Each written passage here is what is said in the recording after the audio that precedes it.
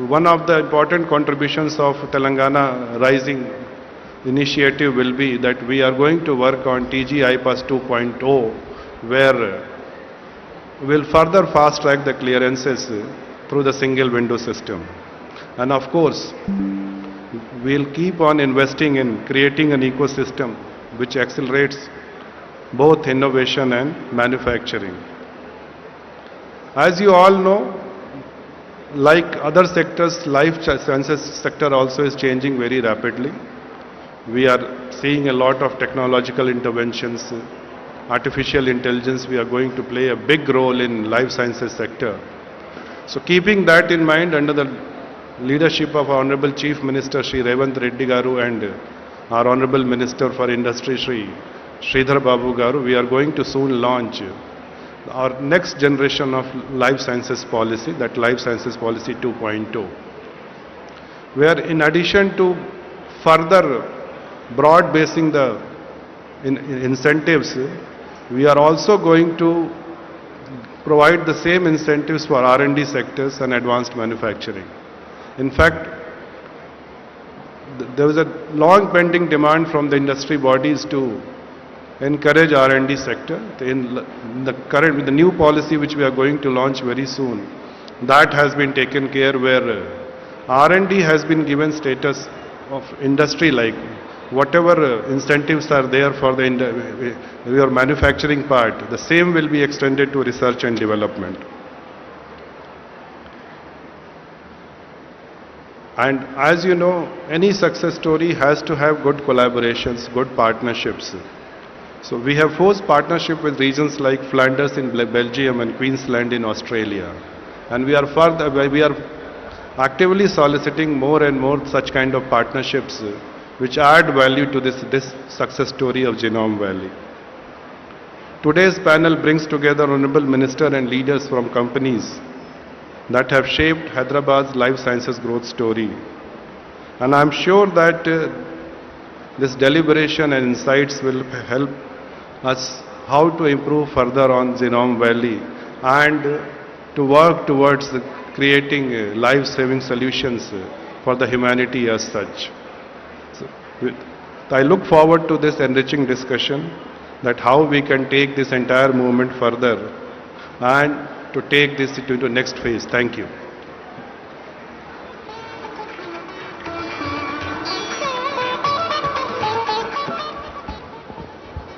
Thank you, sir, for your insightful remarks, and thank you for setting the direction for the important discussion that we are just about to begin. We are honored to invite on stage our session chair, Sri D. Sridhar Babu Garu, Honorable Minister for Industries and Commerce, onto the dais.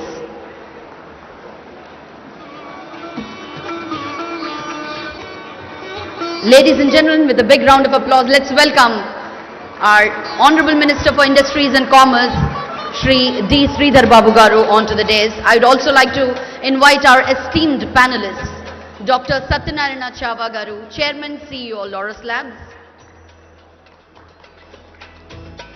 Dr. Madan Mohan Reddy, Director, Aurobindo Pharma; Dr. Anand Kumar, Managing Director, IIL; Ms. Priyanka Chigurupati, Executive Director, Granules India Limited; Dr. Srinivas Oruganti, Director, Dr. Reddy's Institute of Life Sciences;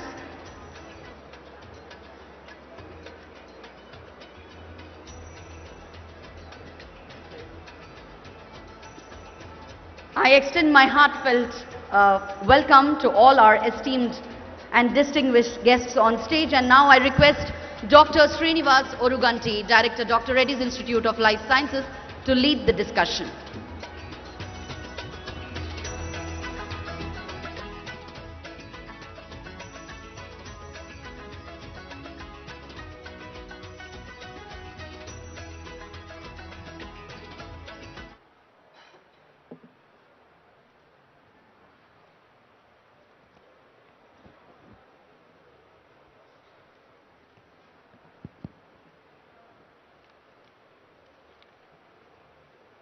Honorable Minister, all the distinguished panelists in this very important roundtable, Genome Valley and Beyond, accelerating innovation in life sciences and beyond, as a part of the Telangana Rising Vision 2047 program.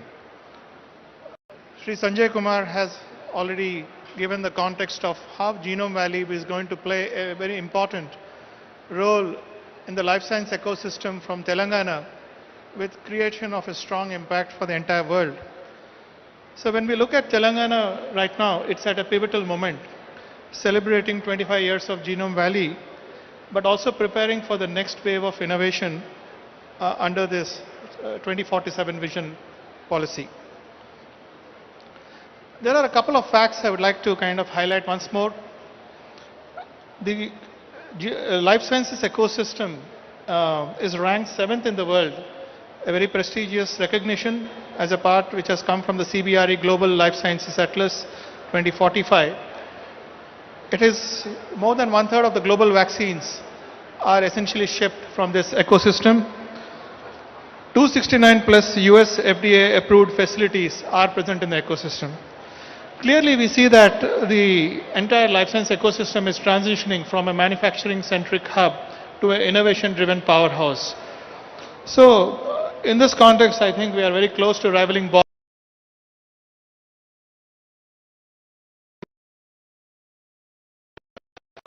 Sir, Genome Valley is entering into the next phase of 25 years of success. What is your vision for Genome Valley and beyond as a part of Telangana's 2047 life sciences strategy? First of all, thank you, Dr. Srinivas. And I would like to welcome to this session, all our prize partners who have traveled with our state while in the erstwhile Andhra Pradesh, and for the past 10 years. We welcome with our open arms, and we would like to really share all the success of this state. Majority of the success goes by your committed and dedicated and true willingness in terms of evolving yourselves into innovation and make this Hyderabad a more viable hub for life sciences and the pharma. And in fact, I'm pleased to see Dr. Satyanarayana Chava here, Madan Mohan Reddy Garu, Anand Kumar Garu, and Ms. Priyanka Chigurupati Garu. And I see many, successful entrepreneurs in life sciences who are sitting off the days. I welcome you all. While Dr. Srinivas was just mentioning about, 25 years back, an idea has come. As a policymaker, we design so many policies, but ultimately it rests on the partners of this state and partners of the industry who makes it possible. When the idea has come to the policymaker then, and the idea, the vision to make this Genome Valley into one of the renowned life sciences hub for tomorrow's world. The idea has rolled into action, the vision has rolled into action, and ultimately we could able, for the past 25 years, we could able to run as a single valley in India which can promote life sciences in better way. And we are seeing the fruits of the Genome Valley over here. 25 years we just celebrated. And many people, while we are celebrating 24 years of the Genome Valley existence, and later what we could able to do, what should be our vision tomorrow. And we can't sit on it and we can't idle on it. And that's the real reason we just started our next innings of our vision. We have put One Bio, a platform for all the biopharma industries to incubate, to innovate, and to see that the incubation for the startups or the innovation which is required should be propelled and should be accelerated by the infusion of the government policies. And this is where we would love to really take up and shape our life sciences policy for next 20 to 25 years. If those people 25 years back wouldn't have thought about Genome Valley, nobody in the world should have been known about the Genome Valley. And many people would have their single existence, and as a group, as a conglomerate of industries, we wouldn't have been here. And I'm so thankful that all the partners of the industry made it possible. And time and again I keep telling, it's not about the policy which makes it possible. It's not about the ease of doing which makes us possible. It's a drive and intent of our entrepreneurs who made it possible. So, over the period of these 25 years, you are the witness, the elders on the days are the witness, the elders of the days are the witness, how the ecosystem has been built. It's not about the Genome Valley, it's about the ecosystem which has built very vibrantly, very strongly, and world all over is looking at us now. For the past 25 years, we could able to create that sort of infrastructure, one, and you could able to create that sort of a skill, and we could able to literally make world see what innovation really takes place. And that is the reason about 250 odd companies from 18 countries have their existence over here. And now if you name any big company or any emerging company, they would love to come to the city of Hyderabad and to the state of Telangana. That is the progress what Telangana could achieve over the past 25 years, and the city of Hyderabad could evolve itself. So I wish and see what we are trying to provide onto the platform, under the platform of One Bio. This is a platform where all the companies can use this platform, having access to the technology and come up with innovation. That is, and you know, I always keep telling elders over here that is a high time what we would come up with $1 billion molecule. So we have a hope and we have a trust in the entrepreneurial spirit which they keep on dynamically moving. I see many entrepreneurs who have lots of expertise in this domain still have the fire in the belly. I can see somebody like Varaprasad Reddy Garu, he comes to me with a great other thinking that he wants to come up what after 25 years what this healthcare needs. So that that is the spirit of what we see, and we would like to share these experiences to our industry partners and also try to learn from them how the public policies or the policies of the government should be shaped in the next phase of 25 years, what we are calling as Telangana Rising 2047. The vision document with the vision of yours will be included in the release in the later part of the evening. Thank you. Thank you, sir, for laying out a very grand vision. And you have also, I'll come back to some of the specifics that you have mentioned. When we look into the major ecosystems, be it the Boston, Cambridge, or if you look into the Basel or the San Diego cluster, what is very evident is the life sciences ecosystem in Telangana is perhaps the topmost in terms of catering to affordable healthcare. So I think that is something which is a very significant aspect, and we will be focusing a bit more on the volume and as well as the affordability aspects of how the state would spin out these technologies. So just a quick follow-up question. You have also been championing through your leadership, creating a holistic ecosystem in terms of having the best in IT infrastructure. There are a lot happening on the IT sector, there is a lot happening on the educational sector, and you have put in all the elements that are essential ingredients for creating a very vibrant ecosystem. In this context, specifically coming to the topic of the life sciences, the next generation areas, just wanted to request your thoughts. How is Telangana positioning in the frontier areas like cell and gene therapy, synthetic biology and fermentation, AI-driven drug discovery, as well as digital health? You know, our focus is very clear. By 2047, we have to grow. The life sciences sector should lead the globe. At least we have to be in that 5 areas of growth. And what we see is we want to lead the next wave of the life sciences innovation. And we are all you people are here not just to participate, and you are the leaders, you just want to lead.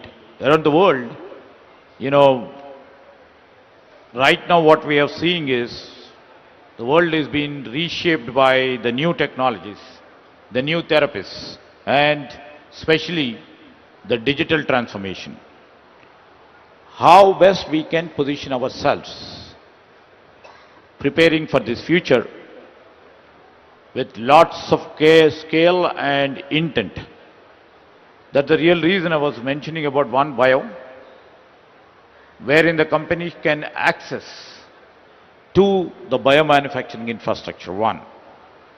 We are also investing in lots of talent creation and promoting high quality research.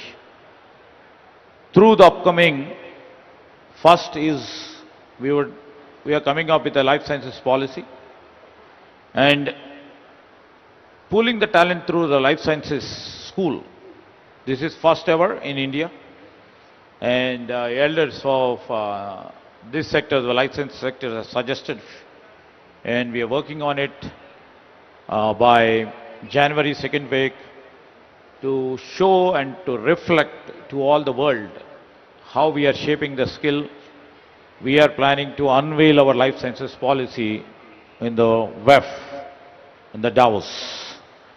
And, you know, world-class institutions should be there.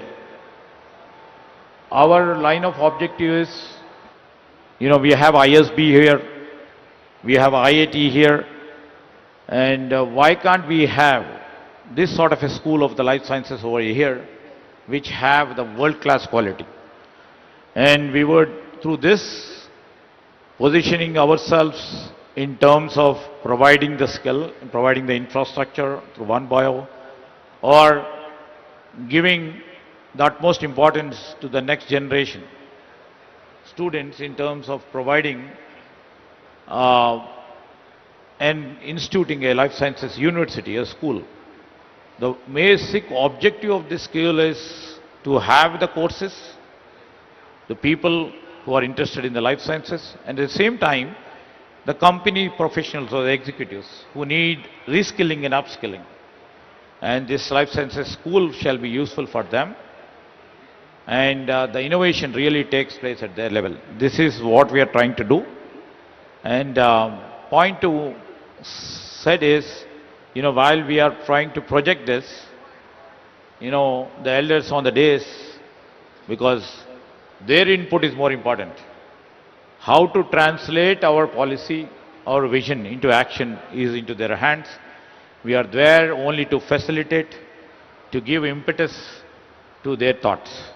So this is our vision to make our Telangana to lead the next wave in terms of the life sciences innovation. Thank you, sir. I think you have kind of mentioned about the talent pool creation, which is going to continuously contribute as we embark on this strong journey of innovation, and at the same time continuously evolve the different paradigms. So let me then shift to, I think we are looking at 3 focus areas which would help strategically plan the entire vision for 2047 and upping the innovation to the next level. The first would be on the volume to value, because it's often believed that India is third in terms of pharmaceuticals, in terms of volume, but we are somewhere around the 13th or the 14th in terms of value. And it is believed that a significant contribution to value would come from these complex products, sterile injectables, and then we are looking into the new therapies. So there is clearly a wave that we witness in terms of strategic positioning into the complex areas. So with a focus on volume to value, let me first request Dr. Satyanarayana Chava. So India's API competitiveness, in fact we have mentioned this in some of the meetings earlier that I have personally heard, is shifting from a cost advantage to an innovation advantage. What are the capabilities that the Genome Valley and ecosystem should build to support specialty APIs, fermentation-driven products, and also complex biologics? And we know that Laurus has been making a foray into some of this very complex product development. I would love to hear some of your thoughts on this. In the current industry environment, there is a significant need to invest in innovation and also manufacturing. India needs both. We are not a service-based economy, not yet. So we need manufacturing. To get the competitive advantage, we need to overlap innovation and manufacturing.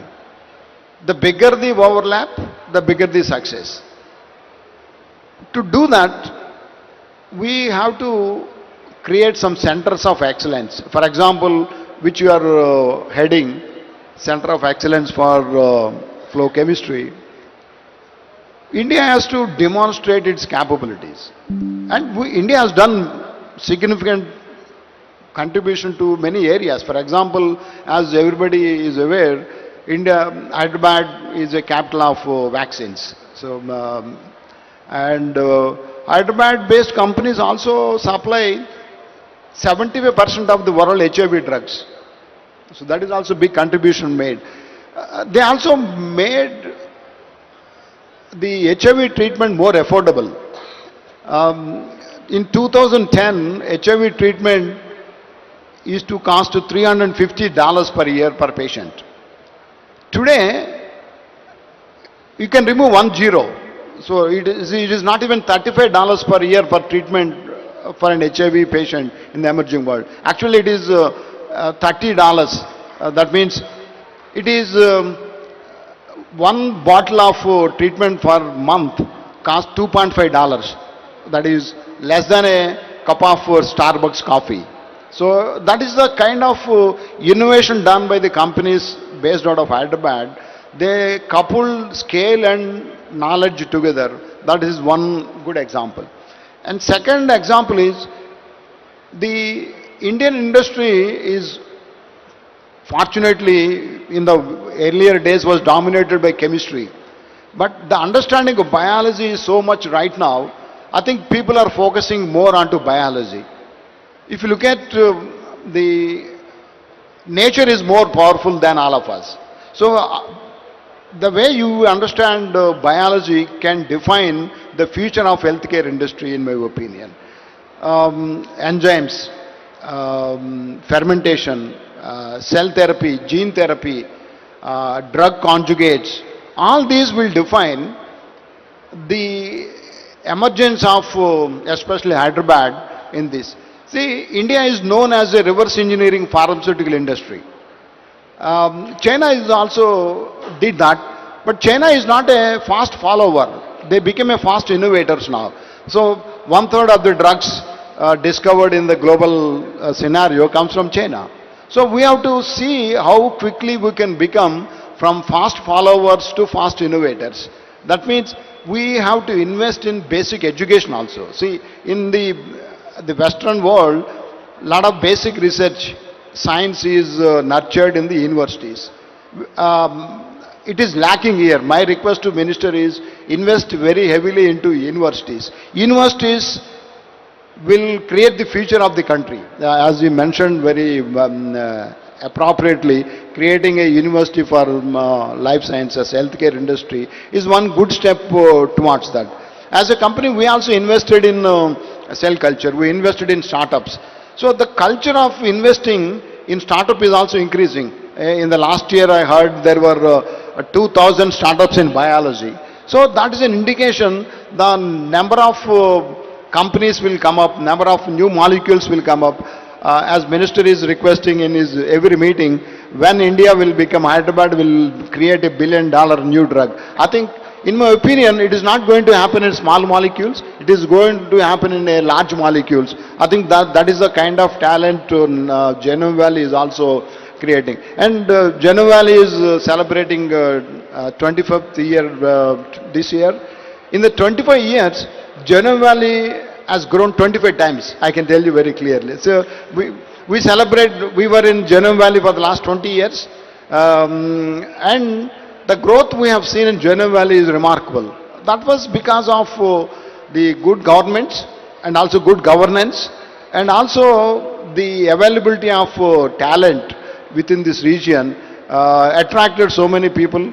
As Minister said, we have 30,000 scientists in Genome Valley. You name any company in India, they have a R&D there.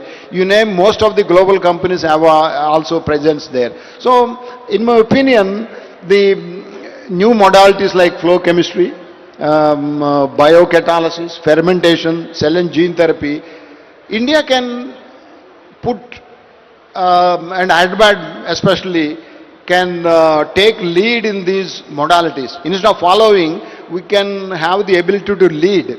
That means if you have to lead, you have to choose the recent advances in science. We can't take the very old chemistry and try to do that. So if companies focus on cell therapy, gene therapy, drug conjugates, biology, flow chemistry, I'm sure Hyderabad companies and companies based out of Genome Valley can lead the space. It's truly, I think, creating strategic leadership and impact. Laura's involvement in trying to bring together CAR-T at a both accessible and affordable via ImmunoAct. I mean, these are something which is kind of inspiring, not just for Telangana, but for the entire country as well. Let me shift to Dr. Madan Mohan Reddy and continuing the discussion on volume to value transition. While retaining the dominance on volumes, I think it's very important to create high impact innovation at scale. Aurobindo has made strong moves in injectables, biosimilars, and specialty products. What strategic advantages does Telangana offer for scaling these value-oriented verticals? Over the past few years, Aurobindo invested in substantial investment in injectables, biosimilars, peptides, hormones, and some complex molecules. These are all required a lot of money to invest on these products. So where we required is the strong ecosystem. Without that, I don't think we can achieve the results. Telangana provides exactly that. If you take three areas of importance for this ecosystem, is one of that is that infrastructure. The infrastructure is exceptional in Telangana.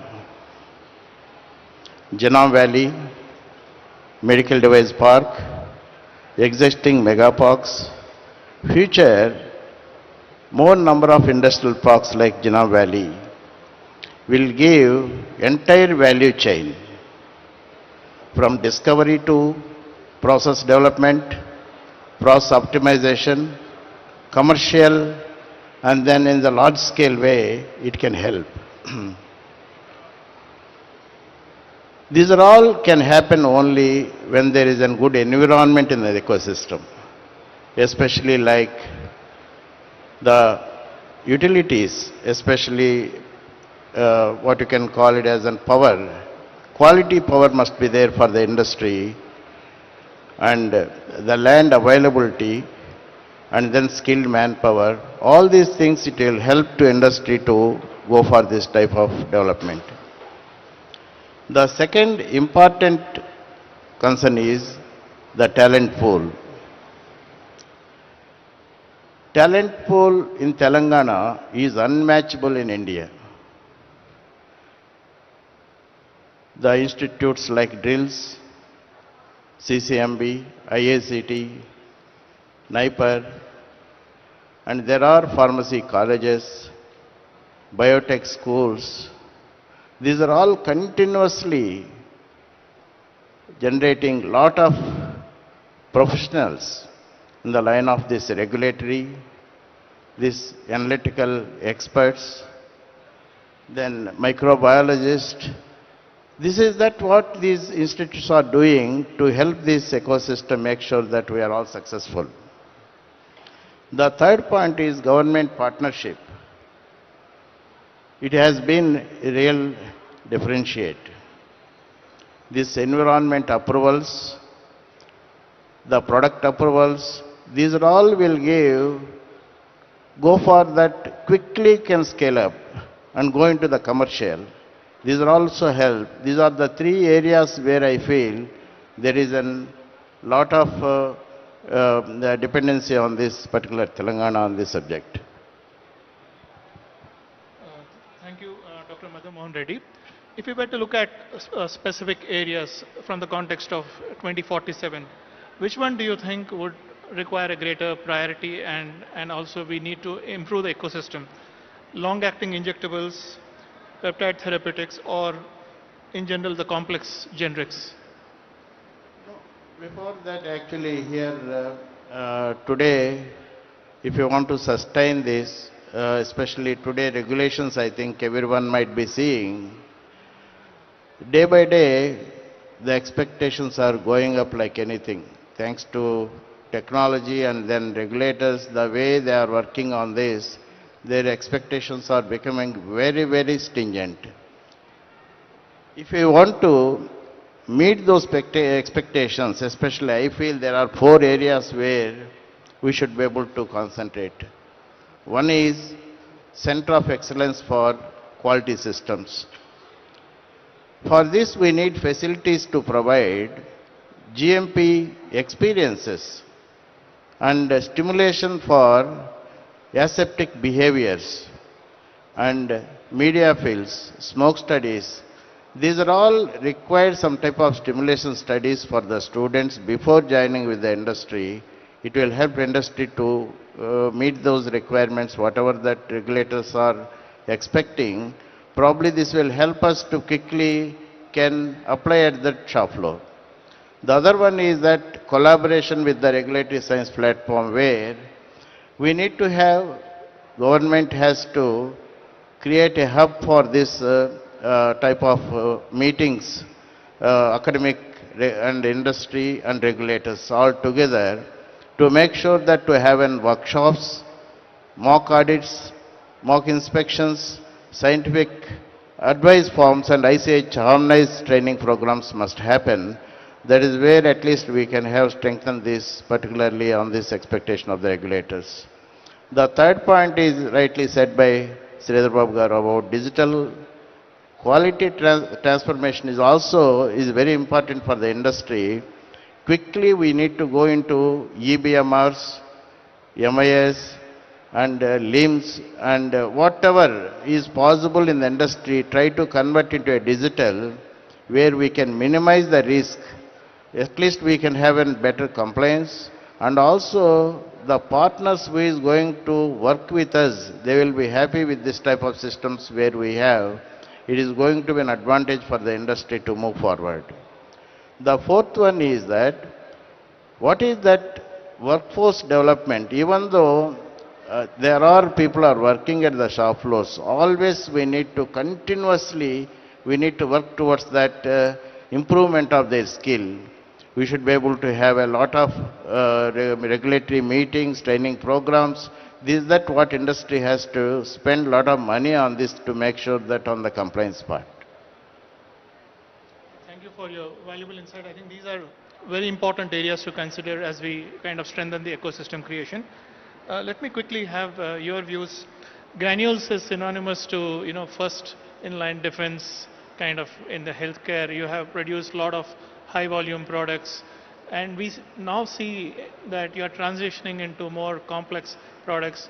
I mean, you have shown leadership in integrated, the end-to-end kind of a pharma business. There are some news that you are also going to step into peptides and peptide CDMO. We'd like to have your views. Is this a conscious transition from volume-based to high-value and niche areas? Can you hear me? Can you hear me? Okay. Good morning, everybody. Thank you, Srinivas Garu, and good morning to everybody on the panel and Sridhar Reddy Babu Garu. First of all, I just like to say that I resonate with everything Satyanarayana Garu and Madan Mohan Reddy Garu said about innovation and moving from high volume to high value. But from my perspective, one thing that I definitely want to emphasize is how much ever high value products you get into, I think it's very important for companies to focus on the basic essentials. And value can be defined in very many ways. Even a simple product that a patient needs on a day-to-day basis, if made in a very different way, can be, in a very innovative way, can be made very cost efficient. And that in itself can create a lot of tangible and intangible value for a country like India and for a state like Telangana. Today, even though Telangana and India were known for high volume products and now moving to high value innovative products, the basics of those products, the KSMs, the APIs, etc., a lot of them are still imported from China. And that is something I personally think we should focus on in a very different way. I'm not saying just cost, but make them in a sustainable manner. So in my opinion, while we and even Granules focuses on more value-added products and also on more innovation-led products, our innovation and our request to the government is to support companies like us in a way where, say, green technologies, say continuous improvement processes, energy-saving route processes are all provided grants for, provided subsidies for, or encouraged. And I think that would provide some sort of a strategic national infrastructure that Telangana should be proud of. And doing that will put us ahead of many other countries in the world. Thank you. I think you kind of alluded to what would also follow, to have a quick view on building the greener and more sustainable ecosystem for the infrastructure. Dr. Anand Kumar, your perspective would be very important because we are a volume-driven vaccine player, but there appear to be important areas like vector-based vaccines, mRNA-based platforms, and also looking at recombinant subunit constructs. How is ILL, Indian Immunologicals, navigating through this transition to more complex areas, and how do you think the ecosystem can gear up to support a kind of a leadership position again in this high technology, high intensive areas? Good morning. Good morning, everybody. Thanks for this question. We are very fortunate to be living in a developing country like India, where whether it be an animal vaccine or a human vaccine, majority of the procurement is done by the government. So this value should not be purely considered in monetary terms. It should be based on the impact that a product creates. So in India, because government procures majority of the vaccines and provides free to our citizens, still it will be affordability will be a very, very important parameter. And in terms of how the vaccine world has changed post-COVID, I mean, if you see the number of pharmaceutical companies in Hyderabad or probably in India, there are several thousands. But if you see the number of vaccine companies in India who are seriously into business, there are only 8 companies in India. And 2 main reasons why this is so is vaccine requires a lot of capital investment, and also the regulatory procedures for approval are also very, very long. So to sustain this, it requires a lot of investment also and also a lot of patience. Now, having said that, a lot of changes are happening, especially COVID gave an opportunity for many, many technologies which were just developed at the university levels but were always kept on the shelves. But COVID gave a great opportunity to bring them all, especially vaccines which used mRNA and also the adenoviral vector vaccines. See, we as an organization, I mean, we have been in Hyderabad since 1982. As a company which has made both animal and human vaccines, we are the single largest contributor to India achieving self-sufficiency in the field of vaccines. Now, what would be the future like? Now with newer technologies and also newer mechanisms of delivery, this game is going to change. One is, there is a lot of emphasis on mRNA vaccines, which got introduced as a part of the COVID, which gives you tremendous speed to develop. And it also doesn't require huge capital investment. And so what this would do is it would allow many players to come into the space. And currently the mRNA vaccines are prohibitively expensive because of the technology at the present state.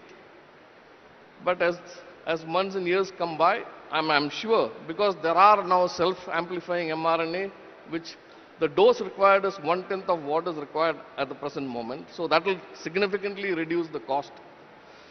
And also now artificial intelligence is being used in vaccines in a big way. For example, artificial intelligence is used to select a vaccine antigen within a virus or bacteria which can give you a longer duration of immunity. See, duration of immunity, especially given our population of 1.4 billion, it's not feasible or practical to bring people into the clinics for vaccination very often. So the vaccines developed for the future should be something where you administer once and the frequency should be very, very minimal. So that is another area which currently companies, including ours, are working on using AI to detect and select antigens which can give a longer duration of immunity. Then third thing is, even for a particular virus, several regions have different strains and serotypes. So it's a supply chain nightmare to make country-specific vaccines for a particular virus. So now attempts are being made where we can create a vaccine with a broader, like a broad spectrum antibiotic, also a broader vaccine which can cover many strains which are prevalent in other geographies. Fourth one is, there's a new area. I mean, every time we know about a vaccine, we always think about it as an injectable. But then now many oral and intranasal vaccines also are being developed because this offers ease of administration, and also for our kind of population, it's very easy to administer many thousands in one go. So we actually, during the COVID time, along with Griffith University, developed intranasal vaccine for COVID-19, which was very successful. But because it was a live attenuated vaccine, it had to go through a long regulatory grind, and that's why we couldn't make it available at that time. Another thing is delivery. Now, vaccines we always think as an injectable. Now there are many technologies which are being developed in the form of patches. So especially for children, you need, the needle is a very painful thing, and also the needle uses a lot of plastic. So now microarray patches are all being developed, which help in delivery. So we also are developing patches for our measles rubella vaccine. Also we are trying out for the hepatitis B vaccine. Another thing is about thermostability. Maintaining a cold chain, also supplying vaccines through the cold chain is a very expensive affair. So quite a lot of effort is also going on trying to make vaccines which are much more thermostable. So these are all areas which we are developing, and of course in India or in any developing country, while you address the science part, always you should make in mind that it has to be accessible and also affordable. And we have been here in Hyderabad, our first manufacturing plant started in 1982 in Gachibowli, and later we also have 2 plants now in the Genome Valley Biotech Park. The first one started in 2012, and now we are establishing another plant spending about 700 crores, which will be mainly for animal vaccines, for both for India and also for outside.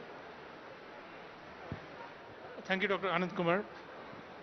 Just wanted to kind of transition into, there is another big expectation in terms of sustainability, digital integration, because all these are becoming expectations from the global regulatory agencies. On one side, we are navigating foray into complex products and complex by technology. In the context of Indian immunologicals, how are you kind of transitioning the manufacturing into a more sustainable manufacturing? Your quick views on that would be very helpful. So we are a very socially conscious organization. We have tried to balance as much as possible between profits and social good. We have, caught on to this One Health concept many decades ago.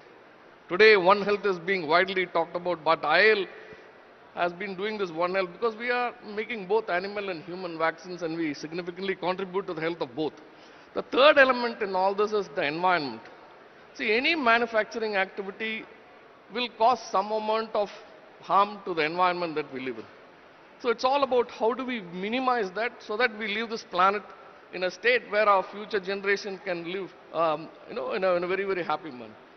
So we at IL have undertaken many initiatives which will reduce our dependence on fossil fuel. For example, earlier days we used to use high-speed diesel for all our generators and boilers, but now significantly for our boilers we switched over to natural gases and LPG or CNG. Similarly, we have solar installations wherever possible. And all our manufacturing plants are zero liquid discharge. That means we don't leave anything into the open. So we recycle and reuse nearly 30 to 35% of the water in our manufacturing plants in such a manner that our consumption also is significantly reduced, because you have to be very, very cautious about the power and water utilization. Plus, we have automated a lot of our manufacturing in such a manner that we can make more and more by using very less resources. So automation did give about 20 to 25% increase in yield. So thereby we are able to use very little resources. And also, like any other organization which is very, very active in the space of quality, all the systems that we implement ensures that all the waste is reduced to a significant level. So many, many objectives of this nature, and also as a part of our CSR activities, we significantly contribute in the space of providing biogas units to many, many households. So there also we address the environment aspects this way. Thank you, Dr. Anand Kumar. In the remaining few minutes, maybe I'll try to request a quick view of Dr. Satyanarayana Chava. I know Laurus has always been a leader in absorbing new technologies, both at R&D to manufacturing. What kind of your thoughts on how we can, the ecosystem can support a transition into greener manufacturing, and also your thoughts on what policy would be kind of enabling this transition in a very effective way? Because at the end of the day, we'll have to balance sustainability and affordability together. See, in my opinion, to become competitive in the small molecule manufacturing, I always feel use of flow chemistry, continuous manufacturing, and use of biocatalysis in the small molecule manufacturing will put the country in the forefront. See, if you look at, everybody talks about sustainability. If you have to become a sustainable company and put a sustainable product, it has to be cheaper. It has to be cleaner. It has to be greener. It has to be safer. That means you have to make your processes cleaner, greener and safer, and also cheaper. If you say, I'm a sustainable company, sustainable product, but pay me 20% more, nobody is going to pay. So for you to become competitive, you have to embrace all these technologies, use biology wherever is feasible, use continuous manufacturing wherever is feasible. I think if you use these technologies, I think country will make good progress.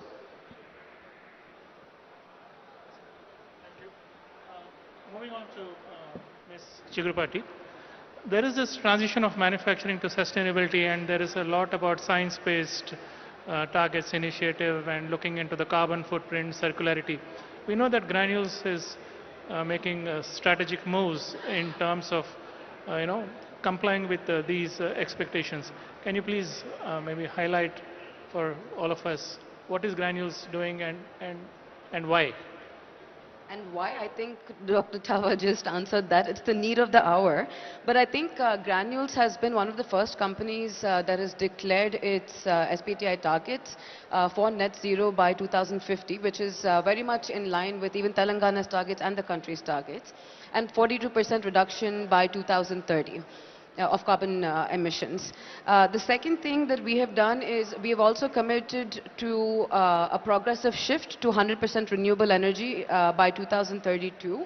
We've also adopted a lot of green chemistry and, like Dr. Chava said, continuous processing, etc., into the most basic products and even the future value-added products that we are embarking upon right now. And on the G side of things, Pharma Pathshala is one thing that we have really taken upon ourselves, and it's actually something that Chairman, it's very close to Chairman's heart, that will actually enable skill development to do all these things going forward. So in Pharma Pathshala, we essentially hire rural children from rural areas, 16 to 17-year-old boys and girls. We educate them, we teach them industry-specific skills, then we give them employment in our company for 3 years and a diploma while all their costs are taken care of. So I think all these put together are a part of sustainability targets, ESG ratings, as you can imagine. And Granules has been amongst, well, we just got an EcoVadis rating about 6 months back, where we're in the 95th percentile and we have a gold rating, which only the top 5% of companies in the world have. So this is one area of focus that we have as a company. And I think it's very important for every company to adopt this. I think you have made a very important point, because when we look into the adherence to Scope 1, Scope 2 and Scope 3 emissions, we're also trying to look at creation of an entire ecosystem and backward integration so that this becomes a preferred destination hub for all the global players. So a quick view, Dr. Madan Mohan Reddy, on how Aurobindo is really taking this transition forward and the leadership from, especially when we look at energy compliance and looking at the adoption of the greener practices. You have obviously taken by the entire fermentation game into the next level. Some insights along this context.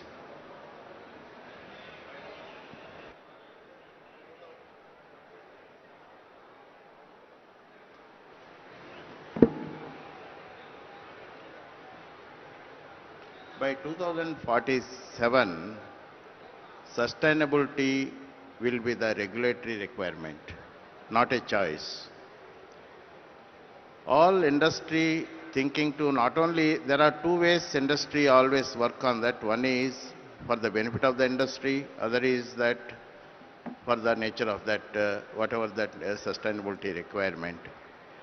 As per Aurobindo concern, last couple of years, we are spending a lot of time and energy on certain parameters where we are going, majority of the products we are working on the enzymatic routes, and we are also working especially the manufacturing. We are working on the continuous manufacturing so that we can minimize that wastages. Like I can give the example of that one of the product, like 6-APA. That is penicillin G to 6-APA is the one process. Before we used to do is a chemical reaction. Now it is an enzymatic reaction where water is the only one requirement. There is no any chemical involved in this. Enzyme and then water is the requirement. So today what Dr. Satyanarayana said rightly, China, they are all working on this. Purely every product they are working towards that enzymatic routes. The reason is we can minimize this, all these solvents, all these chemicals. So every company is working in the direction.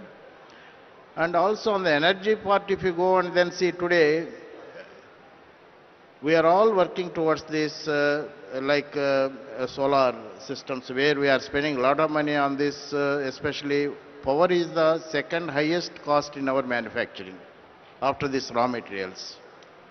The utility cost is the highest cost in our manufacturing.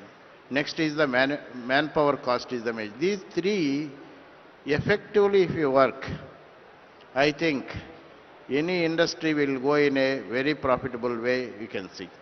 Today all organizations, they are constantly working on the AI technologies, and then all automations, especially in the manufacturing area.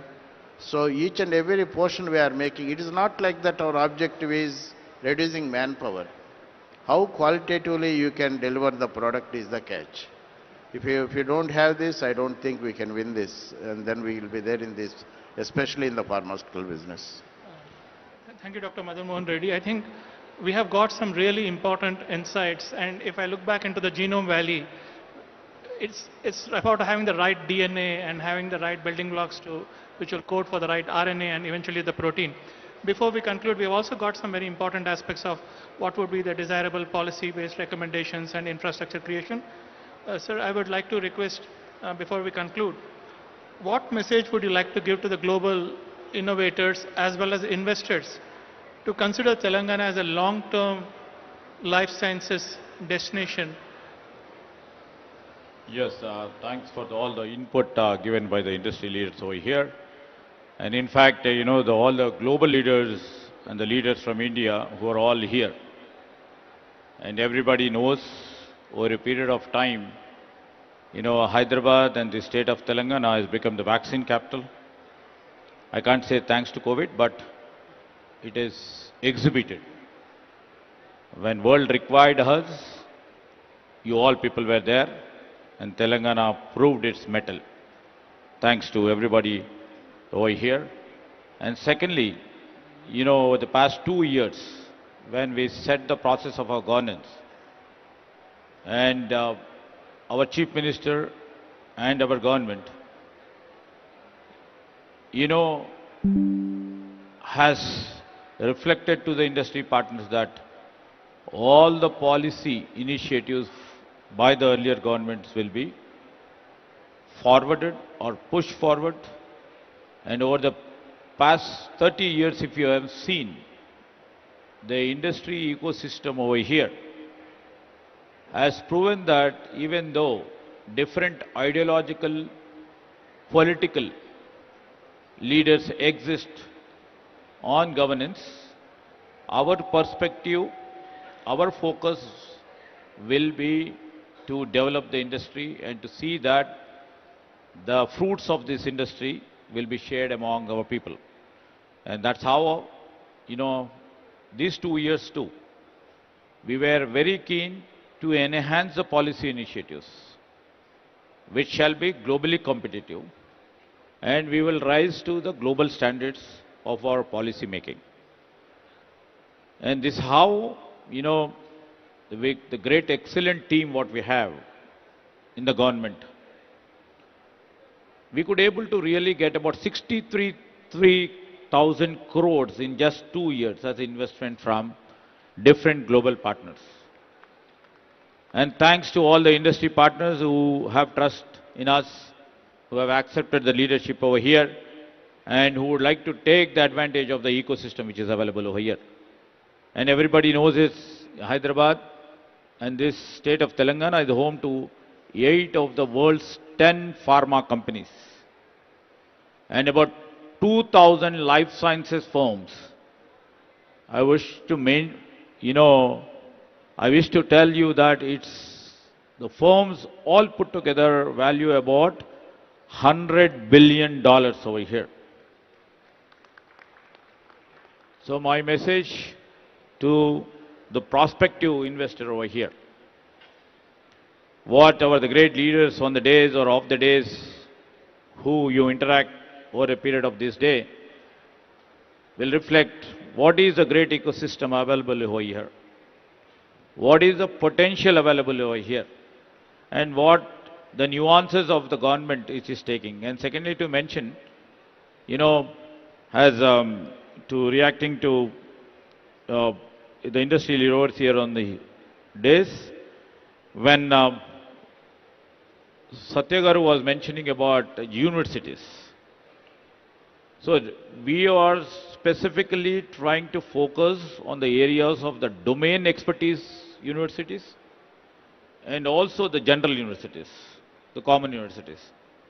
And we have come up to all the people over here, the new initiative which our government has taken is to come up with a Young India Skills University to impart skills, only specifically to skills which are required by the industry. When we found that there is a gap between academia and the industry, so the gap has to be filled. How do we fill it? The classic example is when we have come up with the life sciences university, the skills university, and I would like to mention, it is totally industry driven. The industry captain, like Anand Mahindra, is the chairman. Government as such only facilitates the running and the governance of the university. And many industry partners, the captains have come to share the burden of teaching and training the students who come over there. And in terms of the life sciences and the pharma, I would like to mention when we have floated this initially, the first taker was Mr. Satish Reddy of Reddy Pharma, Reddy Labs. You know, 2 batches have come out, and those people who are skilled, only specifics to the life sciences, they have been attracted by mostly by the Dr. Reddy Labs, which is a win-win situation for them because they will be ready on the job, ready for the job on the day one. Likewise, we have sectoral training in this life sciences university, in this skill university. So when, our director was mentioning about to float a life sciences specific domain expertise university, we jumped into the idea, and skilling as such is a most important criteria for us, for our government too. And that's how we have come up with the life sciences university. So I wish to mention before all the global investors over here that please come and join us to build the world-class life sciences system. Telangana is a place where you should be there. With, all the people were just telling that we have the world-class infrastructure. And I'm not, selfish to say we have very, very proactive policy environment over here. And thanks to all young students and young employees who have the high quality talent here. And the spirit of the deep scientific capability is here in Hyderabad. And strong regulatory equipment is placed in Hyderabad. So these are all important aspects. When you come and partner with us, we will try to provide you all with us. We always see the global companies as a partner would be shaping their future and also they're shaping our state future. We would love to come see not just as an investors. Please come and share our journey. Share the dream what we have for 2047. And the vision of 2047 that looks ahead. We will definitely share the vision what we have interacted with the industry leaders, and we are coming up with a policy perspective. Sir, while taking the account of all the elders on the days who have been specifically mentioning about few things, when they've been mentioning about the frontier biology, about the flow chemistry or the biologics, or the gene therapy or synthetic biology. We are working absolutely, whatever the input what they have given is absolutely necessary to build that sort of a systems. Almost all the systems are in place. We will try to enhance and value add for it. And when Madan Mohan Reddy Garu was mentioning about the quality power, we know that the power is most important raw material for the pharma and the life sciences industry. And that is the reason after such a long time, if you have seen, we have come up with a new energy policy. This new energy policy will help industries to grow, will help industries to have access for the open access or to build their own systems of the energy building. We are also keenly stressing our point in building the green energy systems, and that's how the new energy policy is focusing on PSPs. Our new energy policies is focusing on the solar power, and new energy policies are mentioning about the power banking too. So these are the few key advantages what you have been mentioning about, sir, you are mentioning about the regulatory framework, how it should be. The regulatory framework as such in all the 5 clusters, because I had been to Basel also. I've been trying to know the systems over there in the Basel too. The regulatory framework over there is too stringent because it is concerned about healthcare. As everybody is very conscious, all the industry leaders are also very conscious about the healthcare. So, in terms, what Mr. Madan Mohan Reddy are mentioning is to have a constant interaction between the industry and also with the regulatory framework holders and also with the policymakers. So, we would like to come up with an idea of having a regulatory flow auditors meeting with industry along with our policy makers, including me and my team. Every 6 months we will love to have that. This is the new initiative right now we are mentioning from here. And in terms of, quality power or the land availability or the talent power, I always take pride in my, talent pool and all. What Priyaji was mentioning about the green technologies, we are here for it. And what Anand Kumar was mentioning about the affordability, how you create, we take the conscious of it. Ultimately, I would like to tell to all the global investors over here and the partners who have sailed with us for over the past 30 to 40 years. Our mention is from pharma pillar. We have to grow as India's pharma's engine, where we'll become the world's advanced sustainable manufacturing here. That is our future vision. And in terms of medtech, where the convergence of our pharma with the technology, because we are technology-driven state, we would love to see that, the domain expertise like the med field, the bio field, converges with the tech and becomes from the vaccine leadership to the global epicenter for frontier technology centers in biologics and the therapy. And third thing, what we are mentioning, Anandji, is the medtech pillar, where we would like to focus from India's integrated medtech hub into a global hub for intelligent device and the procreation center. We would like to come up as a pillar for that, and absolutely what the need of our is the innovation center. We would like to powerhouse this Hyderabad as a global innovation center for tomorrow, from hosting the world's top 10 pharma and also the major vaccine companies, and becoming the global command circle of innovation. This is our vision in 2047, the vision document which will be released by our Chief Minister, Mr. Revant Reddy. And with this hope, I could able to convince most of the global players to come and part and be parcel of our ecosystem. Thank you. Thank you, sir, for a truly inspiring sharing your vision for a very strategic and all the moves. And it was really a privilege to listen to some very important inputs that would become essential elements as we progress from today to 2047 in realizing the vision. On that note, I think it was a privilege to be part of the panel, and I thank all the panelists, esteemed members, and Honorable Minister for their valuable time.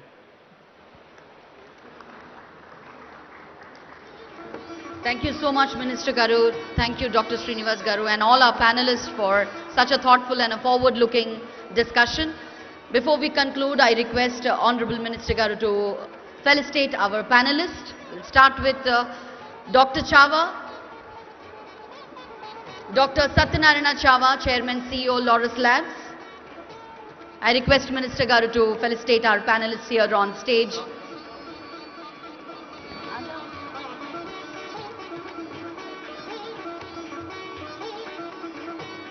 Ladies and gentlemen, Dr. Satyanarayana Chava, Chairman, CEO, Laurus Labs. Dr. Madan Mohan Reddy, Director, Aurobindo Pharma. Dr. Anand Kumar, Managing Director, IIL. Ms. Priyanka Chigurupati, Executive Director, Granules India Limited. Dr. Srinivas Oruganti, our moderator for this panel. Director, Dr. Reddy's Institute of Life Sciences. And now I request all of you to please step forward for a group photograph. And I request Sri Sanjay Kumar Garu and Sri Shakti Nagappa Garu, Director for Life Sciences and Pharma, Government of Telangana, to please join us on stage for a picture. Sri Sanjay Kumar Garu and Sri Shakti Nagappa Garu.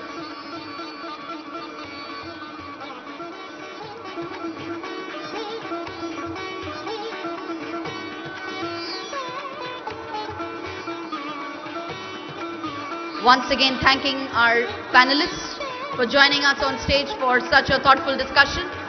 On behalf of the organizers and everyone present here, we extend our heartfelt gratitude for your time, knowledge and your commitment to shaping Telangana's life sciences vision for 2047.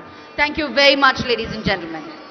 It's time to move on to our next session of our panel discussion, and that's investing in inclusion, prospects in affordable housing. In just few minutes, we are about to begin the next panel discussion that is set for the day.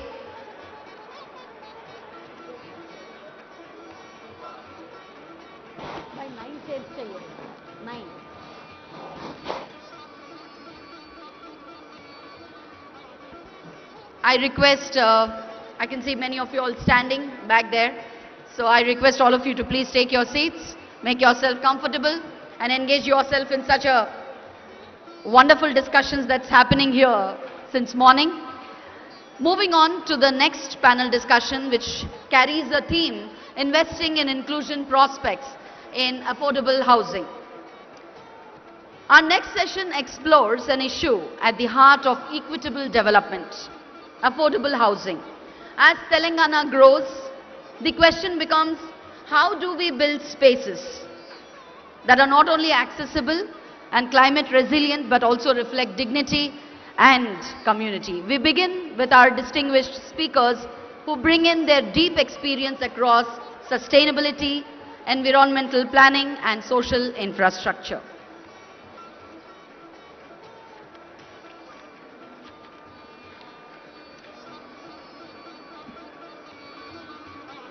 Depth. So may I request Ms. Kranti to present the mementos.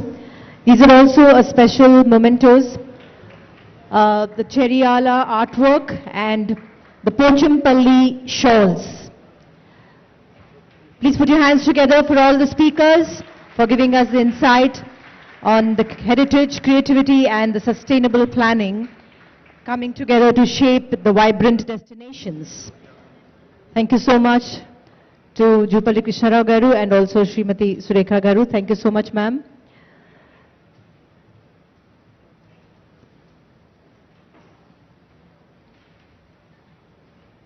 Our next session will start immediately.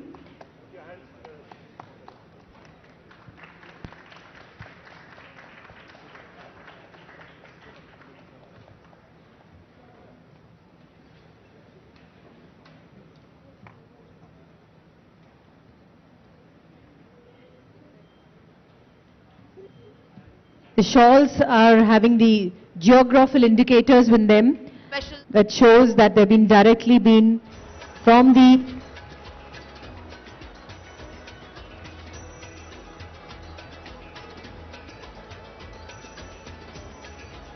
I'd request Mr. Gautam Garu, Special Secretary Housing, to please join us on the dais.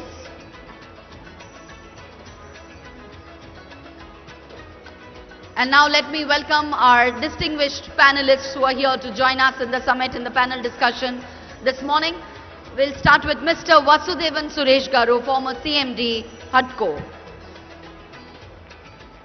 Mr. Vasudevan has served in HUDCO in various capacities for 23 plus years and has become the CMD of the HUDCO, during which HUDCO registered all-round growth in housing, infrastructure development and finances with techno-financial assistance and many others, retail finances as well. Let's welcome Mr. Vasudevan Suresh Garu on stage.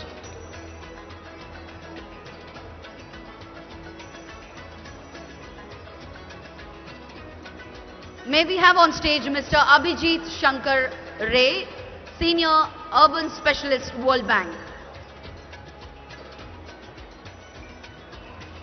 Mr. Abhijit Shankar Ray is a Senior Urban Development Specialist based out of World Bank's office in New Delhi, bringing 20 years of experience of working in the urban sector in and Southeast Asia. Very warm welcome to you, sir.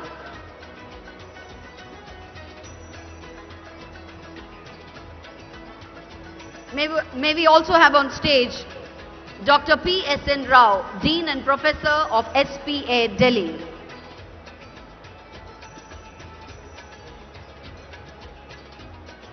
Professor Dr. P.S.N. Rao is a very well-known urban planning, housing and real estate expert of India with 38 years of experience. Welcome, sir. May we also have on stage Mr. G. Rami Reddy Garu, President-elect CREDAI National. Mr. Rami Reddy Garu is an entrepreneur, philanthropist and current CMD of ARK Group. As a leader in his organization, the industry and community, he stands tall with an illustrious career of 34 plus years. A very warm welcome to you, sir. May I now invite Mr. Nanda Kishore Garu, MD Ramke Estates and Farms Limited.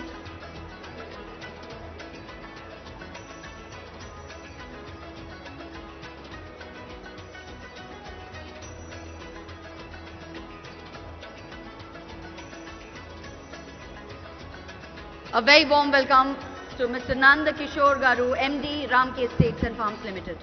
May we also invite Mr. Ajitesh Garu, founder of ASBL. Mr. Ajitesh Korupolu, founder of ASBL.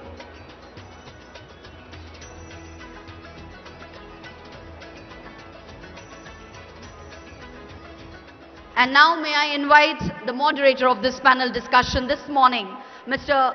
Preetham Mehra, Senior Executive Director and Head, Government Practice CBRE, India.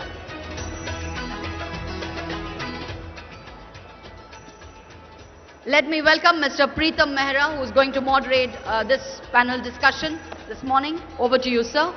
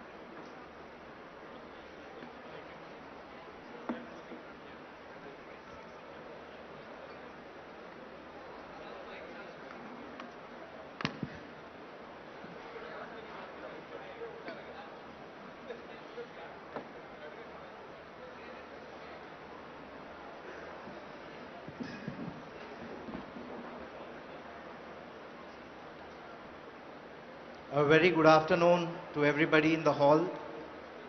It is my pleasure and privilege to have such a distinguished panel along with the Honorable Minister for the Housing Department for the state of Telangana. So thank you so much for taking the time and being with us. It's also a pleasure to have Mr. Gautam, Special Secretary Housing, Government of Telangana on the dais with us.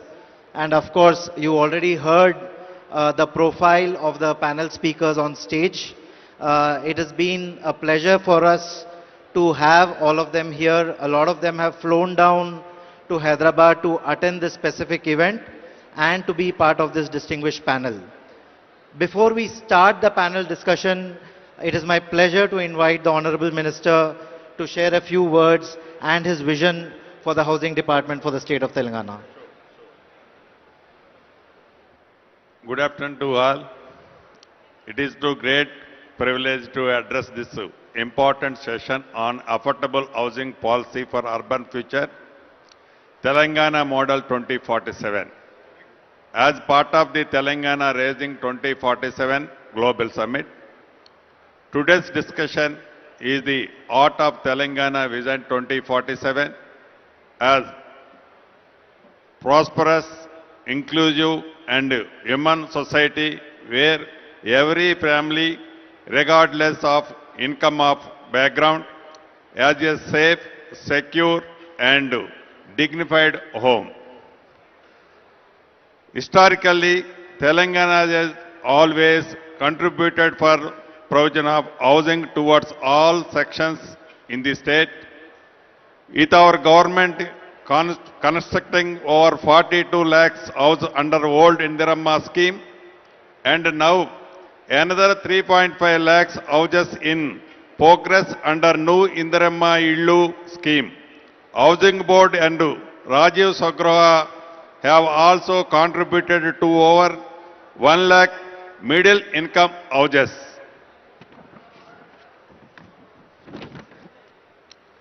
However, there is a huge gap between demand and supply. So, time has come to move beyond individual schemes and to formulate a comprehensive affordable housing policy that can guide our action till 2047. We are therefore working towards a Telangana Model 2047, where we aim to have a affordable housing policy with specific focus on needs in urban areas that will be balanced, financially visible, viable, socially inclusive, environmental responsible, technology driven, etc. The Telangana Affordable Housing Policy will be in line with the Telangana Raising 2047 vision with focuses on three major areas.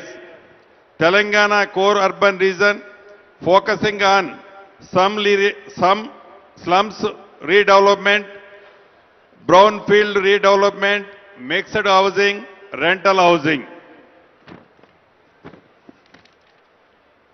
In the peri-urban region, focusing on satellite, greenfield townships, integrated housing colonies with walk-to-work housing with strong consistency. In rest of the state region, focusing on development of small and medium townships, rental and worker housing, integrated with the industrial parks, logistic hubs and emerging economic corridors. Our esteemed panel will help us answer three very questions in this regard. What must the government of Telangana do differently? What can financial institutions to do increase affordable housing finances? What commitment can private sector make to for promoting affordable housing? Friends, we are committed to taking the outcomes of the discussions behind this room into policy notifications, operational guidelines, model projects and budgetary decisions.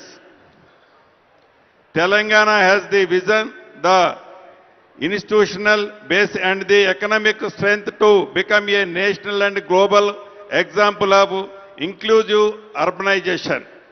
With your ideas and partnership, I am confident that the Telangana model of affordable housing 2047 will not only serve our state, but also offer learning and inspiration for affordable housing development. On that note, I once again welcome all of you to this session. Thank you for your presence and look forward to a rich and efficient decisions. Jai Hind, Jai Telangana. Please. Honorable Minister, sir, thank you so very much for your kind and encouraging words. We all are excited about the prospects for housing in the state, and with your leadership, we are very confident that Telangana will reach newer heights, particularly in the affordable housing segment. Thank you so much once again, sir. With this, we'll start the panel discussion. And as you are already aware, the panel consists of members from various facets of the housing sector. We are privileged to have the Dean of the School of Planning and Architecture, Delhi, which is the premier most institute in India for housing and development. Dr. Rao, if I could direct the first question to you, sir. What are the opportunities and market gaps with regard to housing for all? This has been a topic which has been going on for many, many years. What do you think are the market opportunities and gaps and at an India level and more specifically at the Telangana level, sir? Certainly.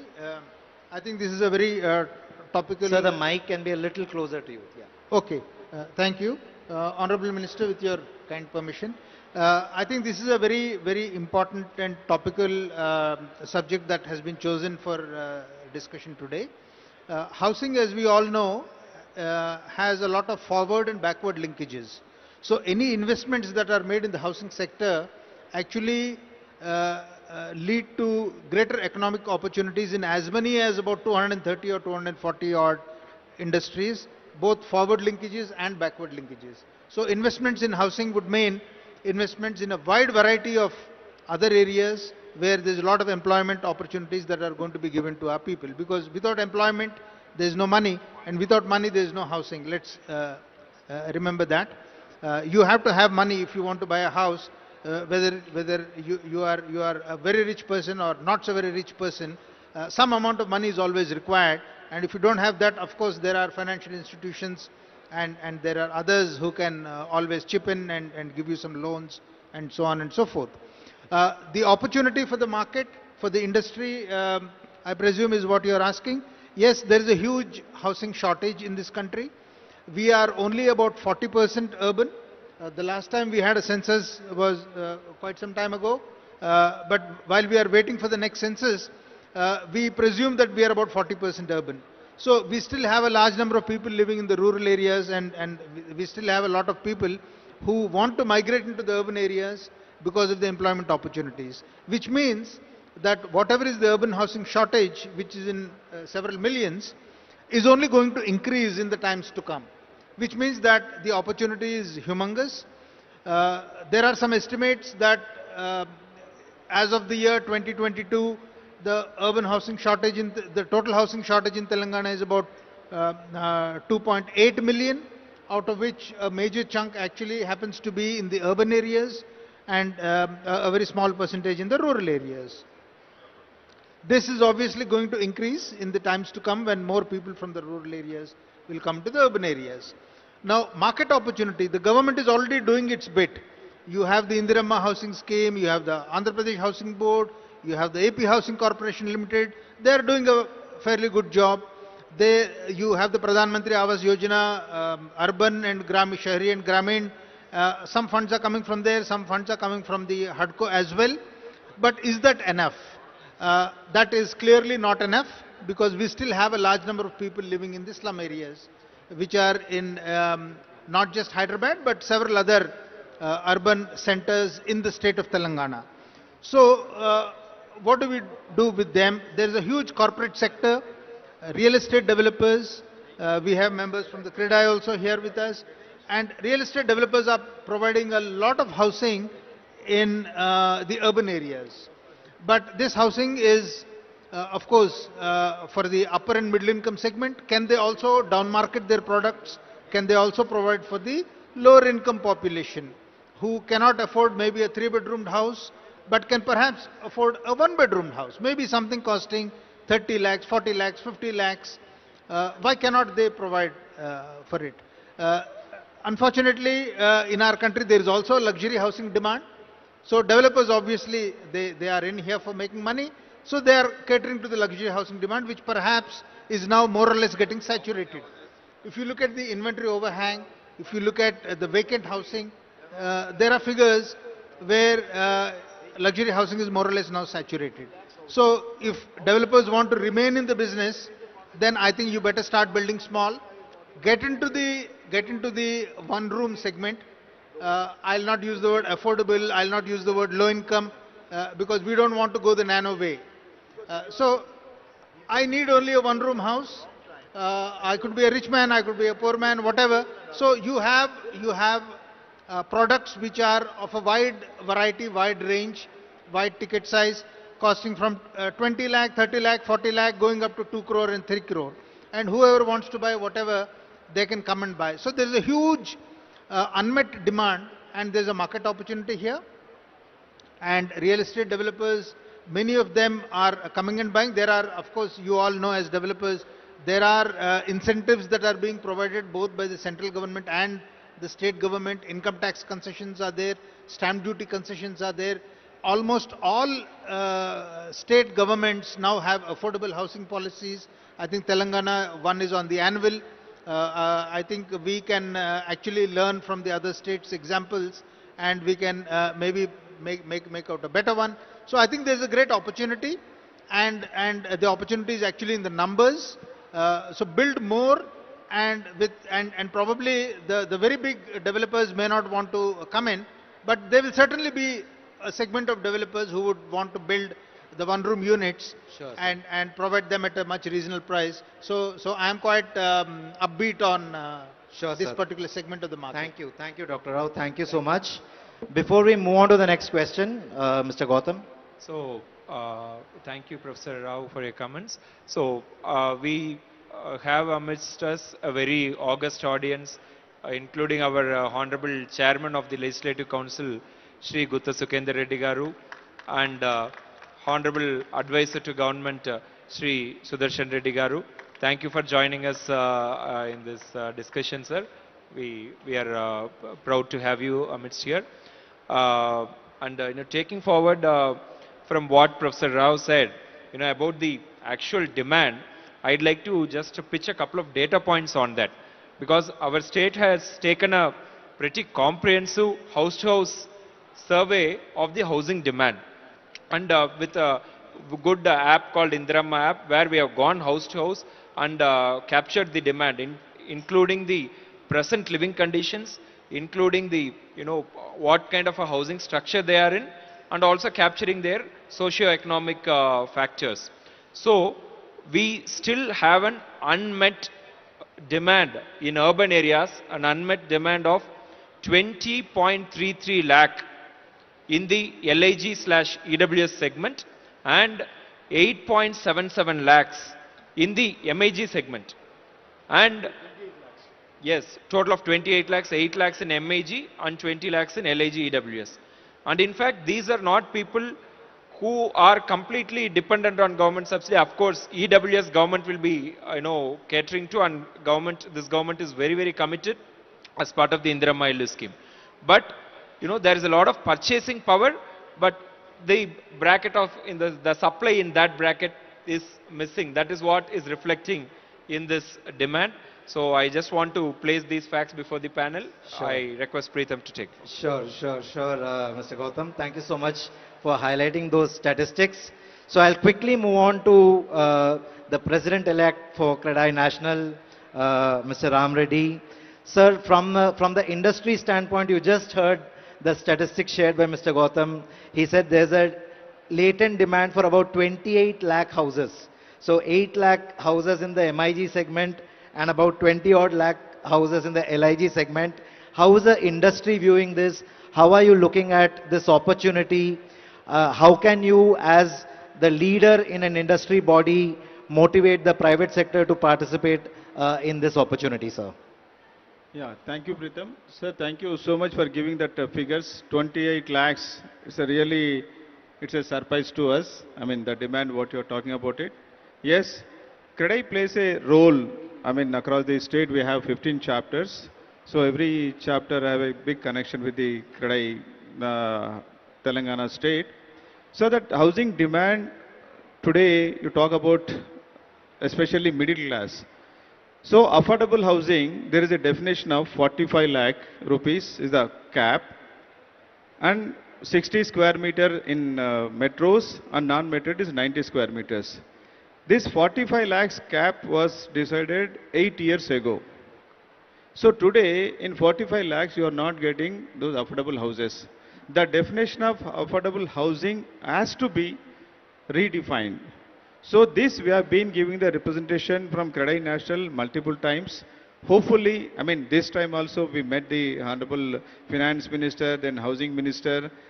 Possibly this budget we are expecting that limit of affordable housing going to be increased. That is very much required, sir. I request the Honorable Minister from your side also has to push for this, sir.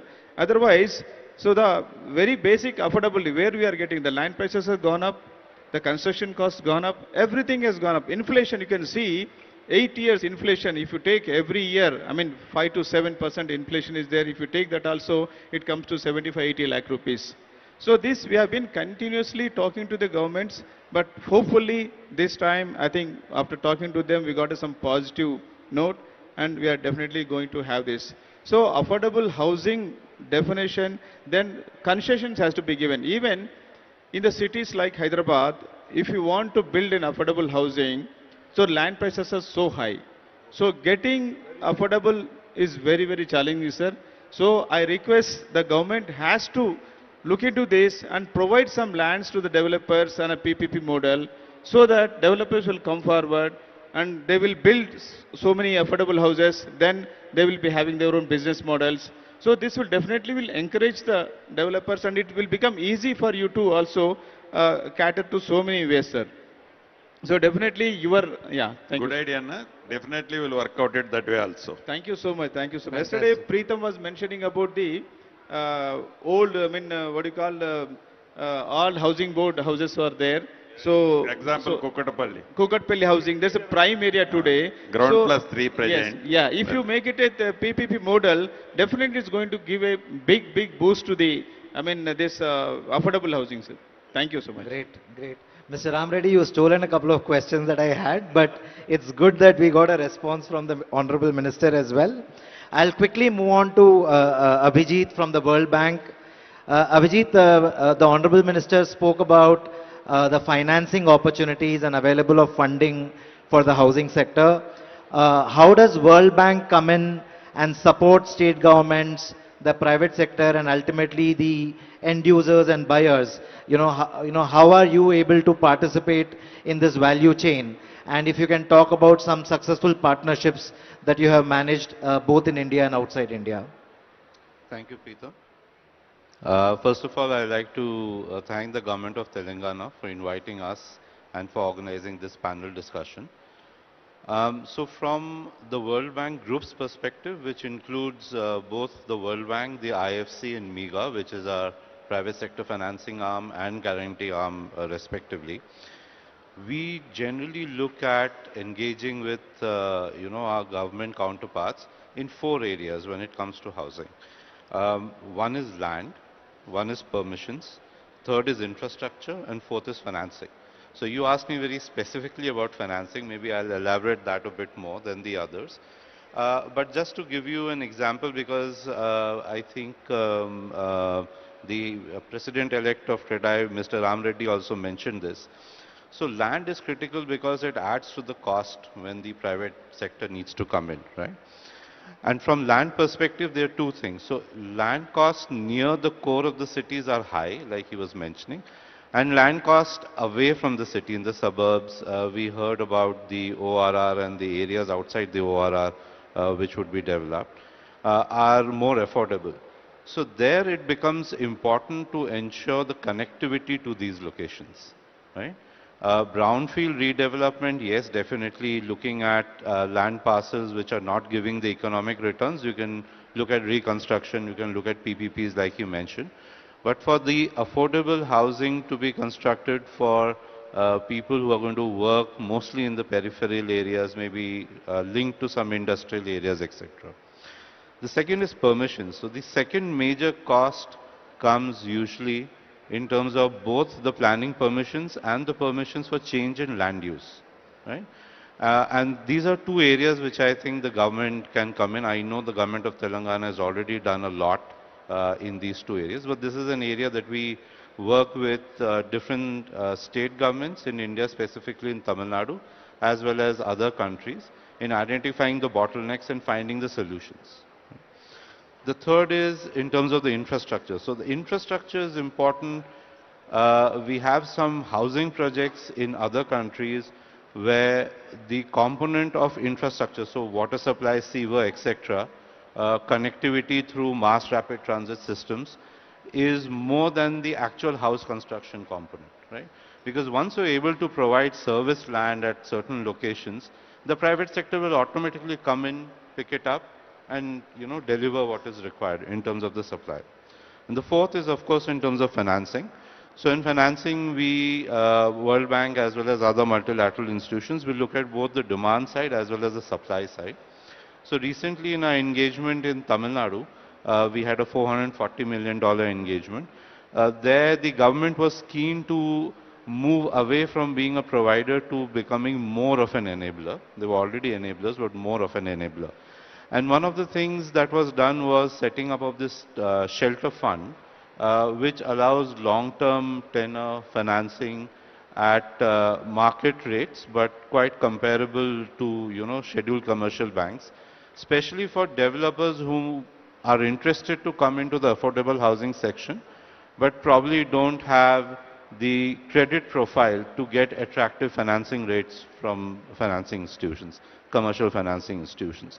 So this kind of a facility, which was promoted by the government, was the equity of World Bank, ADB and the government of Tamil Nadu, has helped both rental housing as well as ownership housing. And since I mentioned rental housing, the Honorable Minister mentioned the 28 lakh, or rather Mr. Gautam, you mentioned the 28 lakh demand. So in terms of meeting the gap, I think it's important to look at rental housing as well as one of the options. The focus should not exclusively be on ownership housing. So let me just stop. Yeah, so Abhijit, I had a specific question on rental housing. Maybe we'll come back to that topic in a few minutes. We also have another stalwart from the financing industry, the ex-CMD of HUDCO, sir. But sir, allow me a couple of minutes, I'll come back to you. The next question I want to direct to both the developers from Hyderabad, Mr. Nandakishore and Ajitesh. How are you both seeing Telangana and Hyderabad's residential housing market supply and demand situation, and what factors will play a critical role for the private sector to operate in all budget categories? We are seeing more and more developers playing in the upper middle income category, etc. How do we make sure that everyone participates in all budget categories? First of all, thank you for having us here. At the outset, I would like to say the land prices being out of board in Hyderabad are being overplayed in my view.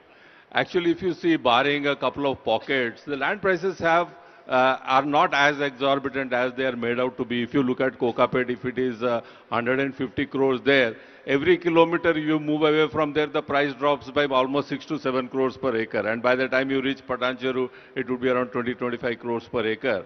And if you look at the FSI cost, I think it would still be within a decent range of say 1,000 rupees to 1,500 rupees a square feet, which is, I think, pretty much a fair expectation, even if you compare with cities like Bangalore and other cities. But what is most important here is we have to understand what is affordability. Affordability, while the government has defined as a certain budget of 45 lakhs and all that, for me affordability is to be looked at from an individual household perspective. If a household is able to finance their EMI with 40% of its household income, then it is affordable to them. So that way you have to categorize the people into various brackets like EWS, LIG, MIG, HIG and all that. Now in the EWS category, I think come whatever, I think there have to be different models developed for that. And one of the biggest points what I would like to make here is that Hyderabad has got almost close to 2 million people in the slum areas, if Google is to be believed. Now 2 million people in the slum areas would roughly translate to around 4 to 5 lakh households. Now how do you do that? I think this is where we need to borrow the model of Mumbai. The model there has matured a lot, and I'm sure in most of this slum redevelopment, there will be many developers who would be more than happy to participate in this slum redevelopment. And I think we can adopt the Mumbai model here to do for that. And one of the prerequisites, of course, for this would be that government will have to ensure that there are other government lands which are made available so that developers can build transit camps where, you know, people can be temporarily located and then brought back once these developments are complete. And also, there is another aspect that we also have to consider is that bulk of these home buyers, if we were to get into greenfield projects, if developers are to get into greenfield projects, bulk of these home buyers have a problem of credit availability. Housing finance companies will not be able to finance them. And I think that is where the government intervention becomes very important. They have to perhaps give some kind of a credit guarantee to cover the lender's risk. And I was talking to a developer in Mumbai almost 15 years ago who had done in Karjat, he had developed this affordable housing. One of the biggest problems he faced was that there were the people who bought homes were not able to pay the subsequent installments, and that puts a huge risk to the project as a whole. I think that is where the government can again intervene. Apart from that, what the government can also do is give the developers incentives. I would say more than the developers, I would say the home buyers incentives by way of stamp duty exemption, which is again a substantial cost. We don't have a separate. And of course, approvals, as everybody says, there has to be a separate body which will give approvals, whether it is an SRA development or whether it is a development of affordable housing. There has to be a separate body who has to do that, and it has to be a genuine single window system. I mean, it should be something which operates truly as a single window system. One of a easier solution would be where a government has huge land tracts outside on the periphery of the city, right? So what I suggest, sir, is that if we can identify large land parcels across the four corners of the city, the government can do the designing, concept development and master planning of those lands. All the government has to do, once they have done that, create the trunk infrastructure also, so that the developers don't have to run for, taking approvals or permissions. All they have to do is that we can tell the developers, okay, you develop here this much of area, you get these concessions or benefits elsewhere in the city. So I think that is something like what we are seeing in Mumbai. That thing can also be adopted. So the developers, one of the reasons the developers are not coming forward is mainly because they cannot do the running around, they cannot focus their energies on developing low margin, low profit areas. And it will be unfair and impractical for us to expect that private capital will make sacrifices. So I think the government has to do those master planning and developments across all locations in the city, and the developers will be more than happy to come and participate. Similar this development what you said now, in which state it is going now?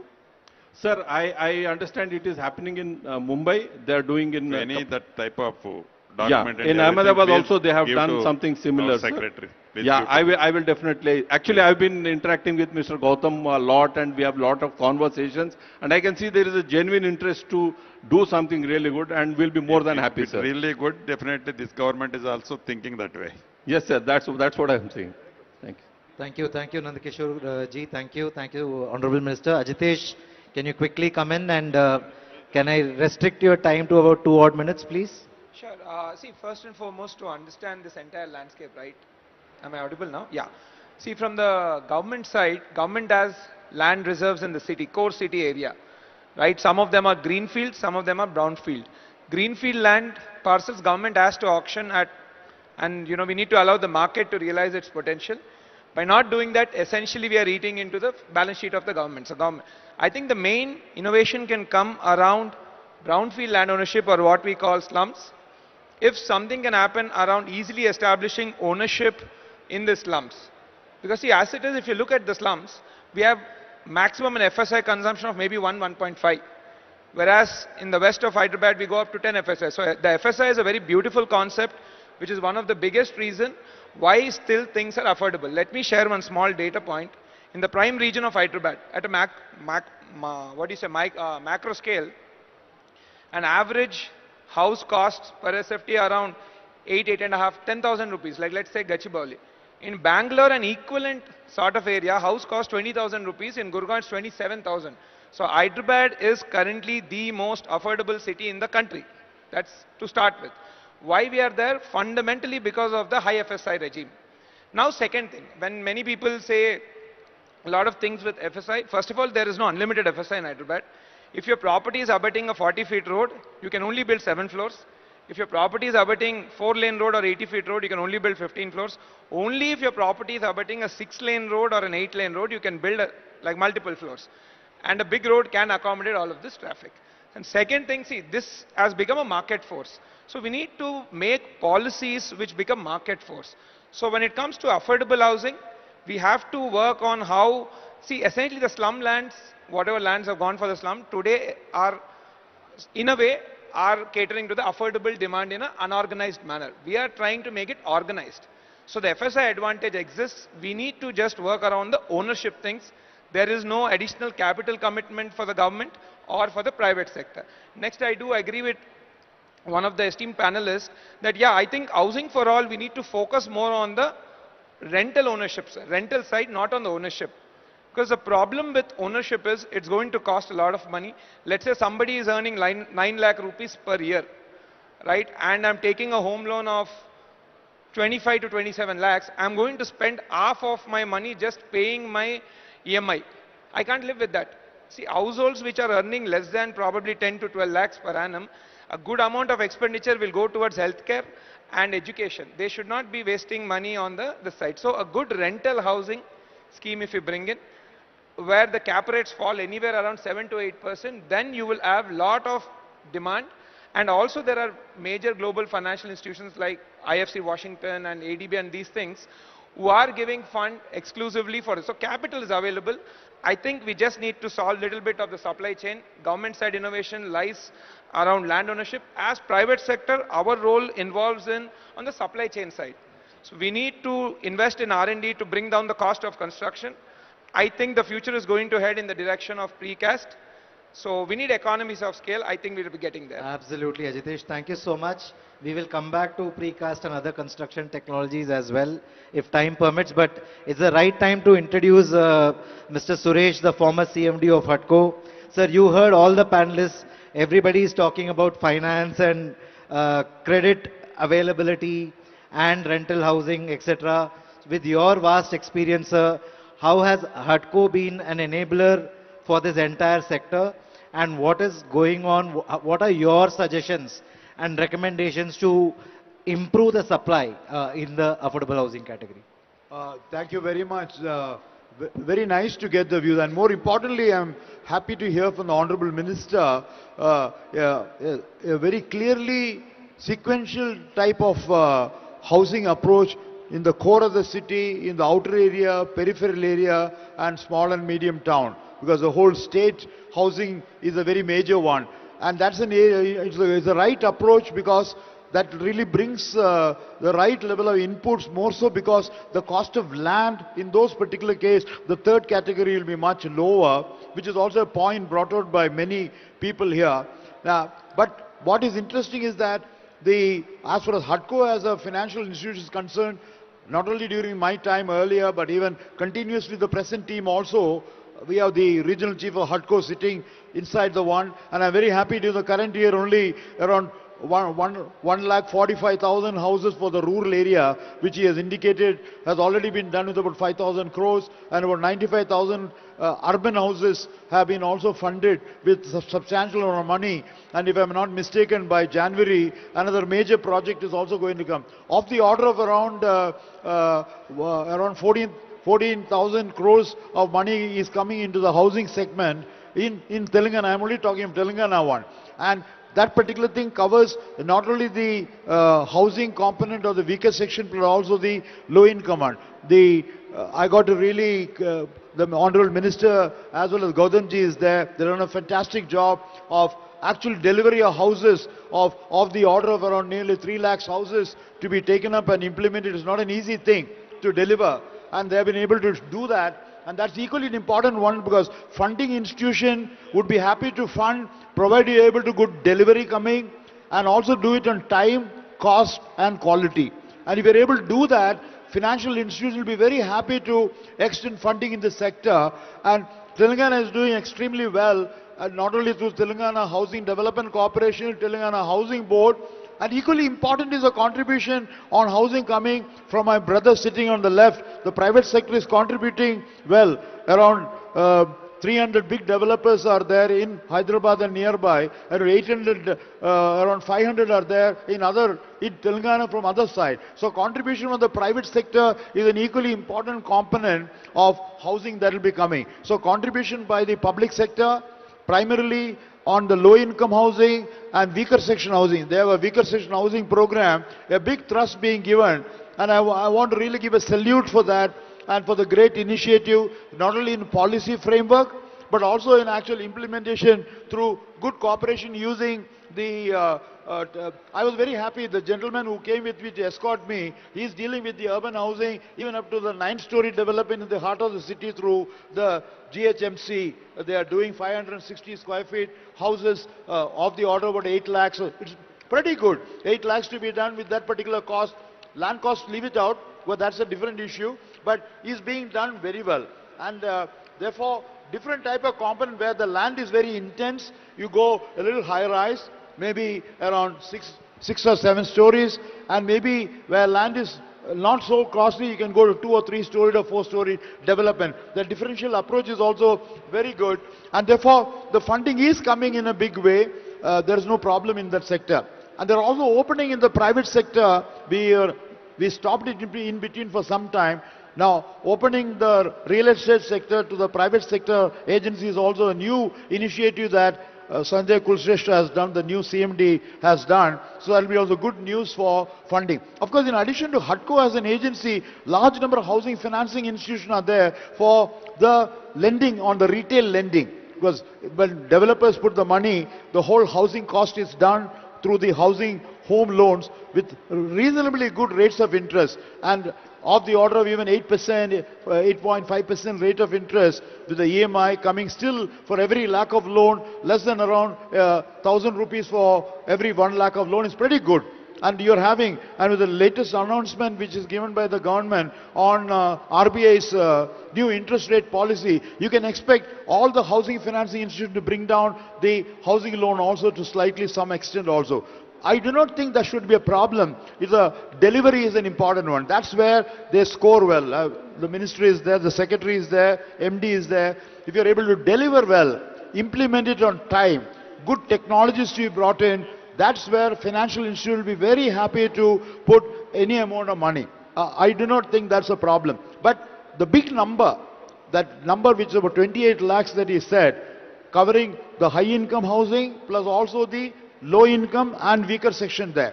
One suggestion which I would like to add with all that the Honorable Minister is here, if you are able to do something on land assembly and also infrastructure being laid, the Honorable Minister asked which states are doing that, then ask the private sector to come and join on a public-private partnership basis. Not only the pure public sector doing, pure real estate sector doing, do some projects on public-private partnership. Haryana has done that in a big way. Maharashtra has done in Sitco and the new townships in Nashik and Nagpur.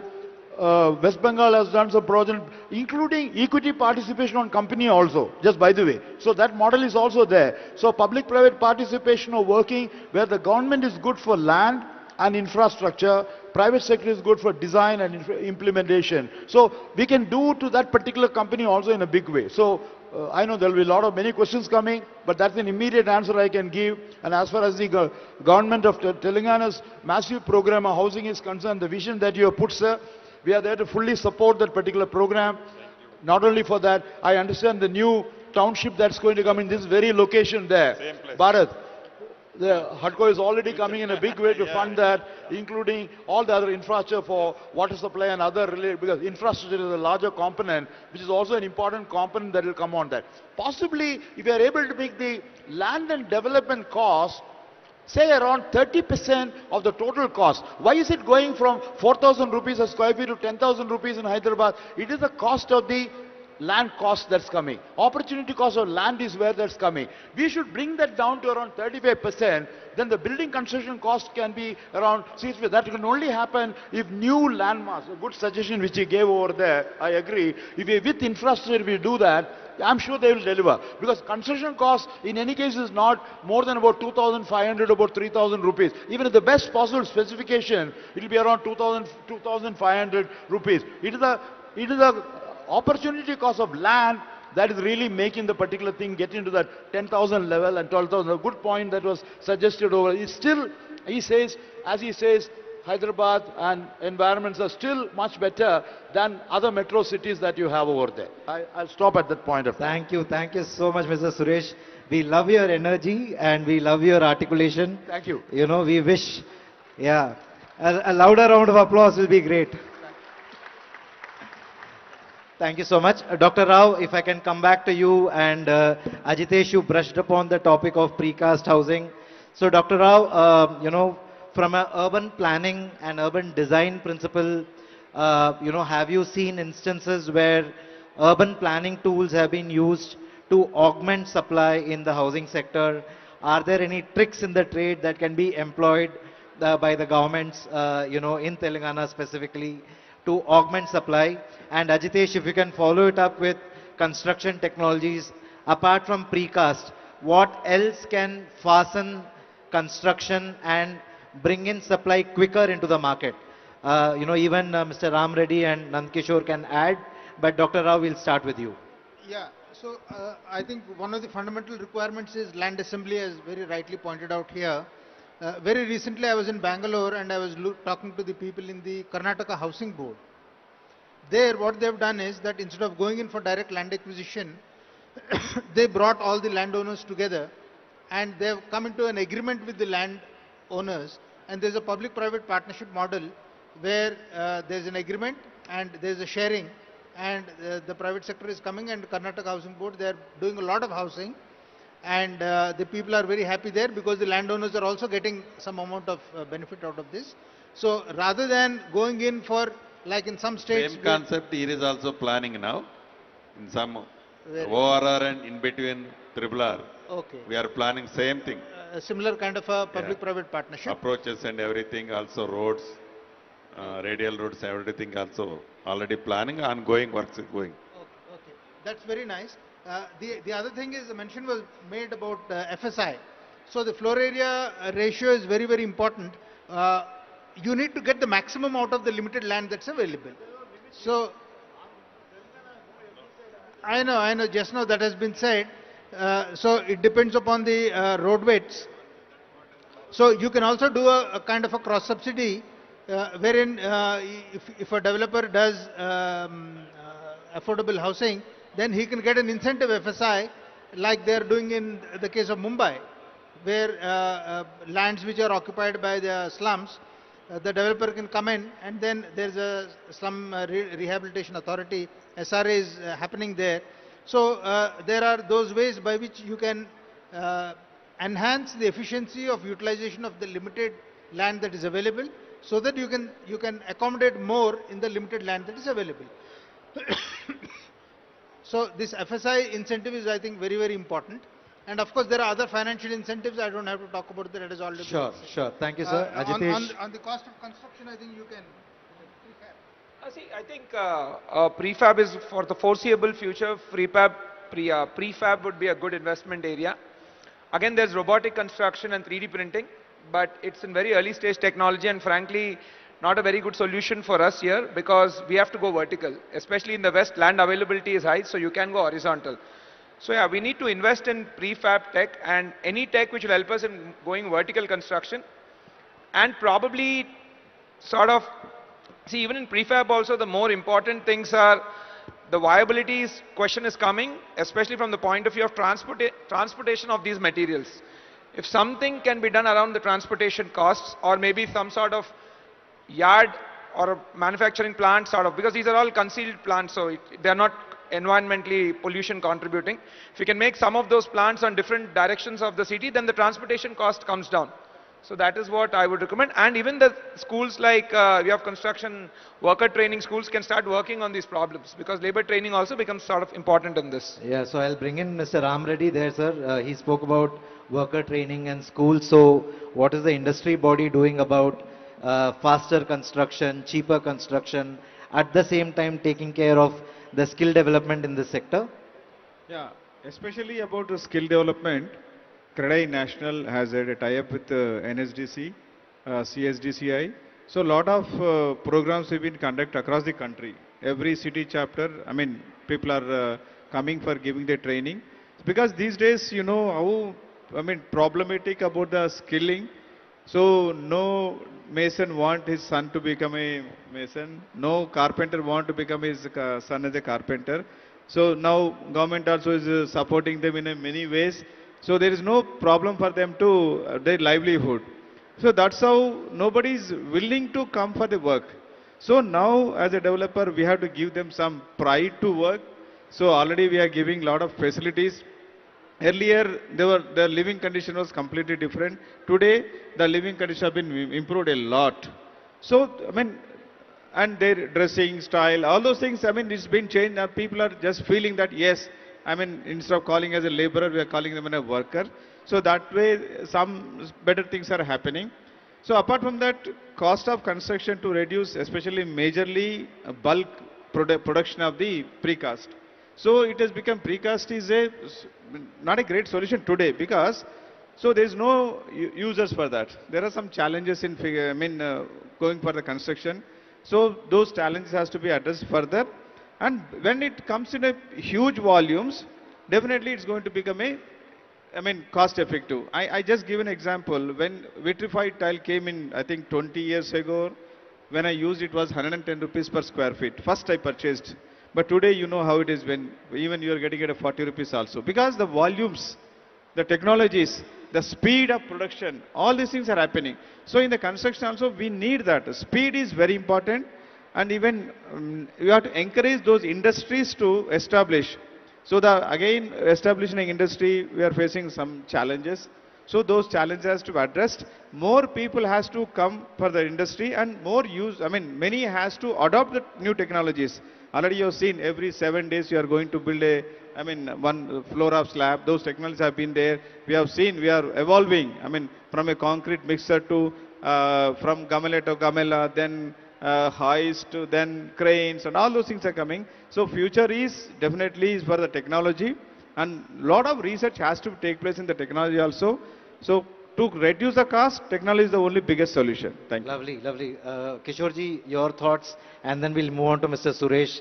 He had some inputs on technology as well. Please, sir. See, I think from a technology perspective, what gets manufactured in the factory on a repetitive basis will obviously be the cheapest compared to what gets done in situ. So if you look at China, I think bulk of their homes are manufactured in the factory, and they're just assembled at the site. So it's an assembly line process that they follow. I think that is something which we need to replicate, and that is a much larger issue.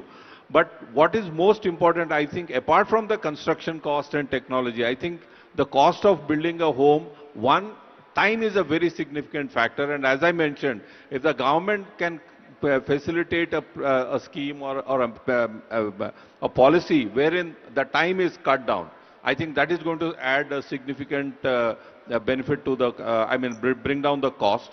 The second is the financing of the construction, the developer finance for affordable housing. I think here again, cheaper finance, I think much like what the central government has done with the Swami Fund, which is doing an amazing job in the stressed asset portfolio. I think the same thing, if something that similar can happen for affordable housing, I think that is another big advantage. And the third advantage is the GST on construction. Now, whether you are building an affordable housing or you are building a regular housing, the GST from a construction side is the same. While the buyer is getting only GST at 1%, but from the developer, the GST on the construction is still the same. If that can be brought down substantially, then I think this will bring down the overall cost of construction. Add to that, if the state government, I'm sure if they can do something and bring down the approvals cost, which is again today similar, and also certain other parameters like, the parking requirements. Irrespective of the kind of homes you are building, the parking requirement still remains the same. I think these are some areas where we can work around to bring down the overall cost of construction by reducing the time, by certain interventions from the government and certain use of technology, and also by bringing down the approvals costs and timelines and all this. I think this is everything has to fall in together. And of course, as I said, finally, eliminate or bring down the land cost component as much as possible. That's the... Thanks, Kishorji. Suresh sir, over to you. You had some thoughts on technology. Yeah, I think it's an important one. At the end of the day, it's going to be construction, and the way in which things are going on, the cost of construction is component of building materials as well as the labor component there.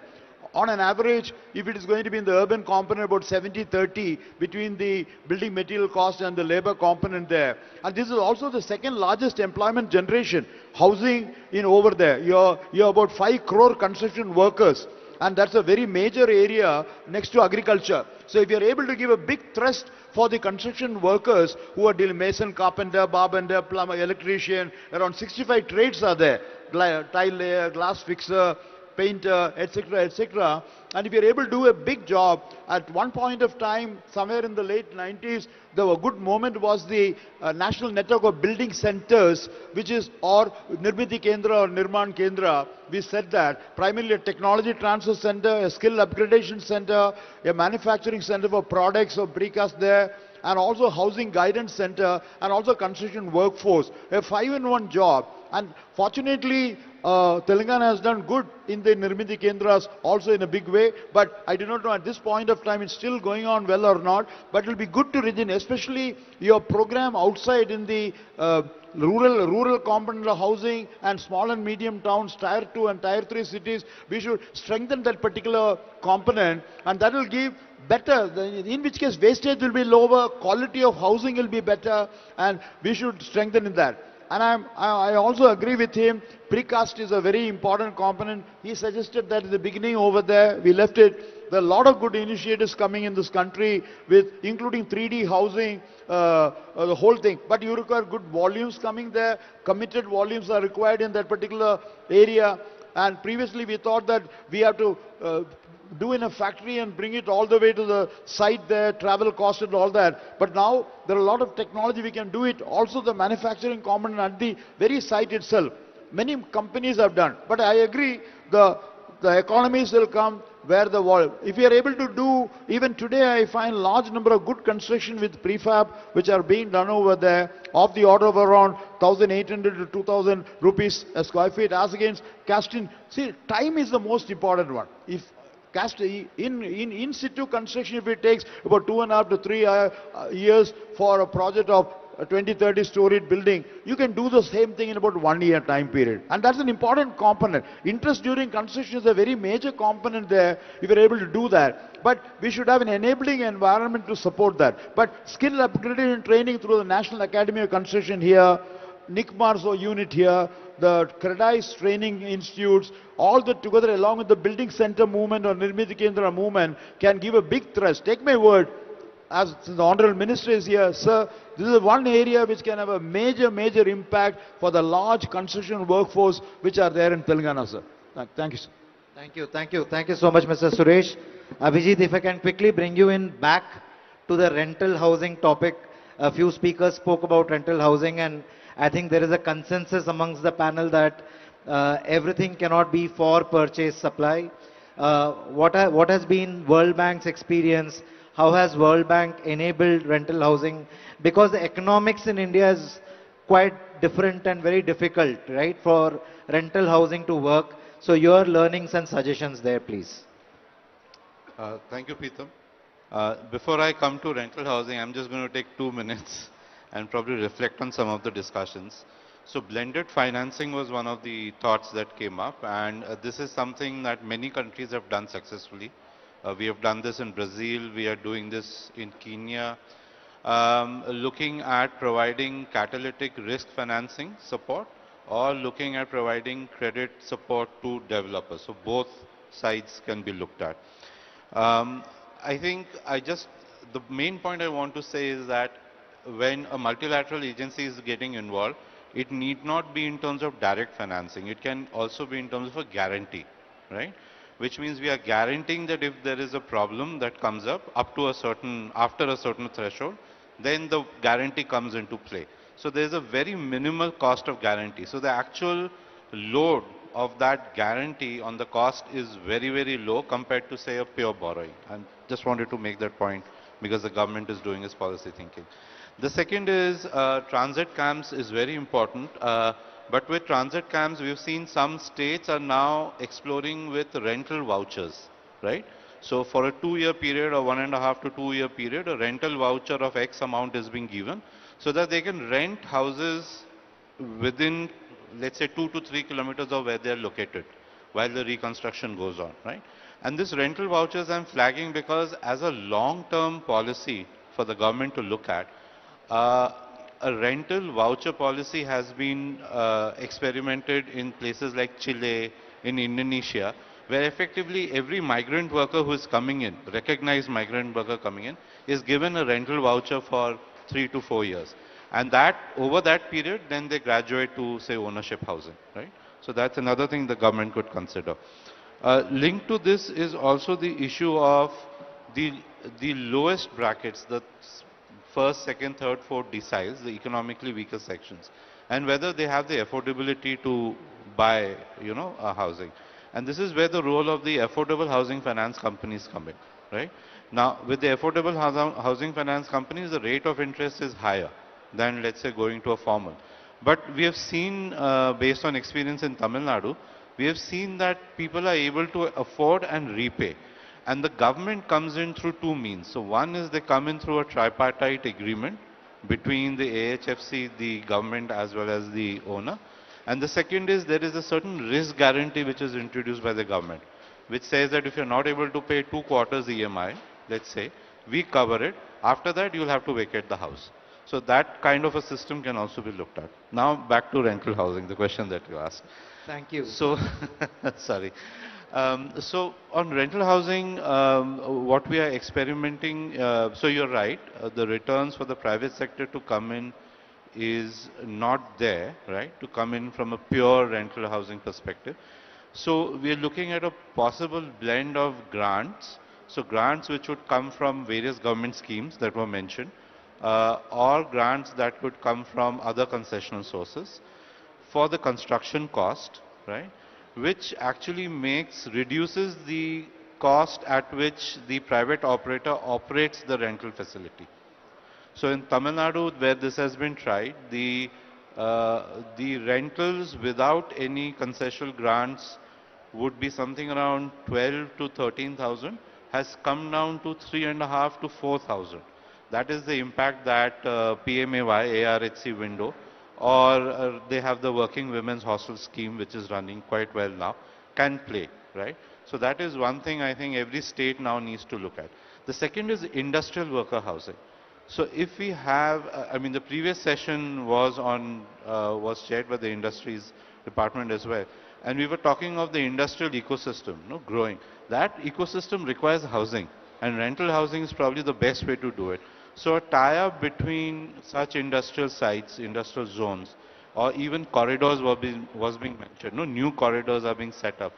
Identifying affordable housing within those corridors, right, for rental housing, has the possibility, because then the industrial estate comes in and subsidizes a part of the rent. So here the capital is not getting subsidized, the rent gets subsidized. So there are various models which can be looked at, which has been tried globally. Thank you, Abhijit. We'll quickly move on to the private sector on the dais, starting with Mr. Ram Reddy.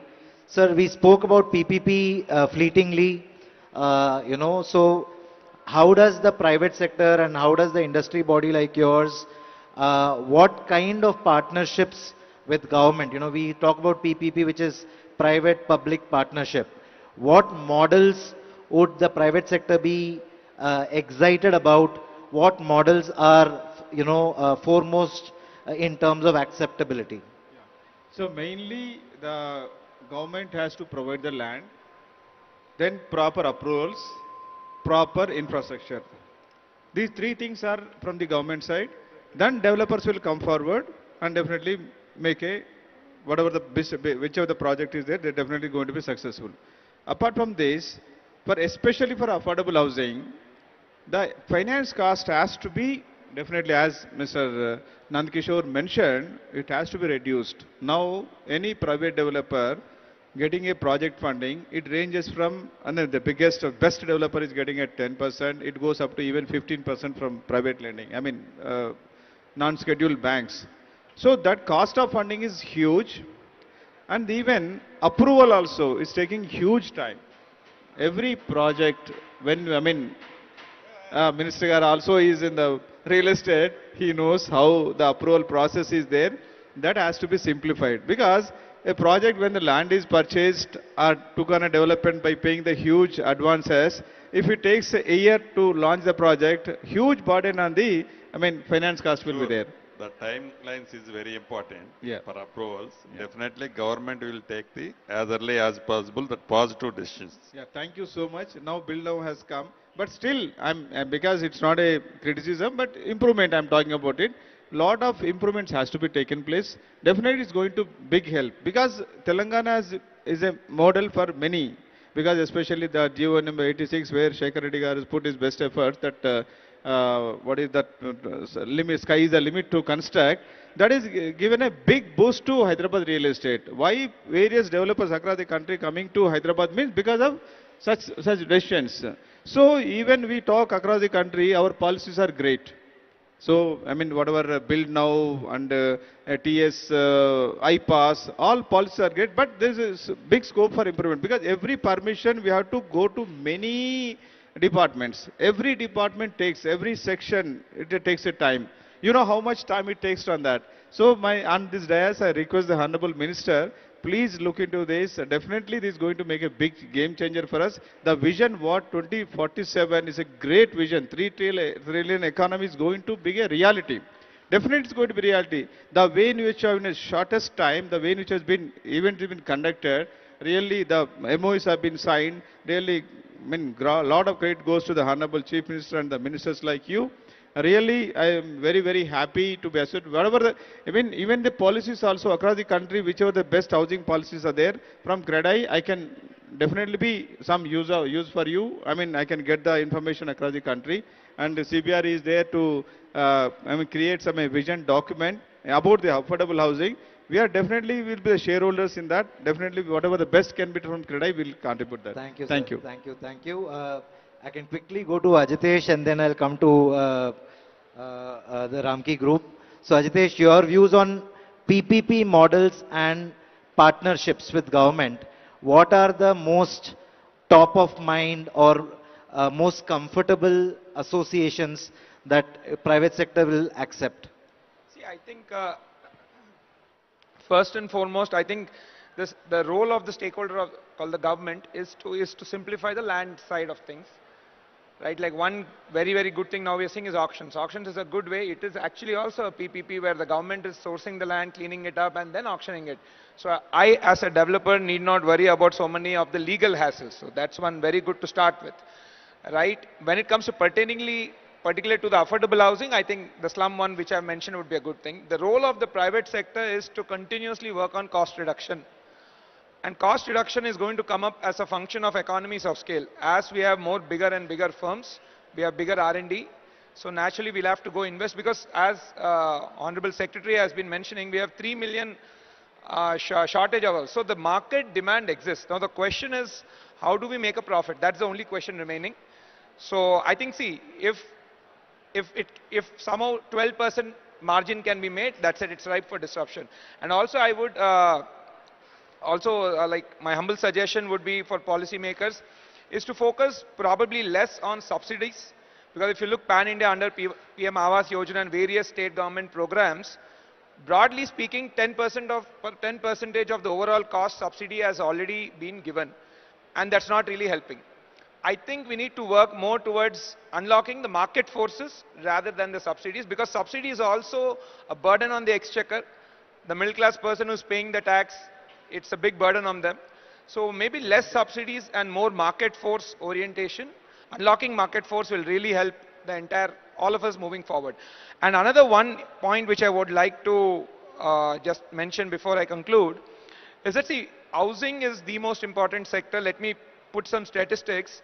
Pan-India, we have 230 million people working in the agri economy, where average per capita earning is 10,000 rupees. Right? Then we have 70 million people working in the manufacturing sector, where average earning is 15 to 17,000 rupees. Then we have another 70 million people working pan-India in the housing and construction segment, where the average earning is 25,000 to 27,000 rupees. So for every one person who's working in the construction sector, 2.7 equivalent people have to work in the agri sector. Almost all 1.8 people have to work in the manufacturing sector.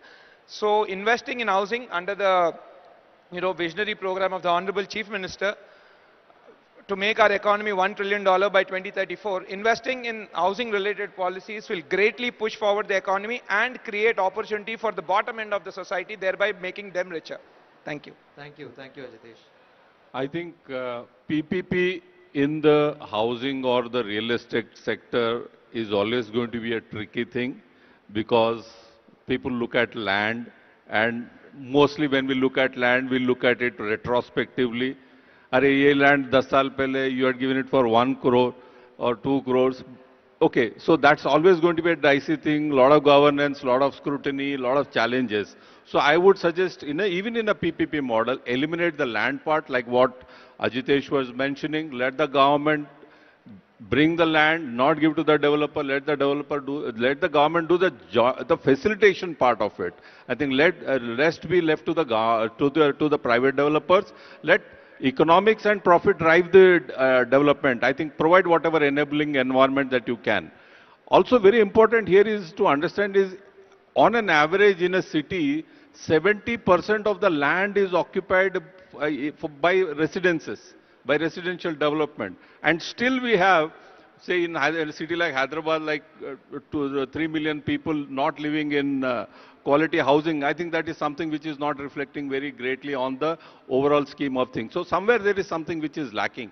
And if this really has to be addressed, it cannot be addressed just by large developers or just by the government. It has to be all sizes of developers who have to be part of it. And one way of doing that is we have to ensure the city spreads horizontally. We are talking of Hyderabad having unlimited land, but if you see, we are not growing beyond a certain boundary. One of the reasons for that is lack of transport infrastructure. We have fantastic roads all around, but we don't have transport infrastructure. We don't have social infrastructure. I think that is where I would request the Honorable Minister and the government to... In transport, now we are planning a metro line more than 300 kilometers, second and third phase also. Absolutely. Definitely it will be useful for in the city. Yeah, I think once that happens, once the transport infrastructure and automatically the social infrastructure will start developing, then I think you will find a lot more developers coming into these peripheral zones to develop the affordable housing. I think that is one area where the government can play a facilitating role than directly be a part of the PPP model. Thank you so much, Nandakishore ji. So, Preetham, just one point, one point I would like to add. I think the objective of the entire PPP model should be government should not lose money, private sector should make money, and people should find solutions. That could be the broader vision statement. Nicely put, Ajitesh, nicely put. So we are almost nearing the end of the session. I will pass on the mic to Mr. Suresh, and then the Honorable Secretary will also conclude the session. But we want to throw the floor open for some Q&A. So if there are a few questions, we will come to you, sir. The mics will come to you, but after Mr. Suresh's commentary. Yeah. I wanted to add one dimension to the whole, because the whole thing is housing. And I have here the President Shekhar Reddy Garu, who is sitting over there in the front. He is also there. He is also the National Vice Chairman for the Indian Green Building Council. I bring to your notice the important comment. It is not 4 walls and a roof. How to make the home also green in a large way. Integrated water management, integrated energy management, integrated waste management, saving of water saving, energy saving, and good interiors coming, good green to be developed over there. And the Indian Green Building Council, the headquarters is only in Hyderabad. and IGBC has done phenomenally well. And you'll be very happy to know, out of nearly 15 billion square feet of green development, which is about 1,500 crore square feet, mind you, 1,500 crore square feet, the housing component itself is of the order of around 3 billion square feet, and that's about 3,000 crores of housing. That's a very big number. And we have got ratings available for middle income, high income, and affordable housing is a very major component. We have a rating for affordable housing also. My suggestion is that in addition to the other components which we are discussing, also add on the dimensions of environment friendly, ecologically appropriate, energy saving, and other features to be introduced in that. So the quality of the housing, in addition to just being walls and roof, will also bring in a house to a home component of good quality being brought in. And I'm sure Shekhar Reddy will take over as the national chairman, like he will become the national president of CREDAI in Hyderabad, both happening. Telangana should be able to do a very good thing for all the housing that you do by Vision 2047, also to bring the dimension of green home as an important one. I thought I'll bring that, because that discussion did not come so far. You talked of land, infra, you talked of money, but not on the green component was not mentioned. And it's a very major area IGBC is contributing. It's available in Hyderabad, and please do that also in a dimension. Thank you. Sure, sir. Thank you so much, Mr. Suresh. Mr. Gautam, if you have any... okay, so we'll throw the floor open for questions. So if we can have a couple of mics passed around, please. Yes, please. Can you hear me? Yeah. I'm Professor Santosh Mehrotra. I'm on the advisory council of the Chief Minister on Telangana Rising Summit in 2047. I've heard a lot about more and more development for Hyderabad. What about the smaller towns? Why is it that we are neglecting the smaller towns, which is where most of the people of your state live and most of India lives? There are several win-wins that will happen if your focus as policy makers was on the smaller towns. What are the win-wins? We talked about job creation. You want job creation near to the locations where people are actually living. Point one. Point two, you can actually use prefab in small towns. You can't use prefab to go high. In big cities, you cannot be using prefab, and therefore you have to go high. If you don't go high, the problem is that you will have to keep developing infrastructure and metros, etc., and your city spreads like this. This is the opposite of successful cities of the world. Paris, London, Japan's Tokyo, they are all concentrated cities, and they rise like that.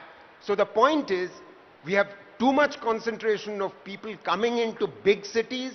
We want people to be located in small towns, and that's where the clusters are.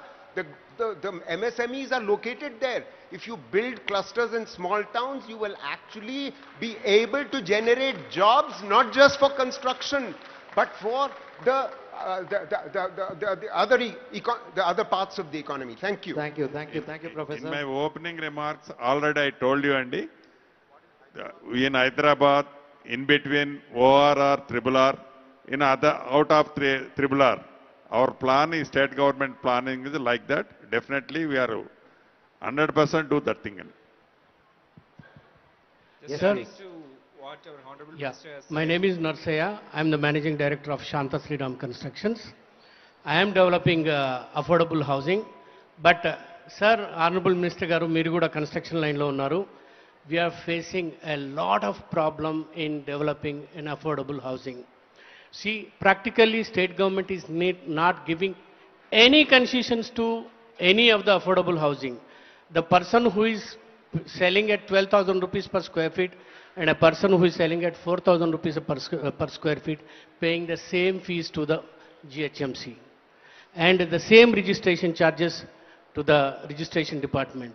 If you fix 1200 square feet plinth area, below 1200 square feet plinth area, affordable housing, and fix a norm, you give a concession in registration charges, you give a concession in municipal sanction fees, and you give concession in TDR with additional floors without TDR.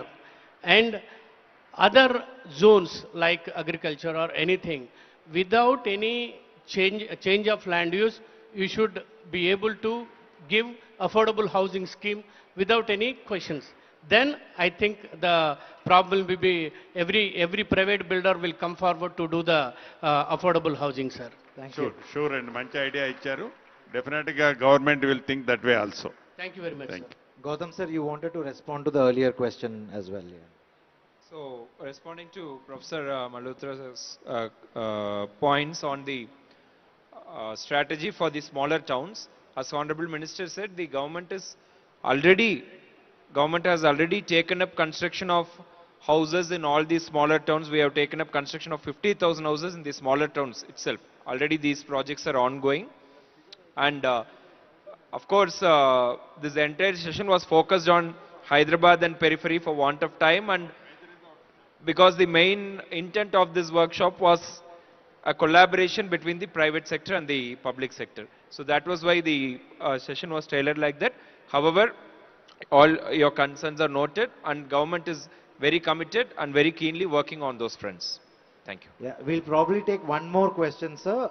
And please ask a question. Please mention who you want the question to be answered by, and please do introduce yourself. Sir, please ask the question. You can stand. Hello. Yeah. This my question is to the Honorable Minister and to the MD of the Housing Corporation. I represent here from National Institute of Rural Development, Panchayat Raj. I think Mr. Suresh and other people are talking about the affordable housing. Second thing, they are talking about the Nirmiti Kendras regarding the material availability, other things. Sir, what I found when you go to the affordable housing, we do not have the masons trained in this technology. So National Institute of Rural Development is giving a training in all these technologies. I think Government of Telangana can utilize the services of NIRDPR to train all their masons in this affordable technology so that greenhouse building can be constructed. Second thing is with regard Nirmiti Kendras. So it's a very good concept where the material can be made available to the especially PMA beneficiaries. That's a major challenge they are facing with regard to material. So there is a need to revive the Nirmiti Kendras so that they can build the technologies. And I went to Nirmiti Kendra of Telangana, it's a defunct. Huge area is there. So if you can revive it, I think they can take the help of NIRDPR in training people and doing this so that we can build up the masons across the state so that the affordable housing can be taken place. So the government of Telangana can bring the masons of the state to NIRD where we got a rural building technology park where different model houses are there. They can come and see and they can learn the various technology that can be available so that those technologies can be utilized and housing can be made affordable. This is my submission. Thank you very much. So, just responding to your question, in fact, I am proud to say we have trained more than 10,000 masons before our Indiramma program actually kick-started on ground. This is primarily beneficial at construction, and masons play a very crucial role in it. So recognizing this, on the directions of our Honorable Minister, a residential training program for masons was done in NAC, National Academy of Construction, which is under the aegis of state government. It's a very premier training institute in the construction sector. And in fact, there were 5-day training was offered to masons on all the innovative construction technologies, innovative construction practices. And taking it from there, 2 people, so here we had trained 2 people from every block. So from 500 blocks, 2 masons each had come here and we had organized 2 rounds of training. And taking it forward, the district branches of the National Academy of Construction organized training for masons from each and every Gram Panchayat of the state. So, in fact, putting together, we had trained more than 13,000 masons as part of the Indiramma housing program. Over and above this, in each and every block headquarters, Mandal headquarters, we had sanctioned and constructed technology demonstration houses where we utilized climate-friendly, thermally efficient technologies, roofing technologies, and walling technologies where material construction costs could be saved, and these were exhibited to all the Indramailu beneficiaries as well as masons as well as the Indramailu committees who are involved in this overseeing the construction. So of course we are very keen to partner with NIRDPR as well in this front. All right, thank you. I think we have just so much time. Maybe the last question to the gentleman who got up. After that, we'll have to, I think lunch is waiting, so I'm sure everybody must be hungry as well. So quickly shoot the question, sir. Thank you, please. sir. Thank you. I'm Harsha from Izura. We manufacture tower cranes. We are based out of Hyderabad. Sorry, Sir, you manufacture what, sir? Tower cranes. So my question is, we don't see much of innovation in construction equipment industry in India. If you look at to bring in innovation, it's a highly capital intensive. Largely construction equipment are built off Chinese because they're largely backed by Chinese governments. So if you have to develop any sort of new product in terms of construction equipment, how can any Indian company come up and bring in the technology and innovation in construction equipment industry? Who are you directing this question to? The government, sir. To any-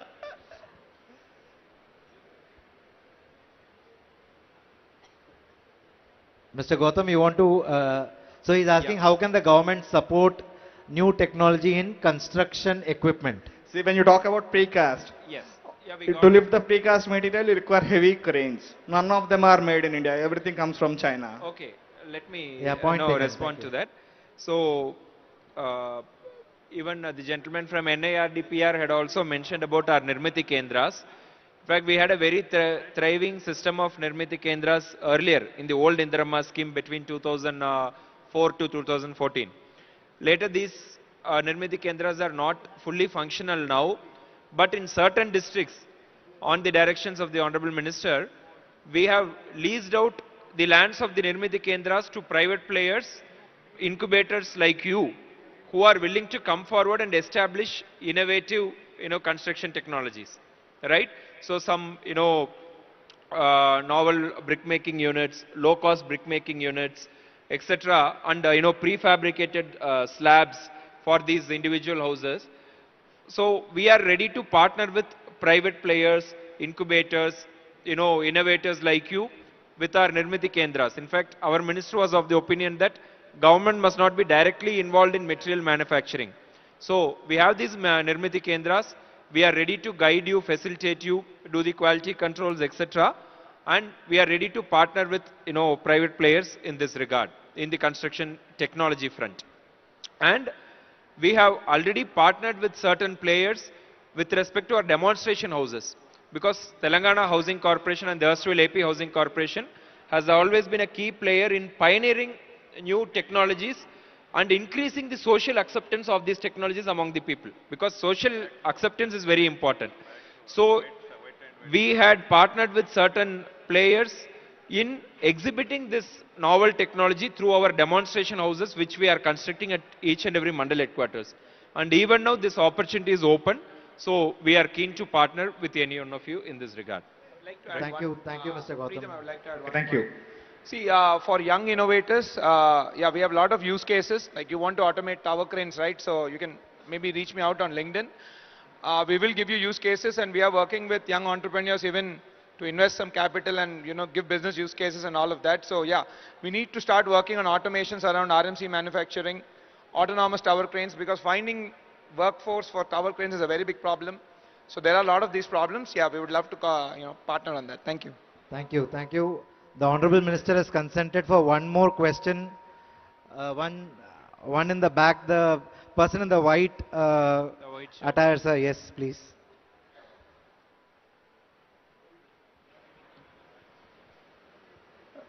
Thank you, Minister Garu. The session is very nice, beyond my expectation. I had a Nirmita Kendra, it's still working. I think before 2004 I started with the help of the HUDCO. And I manufacture also now. I think, as Mr. Srinivas Reddy know, I was good in politics for about 25 years. I am now an industry only.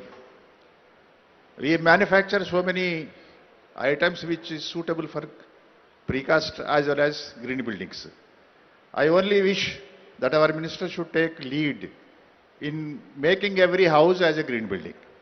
It's quite possible and it can be done in economical, and our chairman HUDCO has suggested that because the environment will be better and the power savings will be there for a long. So we must take lead, the government should take lead in building the government offices and government buildings as green buildings, because I have seen few green buildings in Bangalore by many of the leading world organizations and they are very nice. So we must go for that because the ambience of the residents should be very good, as well as the schools, hospitals and all other buildings should be green buildings. You should make it a point of that. And I am really happy to hear that word from the chairman HUDCO. Thank you. Thank you so much, sir. Thank you. Thank you. And sir, for the want of time, we'll want to close the session. Please do try and meet the panelists off dais. Yeah. We welcome the Honorable Minister for Tourism, Shri Jupalli Krishna Rao Garu, to this session. So thanks for participating in this session, sir. We are honored to have you here. And Mr. Gautam, can you kindly conclude, sir, please? Yeah. So your suggestion with respect to green technologies is noted. So we'll try to, we are now constructing houses on a massive scale, lakhs and lakhs of houses. Government is committed to constructing 2 million houses over the next decade. So we'll definitely incorporate a lot of these technologies, especially thermally efficient construction, which will reduce the cooling load in our houses. Yes. So, I'd like to thank all the panelists, all the esteemed panelists on dais, and all the esteemed delegates who have participated very keenly in this panel discussion. So for me personally, it has been a very enriching discussion, and our Honorable Minister was kind enough to grace this occasion and give his valuable time and valuable inputs throughout this 1.5 hour session. So I'm sure under his leadership under the leadership of our Honorable Chief Minister, Telangana will create a future-ready, scalable and inclusive, affordable and a sustainable housing model as a part of Telangana 2047. And dear friends, this government is very committed to provide affordable houses to all the economically weaker sections. However, no government, however committed, can on its own deliver the scale of affordable housing that we are talking about. As I just said, there is an unmet housing demand of over 29 lakhs. And these are not all economically weaker sections. Even in several houses which we have allotted free of cost, people are investing at least 2 to somewhere at the minimum of bare minimum of 2 lakhs to a maximum of 10 lakhs in just getting these houses renovated, because people are ready to invest. They have some purchasing power in hand. However, we need developers and builders who are willing to invest in affordable housing, banks and housing financing companies to support the necessary funding, not only for the developers, but also for the consumers who may not have the necessary eligibility criteria to meet the regular home loans. So we need dovetail products for the same. And we would request the assistance of multilateral institutions like the World Bank, from which Abhijit has joined us. So they can bring in the global best practices and also provide us the much needed capacity building support for government organizations like the Housing Board and the Housing Corporation. And of course, we need civil society organizations and community groups that can articulate the needs of the society from the demand side. What is it that people expect? What is their aspiration? What are their fears? What are their desires? So that is as much important when we talk about this affordable housing. And academia and professionals, Professor Rao is here, Suresh Garu is here, so they can contribute to better design, better technology, better productivity.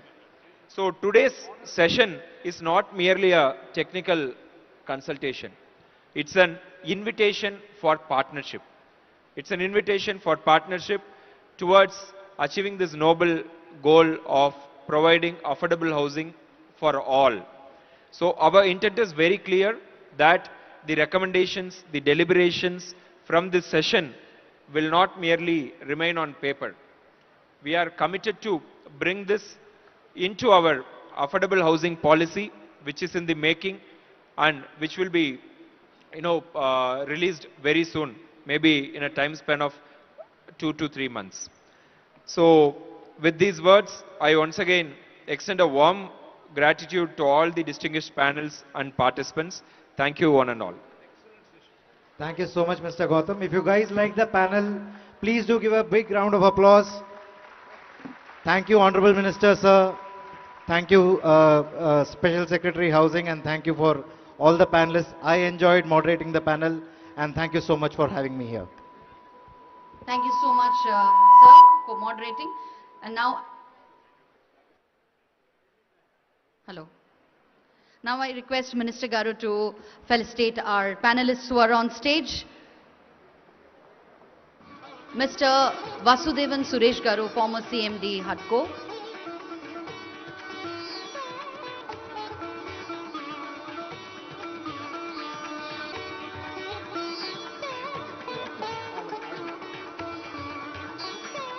So to all our guests, we proudly present the two iconic GI tag treasures of Telangana, the exquisite Pochampalli Ikat shawls, renowned for their intricate tie and dye weaving, embody the timeless skill of our artisans.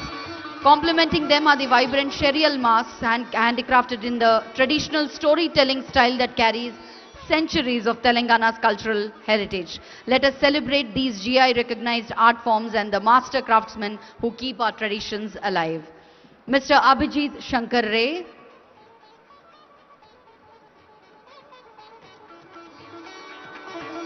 Dr. P.S.N. Rao,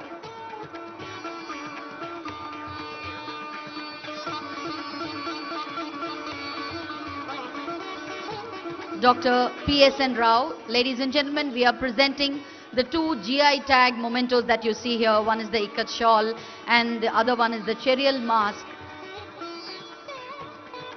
known from centuries in Telangana art form. Mr. G. Rami Reddy Garu.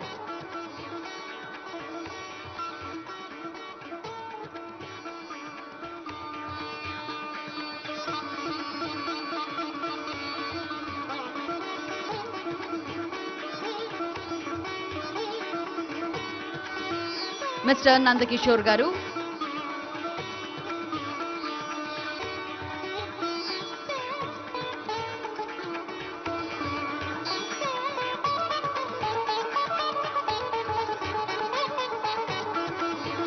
Mr. Ajitesh Garu.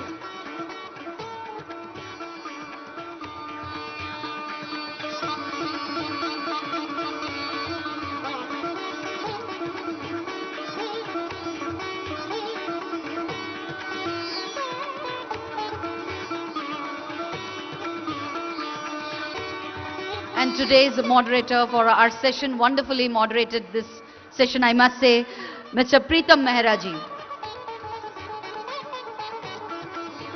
అందరికీ lunch time అయింది నాకు తెలుసు, కానీ అయినా ఒక్కసారి చప్పట్లయితే అవసరం అండి.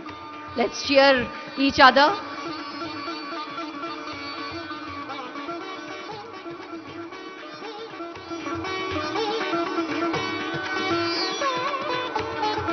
So ladies and gentlemen, with this we conclude this session of our panel discussion, and thank you to all our dignitaries who are present on stage here. This session definitely enforces that inclusive growth is built brick by brick, and every citizen should and must have an access for safe and dignified housing. Thank you one and all for joining us on stage.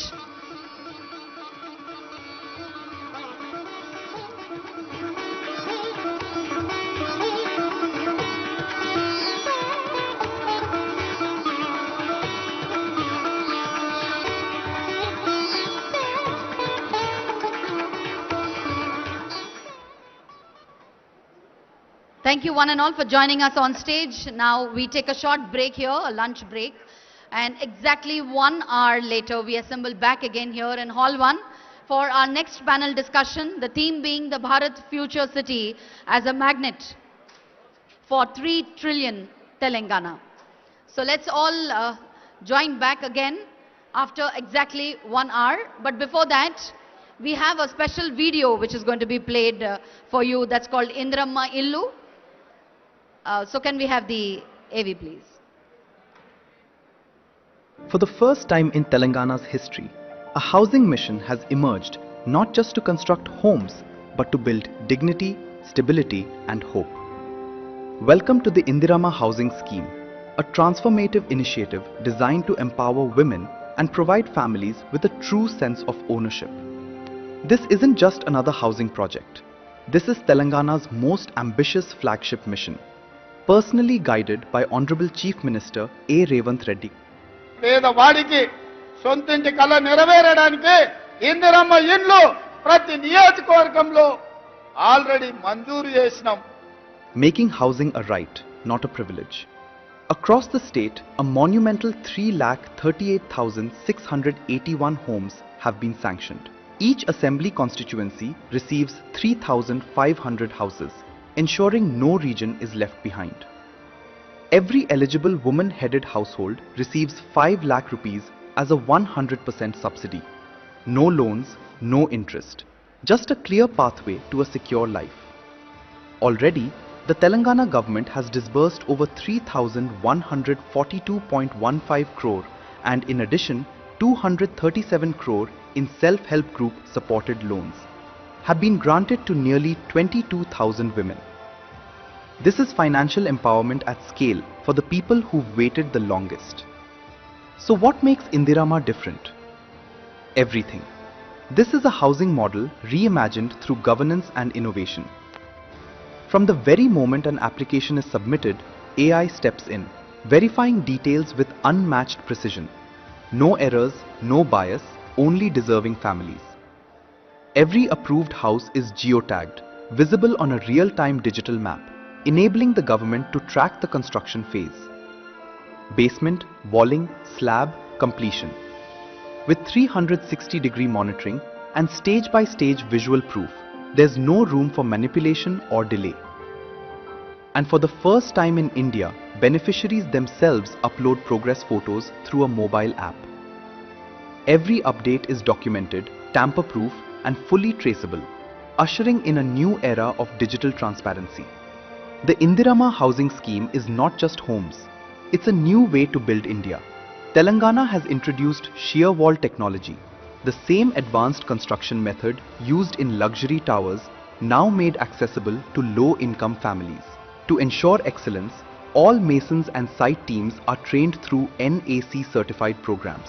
About another mandal, a model house was constructed, a walk-in experience for families to see.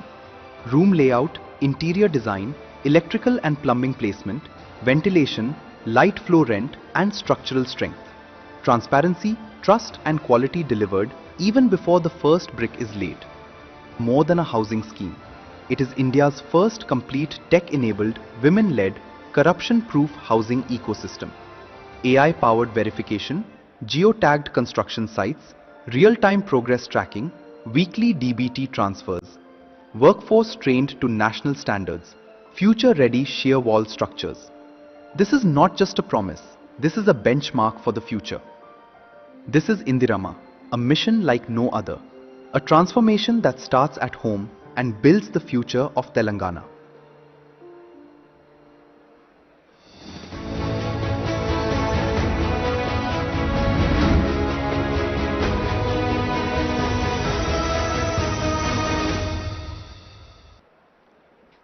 Thank you, ladies and gentlemen, for joining us in this panel session. We'll take a short break. We should be back here another 20 minutes and I'm asked to do that. So by 2:15 we shall gather here, assemble here for our next session. Well, many of you all must be having VIP coupons, then you can access the VIP lounge for the lunch break and people who have delegate coupons can access the delegate lounge. So see you all after a short break. Thank you.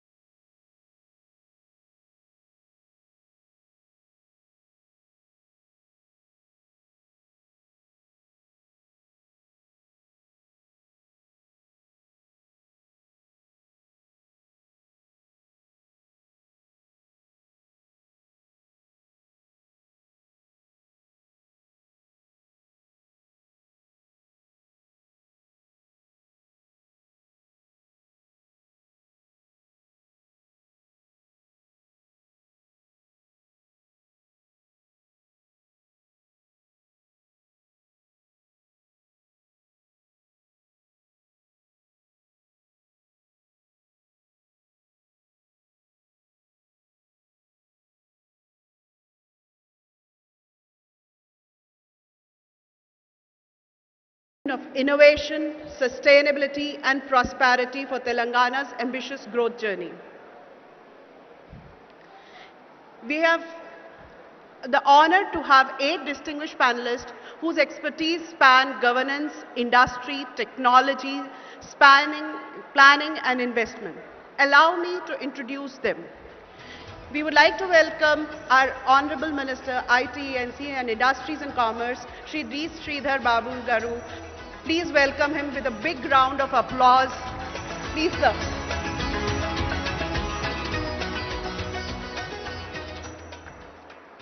We welcome you on the dais.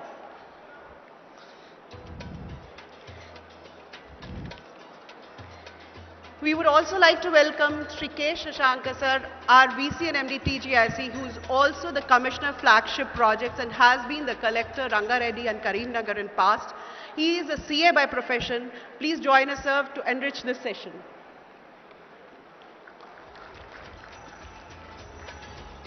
We would also like to welcome our other panelist, Mr. Vishal Kundra, who is a lead AP and the Director of Architecture and Design, South Asia, with Surbana Jorong, and he'll be also the moderator for this session. With a career spanning over 25 years, Mr. Vishal has worked with cities, states and national government and private industries, both in India and abroad. His experience includes designing, leading and managing urban transformation projects with varied scales and complexities in India, US, Singapore, Malaysia, China and Middle East. Please welcome him. I would also like to welcome Mr. Sudeep Kumar Sinha, who is a partner with the Government and Infrastructure Practice Deloitte and has nearly 30 years of experience in consulting and industry. He has worked extensively across a wide range of sectors, including industrial infrastructure, urban, water, tourism, transport, among others. Please come on the dais, sir. I would also like to welcome Mr. C. Shekhar Reddy, who is a visionary leader in sustainability, urban policy and environmental stewardship. As a national vice chairman of IGBC, he has driven 500 plus green projects in Telangana, saving massive energy and CO2. May I request you to join us on the dais, sir? Please welcome Sanjay Joshi, who is a Principal Urban Development Specialist with Asian Development Bank and leading urban sector development initiatives in Asian Development Bank, Southeast Asia. He has a 15 years of vivid experience in areas of policy advocacy, financing, development and operation management of urban and infrastructure projects. We would also like to welcome Mr. Sandeep Patnaik, who is a Senior Managing Director and Board of JLL India, steering strategic growth and market leadership. With 27 years of experience, he has worked across office, retail, residential, land, warehousing and industrial assets. He is also an alumnus of INSEAD Senior Leadership Program. Each of them brings a unique lens to the future of Bharat Future City. And together, they present an ecosystem that will shape Telangana's trajectory towards the 3 trillion vision. This will be a thought-provoking session. Believe me, it will be. Allow me to brief and outline how the session will unfold. We will begin with a brief 5 to 7 minute opening on the future cities and Bharat Future City, with each panelist sharing their insights in reference to their areas of expertise. This will be followed by a dynamic panel discussion where ideas converge and perspectives are debated to unlock the possibilities ahead. So let us welcome our panelists with a warm round of applause. With that, I invite our moderator, Vishal, to lead us on this exciting dialogue on Bharat Future City as a magnet of 3 trillion Telangana. Over to you, Vishal.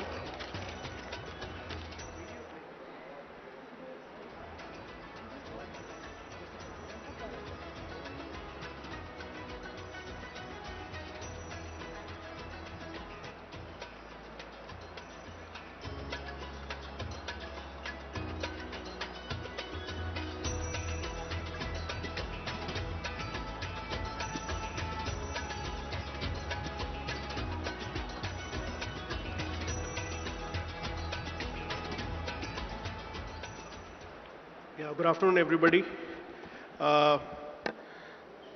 since independence, how many new cities have India built?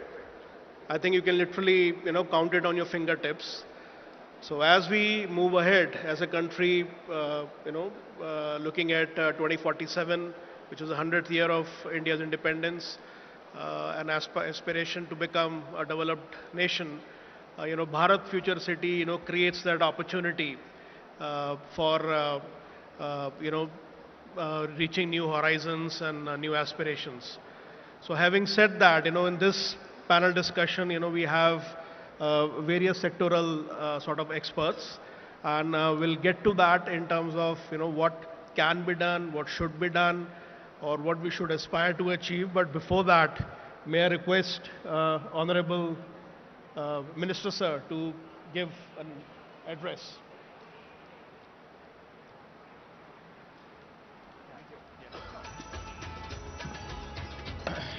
Andariki Namaskaram. A very good afternoon to all. Slightly delay in the program. Basically, I was occupied in some other session. To all the leaders and to all the architects who have built this nation and who have built this beautiful city and who have built this state of Telangana. All are here. We welcome you all, including the sectoral heads who are sitting on the dais and the various associations who represent industry, enterprises, real estate, CII, and also IGBC, here, National President Mr. Shekhar Reddy here, Credawai, Naredco, Telangana Builders Association. I've been joined by my MD, who is also the Managing Director of this Future City Development Authority, Mr. Shashanka, and many officers are also there of the days. Today is the second day where we were and holding this Global Economic Summit. Our purpose and agenda, as yesterday we have ascribed, is to unveil what is our vision, what is our action plan, and how do we reach what we have dreamt. That is the vision document of 2047. In few hours from now, our Honorable Chief Minister, Mr. Revanth Reddy, will unveil the vision document of 2047 of Telangana. In the process, when we have formed the government exactly 2 years back, and when we have a competition in the changing atmosphere, in terms of industries, in terms of technology, in terms of building cities, in terms of providing drinking safe water, in terms of providing and giving the fresh air, and to create a sustainable livelihood for all the people of Telangana specifically. We have analyzed many factors which we have taken into account. One is the factor where we have seen in many cities the congestion of cities which the cities couldn't able to bear in terms of the traffic mobility, in terms of the resources what need to be given to the citizens have become a great challenge. This challenge has thrown us literally what should we do next. In the geopolitical situation, in the times of technological disruptions, and to create a sustainable development in the city, then we came upon an idea of creating, of constructing a city with net zero concept. Maybe, our ambitions and dreams from yesterday till now, many elders who have been there on the government side too, would have been thinking that they are just thinking above the mountain. But we would like to take this challenge, and that is how we took the challenge of this construction of this future city. We know there will be many challenges. The future city, which shall encompass, the critical growth corridor, and which has been featured, a well-planned alternative city of the growing and migrating people to Hyderabad. Many a time we have seen the real Hyderabad, the original Hyderabad, and then came the Secunderabad, then came the Cyberabad in the unit of administration. And now we are coming with the future city, Bharat Future City. When I mentioned about Cyberabad, we are visualizing this Cyberabad after a few years. And while visualizing Cyberabad or any densely populated cities elsewhere, our people should not face this problem. That's the real reason we have come up to do something which is different, and which shall be competent, and which shall be a noble city with almost zero carbon, that is net zero city. Not only in terms of coming up with a well-planned architecture featuring the architectural greatness, but this city we are just thinking which symbolizes smart infrastructure, sustainable living, and also the economic dynamism. This city shall be a resilient and shall create a scalable framework that aligns both with the state priorities and also aligns with the global urban development standards. That's the real reason we call it Bharat Future City. And under my ministry, we have an Industrial Infrastructure Corporation that is headed by my MD, Telangana State Industrial Infrastructure Corporation, has envisioned the future city as a Hyderabad fourth nucleus. This is a flagship of 13,500 acres, which shall be totally the green development, that shall anchor new regional development and a corridor. And we are also planning for the extension of the metro, exactly positioned 25 kilometers from Rajiv Gandhi International Airport and connected via Srisalam Highway and the Outer Ring Road. Everybody would see why we have selected this. This is the thing where the strategic accessibility will be there and the scale required will be there for the next generation urban and industrial center. The industrial integrated development combining a central business district, the CBD, with a diversified industrial zone, which shall leverage the Telangana economic potential by creating an industry-friendly, future-ready urban environment. I already mentioned a net zero carbon city. Future city fosters. And this shall be the place to work, to learn, to innovate, and to engage with a sustainable urban framework. And this location will be the state-of-art. Infrastructure positions itself as a strong destination for both the national and the international investment. If you have seen the video clip of the Bharat Future City, most of the people over here, Shekhar Reddy would agree, along with his colleagues over here, when we try to market your products. You may also have thought, the video clipping of us would have shown in that manner. But nowadays, everything is accountable, and through that, the means what we have shown in the video, we would live up to the standards what we thought about it. And that is the real reason we are throwing everything before you, how we are strategizing this future city, how you can partner with us, how you can co-create with us in this point of juncture.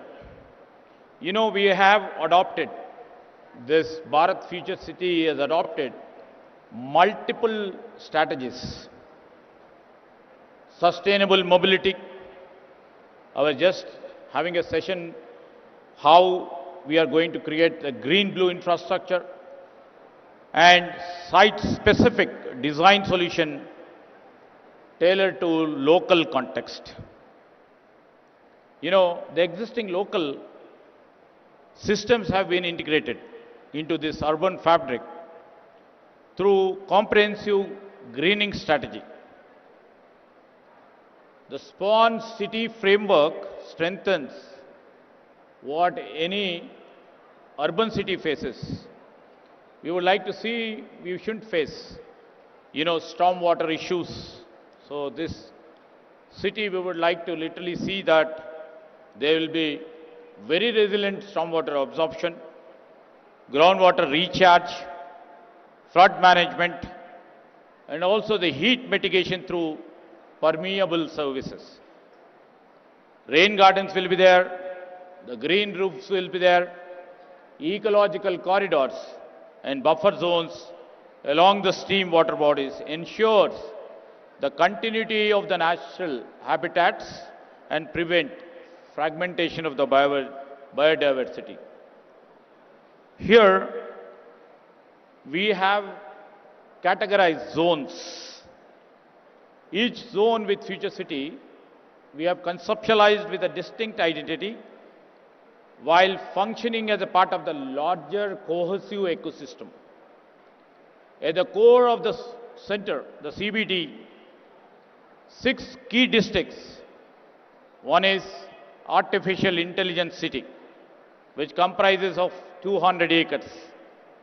We are coming up with Health City, which goes in consonance with a new policy brought by our government, the health tourism, which shall be useful for the growth of the real estate too. The entertainment districts, the sports hub, where we are going to create the state-of-art facilities for each and every sport. We are going to have the education zone. Yesterday, London, many universities have come to join us to sign a MOU to put up their universities in this future city. And we are going to have the eco-tourism hub. This altogether forms the commercial, technological, institutional, and the cultural heart of the city. I need not to say about AI City. This AI City, what we are planning to do is to host digital innovation and next generation cutting-edge technologies and their enterprises over here. It shall be the place for incubation. It shall be place for innovation. It shall be place for the product companies, and it will host a artificial intelligence school, that is university. That's how we are planning to build this AI city.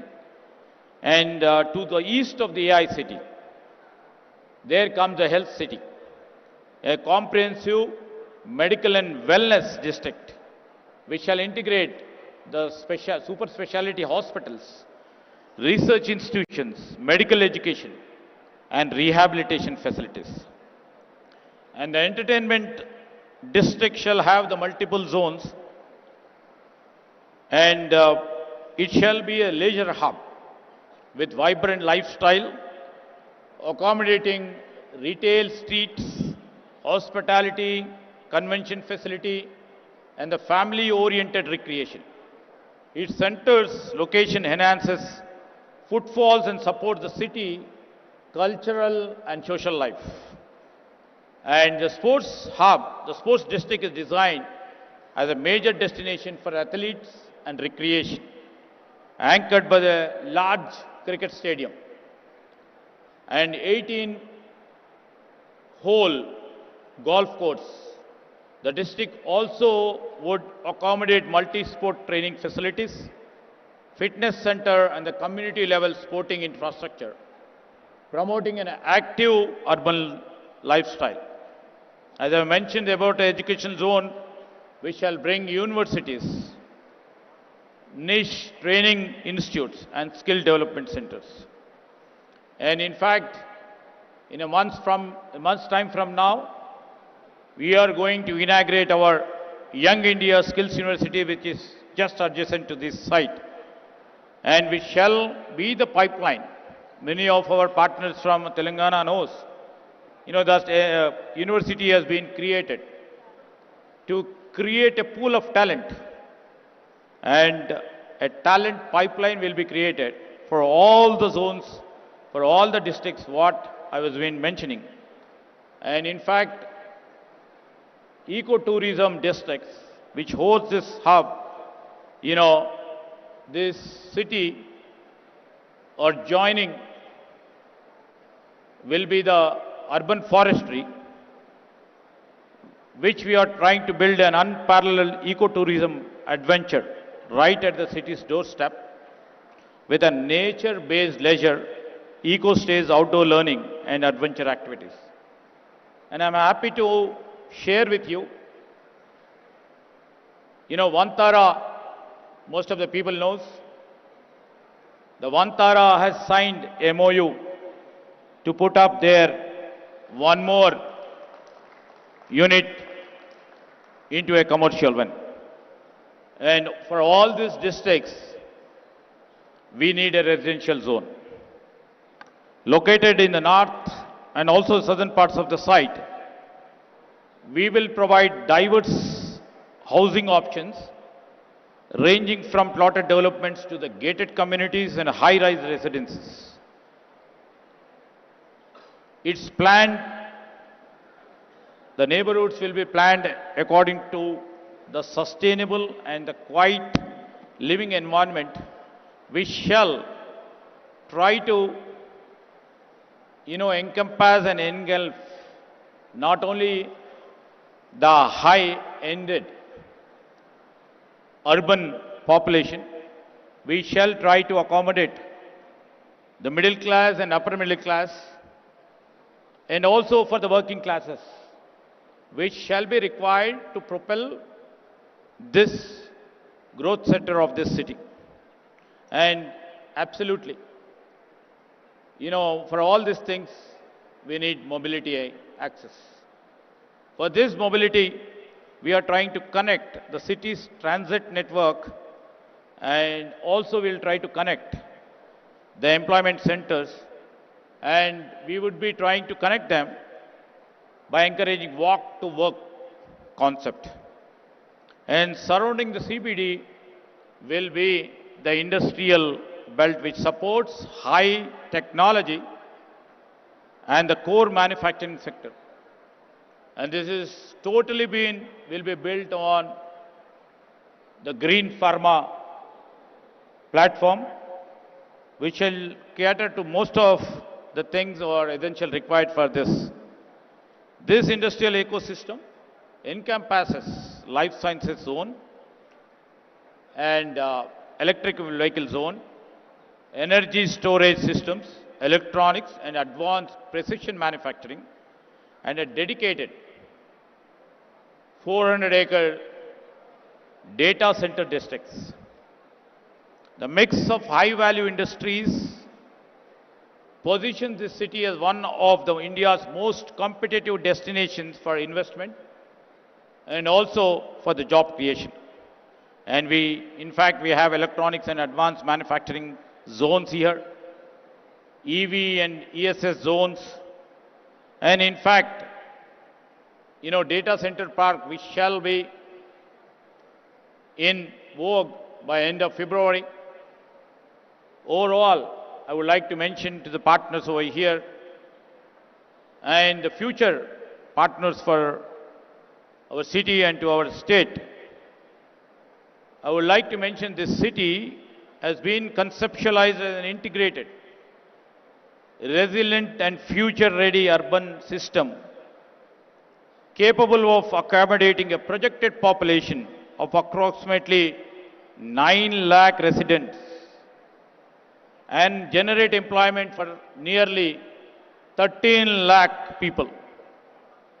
With its strategic location, robust planning framework, and sector-driven economic model, the city shall be positioned to catalyze long-term economic growth and emerge as a leading investment destination in India. So we welcome all the partners, all the elders on the dais to share their views, and this state and this administration and our Chief Minister, who holds the municipal administration, the portfolio too, and who shall be the chairman of this Bharat Future City Development Corporation. Would be more positive to hear from you, and whatever the points I mentioned before you, we have conceptualized and we would be putting them into action in our vision document of 2047. I thank all the people who have come from different destinations of the world, of our nation, and we welcome all the proud partners of our Telangana state. Thank you.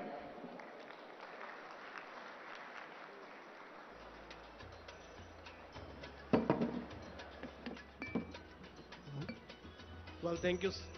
I'm audible?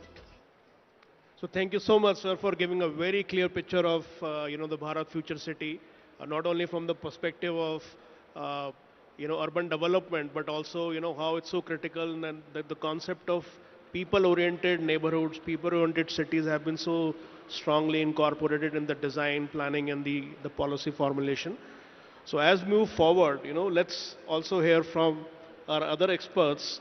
May I request Mr. Sudeep and just a 2-minute kind of briefing from your perspective of what BFC is all about. Yeah.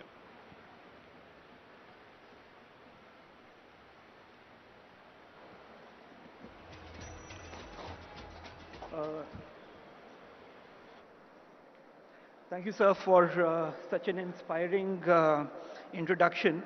And I would like to, of course, congratulate the government of Telangana for this very far-sighted initiative. We are all aware that any new cities can contribute significantly to the economy of the region, whether it is in terms of government expenditure, private consumption, exports, and of course they are a large employment magnet.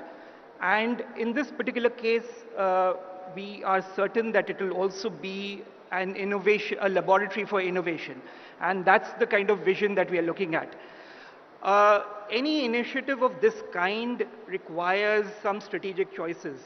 And it's quite obvious that we have already made a few strategic choices, and I would just like to dwell upon some of them. If you see globally, many cities have adopted a model for a single sector or focused on a specific sector.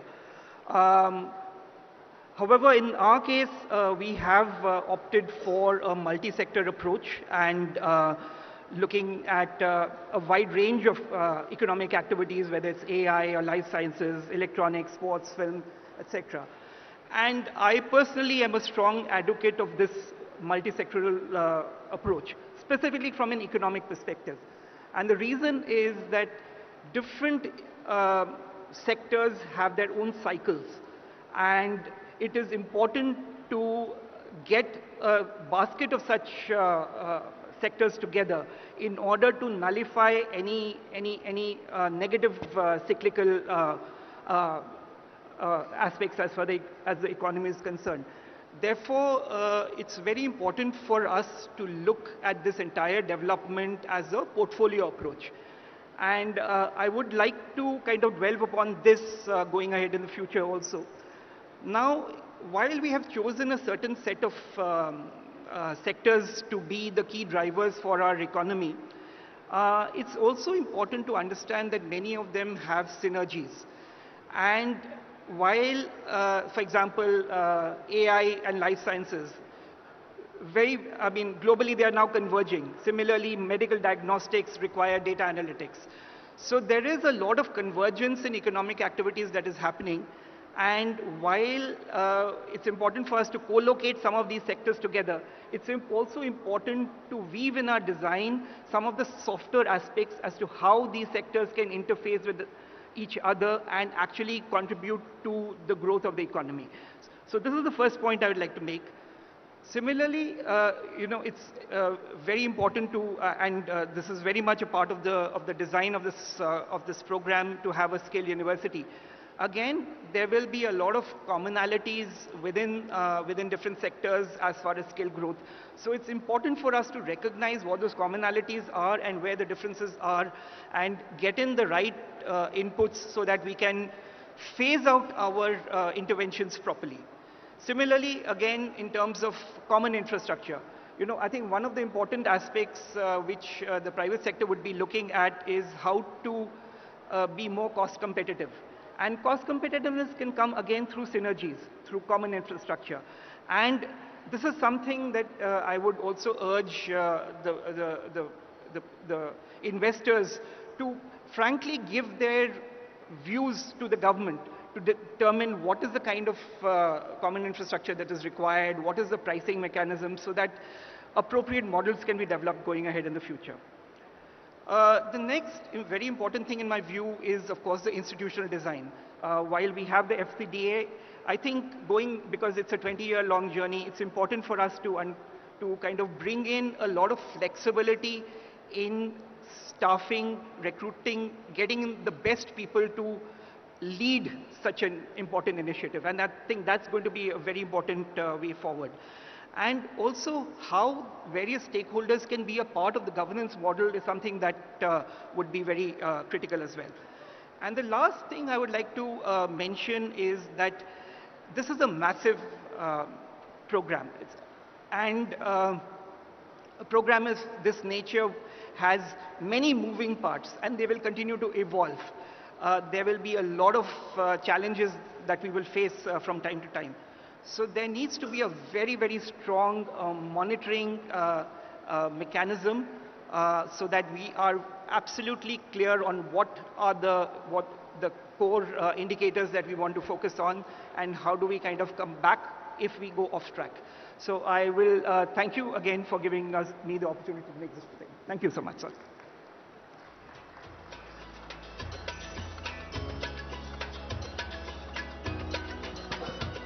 Thank you, Sudeep. I think some of the key pointers or takeaways is synergies between different industries, and at the same time, don't put your eggs in the same basket, diversify.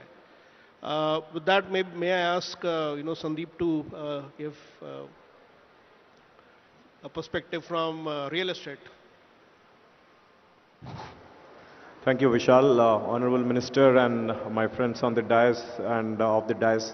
A wonderful audience. To start with, I've been to many state government initiative summits, but I can say, Honorable Minister, one of the best I have seen in last 5-7 years, very well organized. As Vishal has given me just 2 minutes, so I'll try to wrap it up.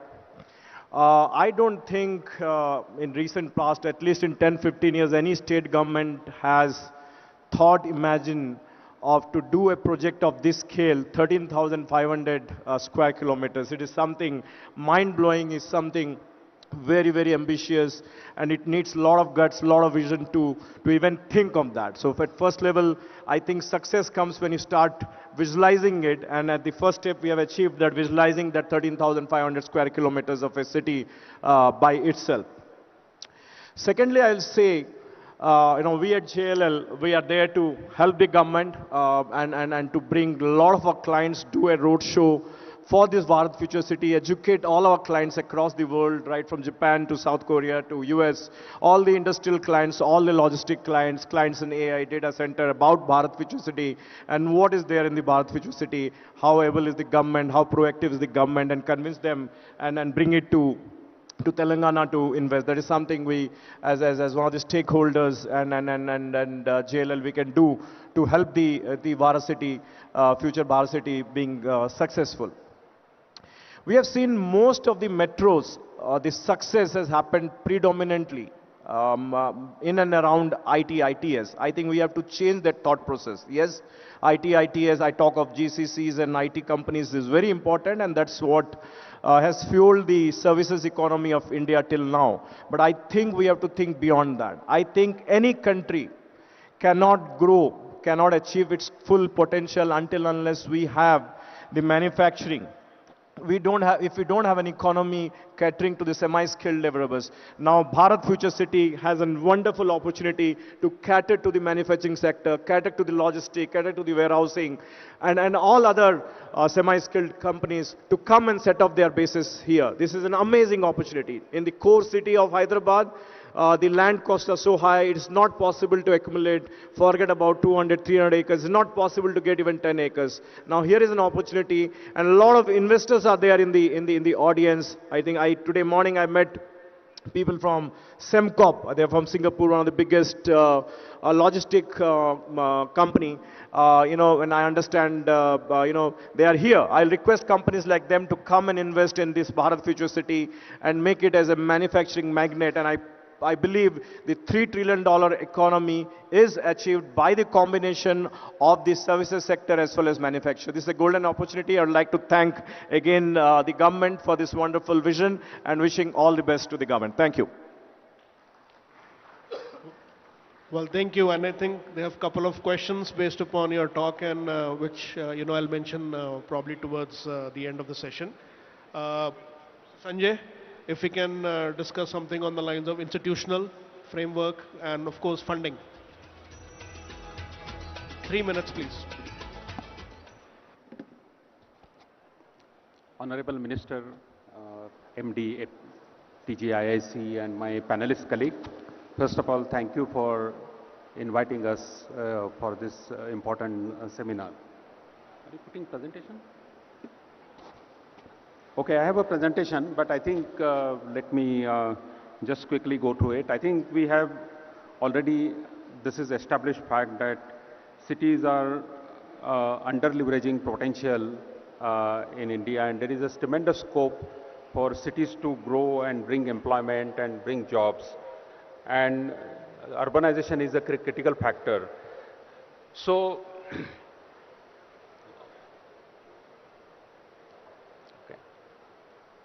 no, it's not moving.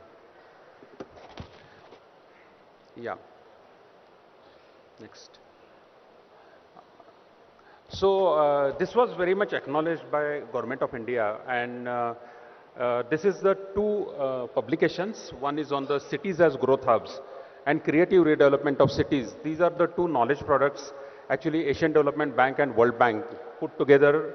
And of course, there is another publication on harnessing economic potential for Indian cities. So based on this knowledge product, the Government of India has recently launched Urban Challenge Fund. So I wish to compliment government that you are already on this path. Cities as growth hub, this is perfectly the city what you are developing. And on the other side, creative redevelopment of cities, we have 9 typologies. And one of the typologies is riverfront development. And that also, Musi River is taken by Telangana government. And we are happy that ADB is associated with it. So, I think just on a global experience on urbanization, I think economic growth are, cities and urbanization and economic growth are intimately connected. And the underlying reason I think all of my earlier speakers have talked about is agglomeration economies, where I think the step taken to get mix of industrial use, I think that's where learning through, spillover of ideas, matching input, outputs, or sharing resources, which is physical or social infrastructure. I think that helps to cities to grow. These elements are already, we heard about Honorable Minister speaking. So, economic vision, integrated economic planning, transport planning, land market utilization, governance and institutional capacity, transparency and transport and connectivity, and financing urban development. So these are some of the areas which are critical for the cities as growth. And investment has to go in, as far as the infrastructure is getting created, I think one has to ensure sustainability also, and where different sources of financing comes into play. For example, how land can be monetized, what are the market-based financing solutions, and one point is to be noted that it's only not creation of infrastructure, but it's sustainable operation and maintenance. So how can we structure the user charges and financing those, for future development. So these are some of the aspects which need to be taken into consideration. And one important point I want to make is about the role of the local governments. And we have seen international experience that local governments play a very important role where they play, they are the decision-making authority, and that helps into cities to grow. And last but not least, what we say is that economic vision for the city is very important, and therefore city region marketing programs, investment promotion programs, creating single window clearances, master planning more on the regional level, and integrating, other sort of land records and other things, and encouraging, the urban local bodies and integrating them into the progress is important. The last point on the economic vision for the cities, what I mentioned, is, we have to decide what is this city is going to be famous for. Identify roles of the stakeholders, and like be it industry, government, investors, developers. What are the key enablers? For example, skills, land, policies, regulation, capacity building, etc. And accordingly prepare a developed strategic plan and have frequent stakeholder consultations. So these are some of the future steps to have this city. So I'll stop here. Thank you. Yeah, thank you, Sanjay. And I think it's very fascinating to know that, although nationally, internationally, cities as economic engines is a known fact. Funding, yes, it's required, but most importantly, what you have also heard, it's also the maintenance, the operations, and the return on investments. So what are those ideal strategies, at a conceptual stage of cities design, if those could be identified, sort of inbuilt into the policies, it will actually go a very long way. Mr. Shekhar Reddy, if a quick 2 to 3 minutes in terms of sustainability and its institutional framework, please. Minister Garu and CM Garu and the Cabinet, sir, congratulations, sir.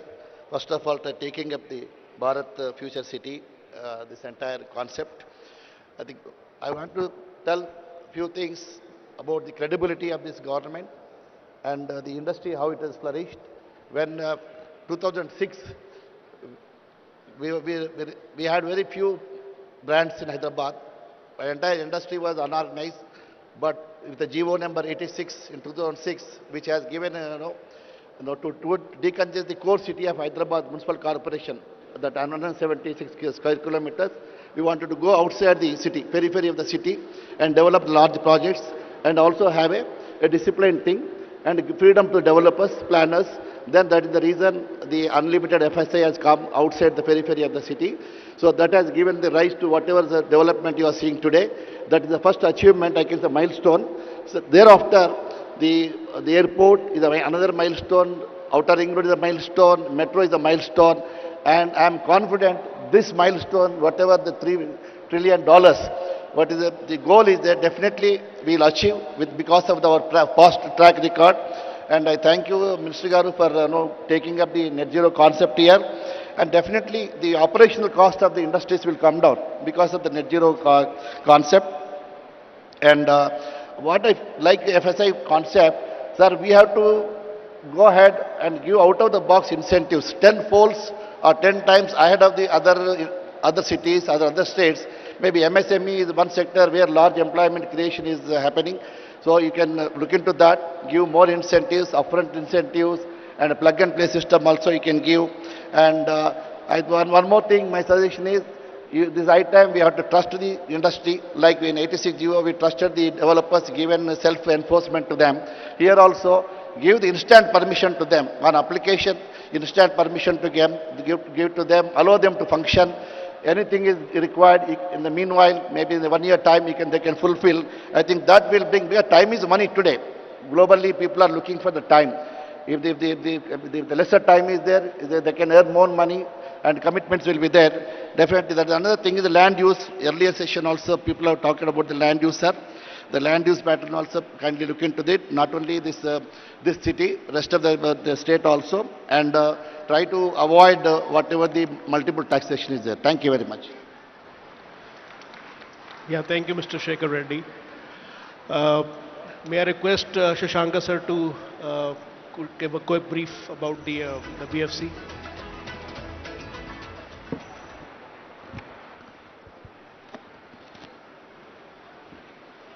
Good afternoon, everyone.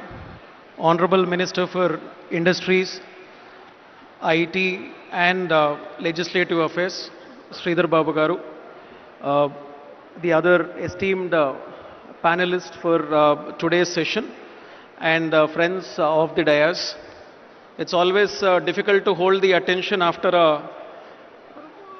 a good meal. I hope we are able to hold your attention, and thank you for being with us today. And I take this opportunity to welcome you all again formally to the project called Bharat Future City, where we are conducting this particular session today. And just to give you the context, since Bharat Future City has been planned as one of the ambitious projects of this government, the entire venue and this setup, we could come up with this in the last 20 days with all the hard work. So I'm sure you can trust us with the project progress also in the days to come. My esteemed panelists have already mentioned, along with the Minister, sir, many points about this particular project. So without taking much of your time, Future City Development Authority is an extension of the successful model of our state, which is Hyderabad Metropolitan Development Authority, wherein it will concentrate, it will be a fusion of urban transformation on the planning part and also energizing the rapid industrial development through policy making. So this will be spread across around 765 square kilometers, around 1,80,000 acres, wherein the core will be the industrial smart city named by our Honorable Chief Minister, which is Bharat Future City. As it has already been mentioned, Bharat Future City stands on 3 strong pillars: resilient infrastructure, with an attempt for sustainable living, and to have more creative and dynamic economic model. As we see across the world, the cities have been the growth engines. This state already had the benefit of 3 cities. Now we are trying our best to come up with another growth pole with all these ingredients as a 4th city, the future city. I request all of you to stay tuned and continue this panel discussion. Thank you.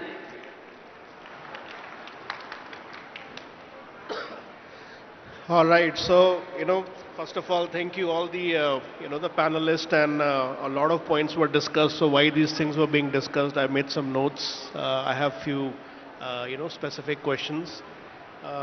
Maybe we'll start with Minister, sir, if I may.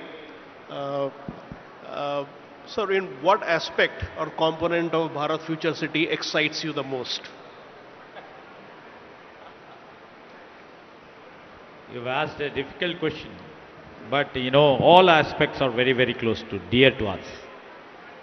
Absolutely, you know, I may be a little partial when it comes to my own ministry as an IT and industry, but all aspects are very, very dear and close to our government and our Chief Minister. So all aspects, well, I was told about each district, you know, all these districts which we are, you know, trying to see that they become the best asset of the state as well as to the nation. And it shall be the first of a kind for the global arena. So very difficult question. Yeah. Sure, Mr. No, I think it's a great answer because that's what all of us were expecting. Because in cities, it's almost like, you know, having your own child, you know, children. So every aspect of a city is close to you, whether it's a new development, roads, infrastructure, or parks, open spaces, or so and so forth. Shashanka sir, a quick one. You know, mentioned about FCDA. You know, if I may ask, you know, how do you foresee, you know, FCDA which can strategically unlock, you know, the development potential for Bharat Future City? So, FCDA, Future City Development Authority, as I mentioned, is the planning. It provides that planning framework, like how a city should be, or the, you know, the probably what we lack in our cities largely is the planning aspect, which we want to plug in here and make sure with a proper sustainable master plan. And Shekhar Reddy Garu was mentioning about land use, and others were also mentioning about the funding pattern. For all this to happen, a lot of policy tweaking is required, which we want to bring in, make it more business friendly, and also come up with a city which caters to every section of the society. Our Minister sir was mentioning about residential complexes for the working class. Right. So all kinds of aspects we want to attend to. So FCDA is a platform, is an enabler which provides the direction for the 765 square kilometers, so which we miss out in our existing cities and towns. Right. So we wanted to push this greenfield idea through FCDA. Thank you. Yeah, see, isn't that fascinating, you know, although we are talking about Bharat Future City, around 14,000 acres, but here the vision is around 8,000 square kilometers. So just imagine, you know, the steps that the state government and specifically FCDA is taking in this aspect. 800. 800 square kilometers, yeah. All right, so there's few more. I know we talked about, you know, the market aspect, sustainability, institutional framework, real estate. But maybe I'll just pose one question, and from your perspective, you know, start with Sudeep, then Shekhar, then Sanjay, then Sandeep. You know, what role the private sector can play in this journey of making, you know, Bharat Future City achieve its, you know, the long-term objectives? So, starting with Sudeep, you.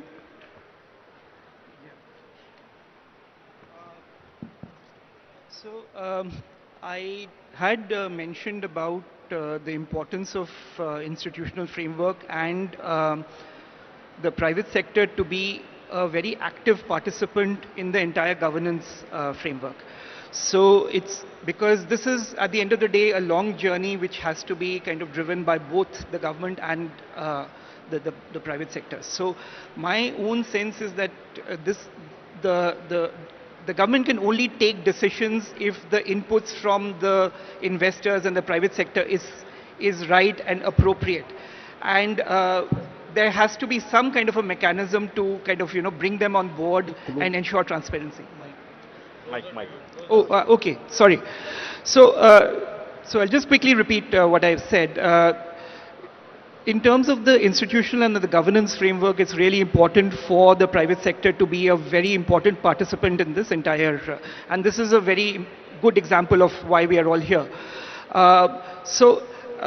Until the investors and the private sector gives its proper and honest input, whether it's in terms of demand, in terms of willingness to pay, what kind of infrastructure they need, what type of phasing is required, the project cannot kind of, you know, achieve its end objective. So I would really look for a platform where, which gives an open platform for the private sector to actually give its inputs transparently. So that would be my take on this. Thank you.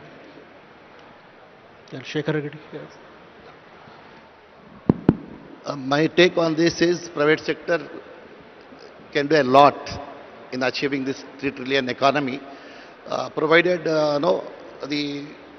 I've been saying for the last 2 decades under PPP model, that is only the futuristic, wherein if the state can take all the statutory approvals upfront and declare to the investors globally that if you are a bidder, can start your project next week onwards.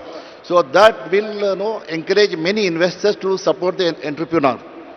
So that is most important, sir, because the time is essence today.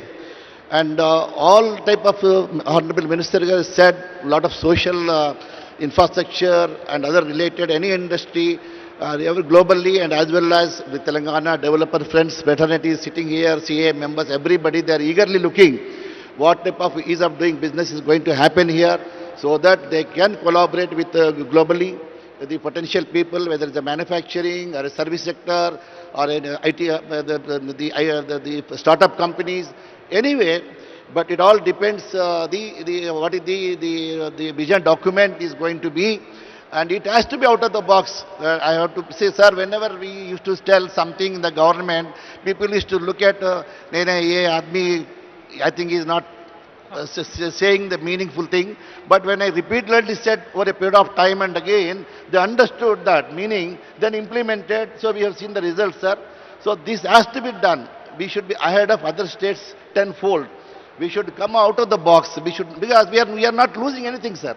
See, land is there, person is there. If some mistakes are there, anybody can correct it. So that is the reason I'm requesting once again, trust the industry. Leave it to them, because they are bringing the funds. So enjoy the fruits, sir, because you need a lot of employment and downstream GST. That is what my wish, sir.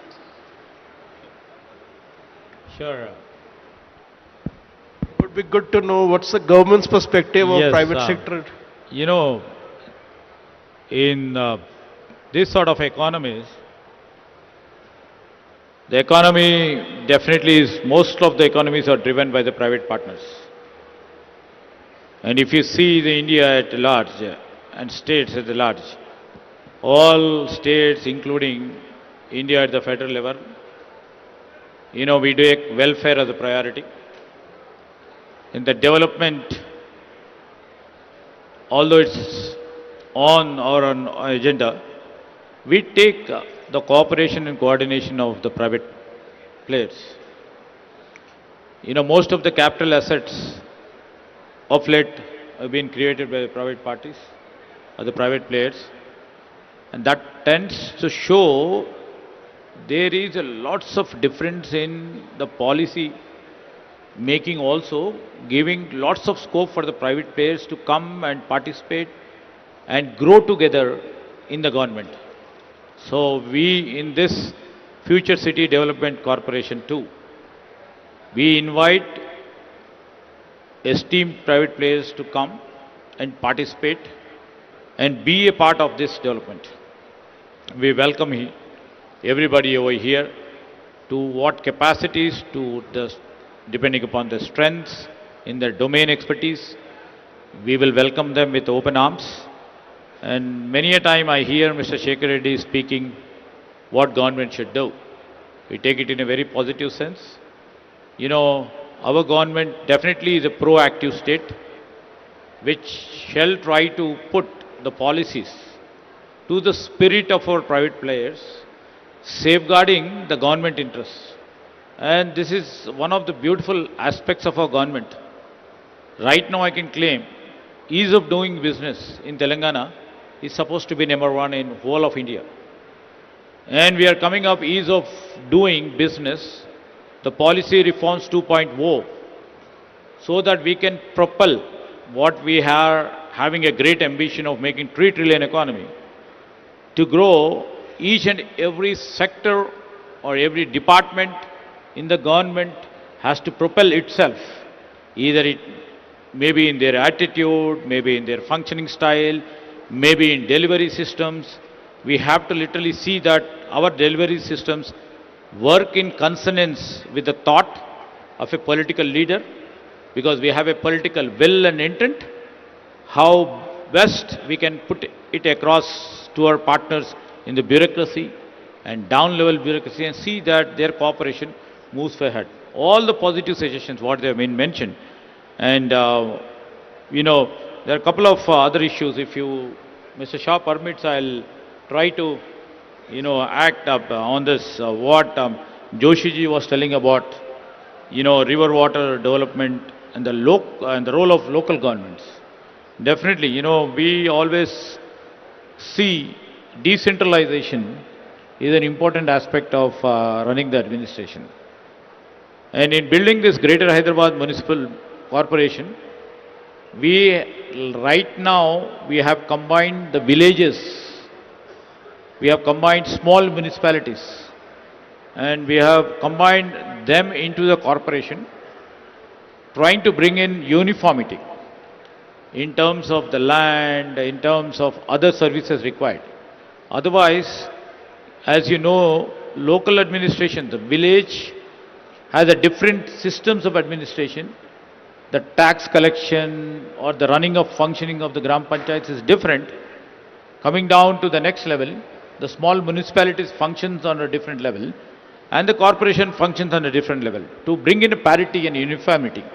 So we have assimilated Gram Panchayats, many Gram Panchayats, small municipalities into corporation, and we will now try to put into picture this Greater Hyderabad Municipal Corporations will be divided into 3 or 4 zones where the uniformity will be spread. We really respect whatever you have said, that the local self-government's involvement will be there all the time, so that we bring the delivery systems into action in a very smart and very faster way. So definitely I would agree for that. And in fact, I have to thank Mr. Sandeep ji for, looking at this beautiful arena and what is the vision of our government. He himself thought of becoming a brand ambassador for this, and thanks for that.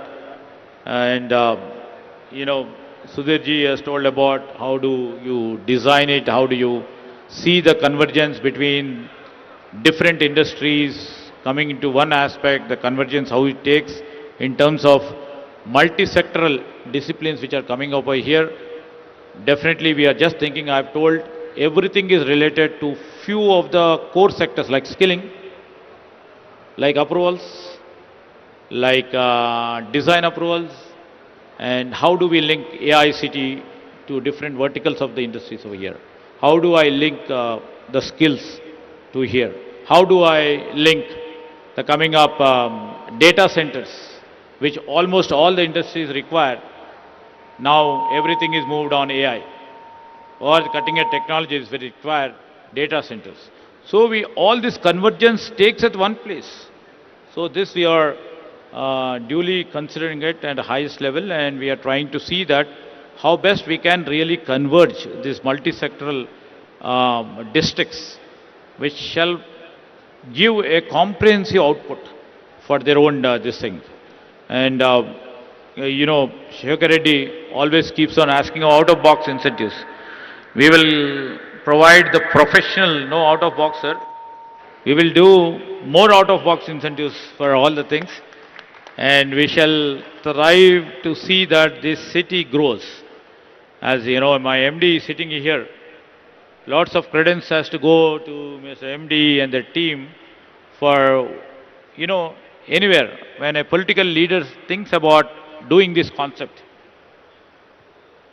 And it's the political thought, what we thought of doing it. When we have put this, the implementation is done by our bureaucracy. And execution is done at a faster level. In 3 weeks' time, a smaller version of the city has been built. So already our work is on this Future City Development Corporation. Earlier to this, we had Skills University, which is almost on the verge of finishing. And we have Amazon data centers, which we are extending to 400 acres now. That becomes the data centers park. And we are coming up with other, Hyderabad Cricket Association ground over here, which shall be the biggest ever cricket ground over here. In few months from now, we'll be doing the groundbreaking. So process is on. How well you take it is our, destiny, and how JLL takes or other big consultants who are here. We would wish to take them at the same length and same favor and move from here. Thank you, Mr. Shah. So, to Vishal, to your question of what is the role of private sector, I can say the government is an enabler. Government is a facilitator. The main role is the private sector. I'll give you a beautiful example. What was the fate of sports as an industry, sports as a career, say, before IPL, right? So, the IPL, while it comes under the purview of Government India, BCCI is an autonomous in India. Now, IPL has completely changed the way sports is seen, perceived as a career. And because of IPL, whether it is volleyball league, the baseball league, or the Kabaddi league. By the way, Kabaddi is the second largest league in India after cricket. The millions of people. What I'm trying to say is that this is all because of private participation, all because of private efforts. And if you want to succeed for this Bharat Future City, government is an enabler, is a facilitator. It has to be different private companies who are going to come and spend their money and get it successful. Absolutely, it's private companies who are going to do it. Yeah, I think this type of a this type of a large development is impossible without having private investment. This plays very significant role, and primarily, apart from infrastructure investment, private sector can bring in a lot of digital governance in terms of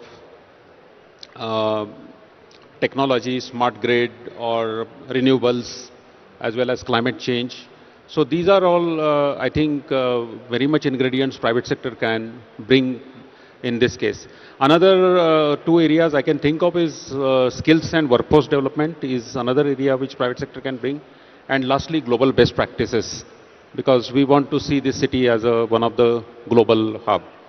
And I think just on a question on the government side, I think mostly focus on institutional and governance aspect where stable policy environment and clear sort of standardized type of contracts, clear dispute resolution mechanisms, and transparent procurement process. These are some of the elements where private sector finds comfort.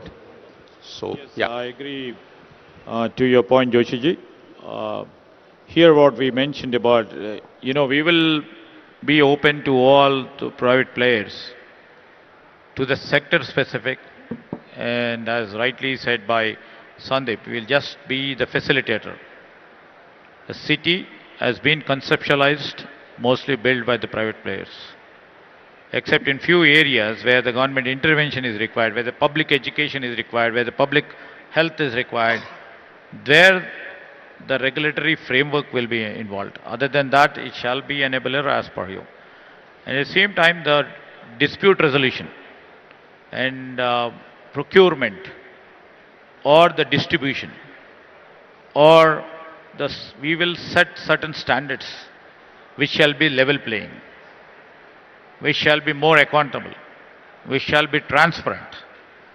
And these are areas where we are keen about because we are working in a democratic polity where we will be accountable and has to be transparent. This is the thing what we will take into consideration. And any other suggestions from your side, because ultimately this city which we are trying to put up should be a city devoid of any issues or the legal disputes or any sort of a trouble for our investor over here. That will take due diligent care while delivering the systems for them. All right, I think we are running, we are anyways crossed, the time limit which we had, and there's a lot of other points to discuss. But just to conclude before the vote of thanks that, cities don't get built overnight. We all know that. You saw, where, when the minister sir was initially mentioning about the aspiration of building something so large, that too, in a single phase, might sound a bit challenging, but, the government accepts that challenge. So that's number one point. Number two, the work that FCDA is doing, integrating Bharat Future City with the larger 800 square kilometer area. So, that's another sort of very aspirational, visionary, but, looking at things because from a very large scale planning perspective to a very focused area, which is the Bharat Future City. From an economic standpoint, I think this is very well known fact. Don't put or don't, focus on a single sort of a sector. So diversification in economic sector is another big takeaway. But at the same time, diversification even in housing for all income levels, that's another big takeaway. And then all of these point towards, one simple thing that at BFC, what's been is being achieved it to create something which makes people's lives better than the day-to-day challenges which we face in multiple cities around India. But BFC is trying to achieve something, which enhances quality of life, ease of doing business, but all of these actually is doing something better for the people. So having said that, I think with that we'll conclude the session. Well, thank you so much for all your thoughts. I wish we had another hour because there's a lot more to discuss. This is not a subject that can be covered in 1 hour. It's a very fascinating area, but this is what we had the time. So I think, thank you so much for all your input.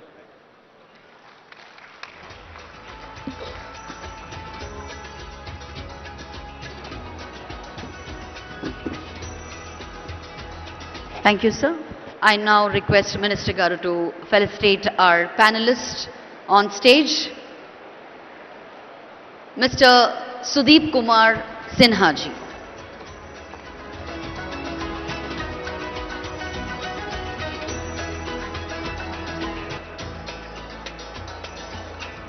Mr. C. Shekhar Reddy.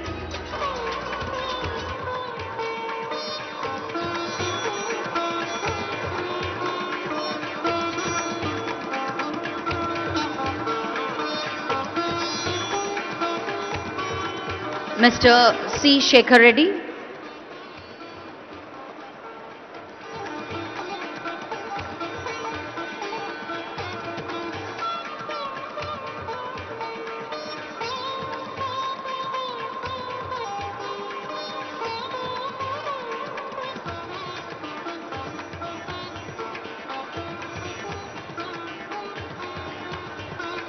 Mr. Sanjay Joshi.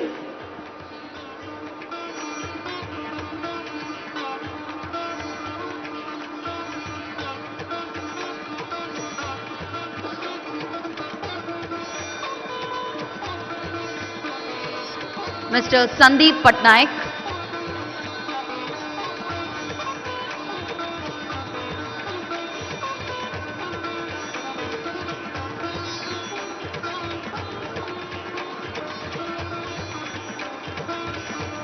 And the moderator for this session, Mr. Vishal Kundra.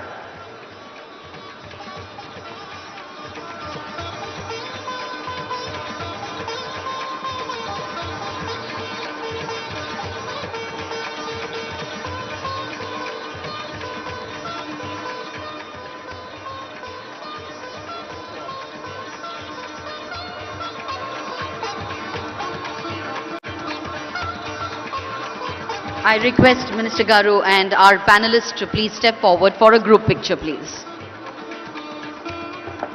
So that was indeed an insightful conversation about Bharat Future City, which stands just more than a project. It definitely represents the scale of Telangana's ambition and its confidence in shaping the next chapter of the India's growth history.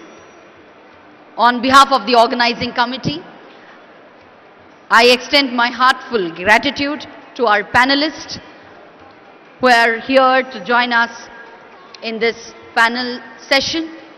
That was our third panel session of the day, day 2 of the Telangana Rising Global Summit 2025. Thank you once again, sir. Thank you one and all for joining us on stage. As we move on to the next session, a very interesting session, I'm sure, definitely for people from Telangana, because we have our directors, producers, actors, not only from Tollywood but also from Bollywood, to have a very insightful conversation about Cinema Rising 2047. As India moves towards 2047, the centenary of its independence, Indian cinema is entering into its most transformative era ever. Cinema Rising 2047 represents a future where creativity, technology, culture, global collaboration come together to shape a bold, new identity for Indian storytelling. 2047 cinema will no longer be limited to screens. It's going to be much more than that. And to talk and to have a meaningful discussion, we have panel, I just can't tell them panel, we have heroes, we have heroines from Bollywood and Tollywood. Mari andaru nalage edaru chustunnara? Entamandi edaru chustunnaru? Okkasari gattiga vinocha? Are you all looking forward for this? Okay Telugu समझ में नहीं आ रहा है किसी को? Okay चलो, आज हमारे यहाँ पर इस पैनल डिस्कशन में शामिल होने वाले हैं हमारे बॉलीवुड के कुछ ऐसे कलाकार और टॉलीवुड के कुछ ऐसे कलाकार और प्रोड्यूसर्स, डायरेक्टर्स जिनको हमने देखा है, उनको आपने उनके मूवीज में एक्टिंग करते हुए देखा है, as a director, as a producer भी देखा है, और आज वो हमारे सामने इस पैनल डिस्कशन में शामिल होने वाले हैं. I am looking forward to having a great evening. Please sit back, relax, enjoy the conversation, and we'll see you in a while.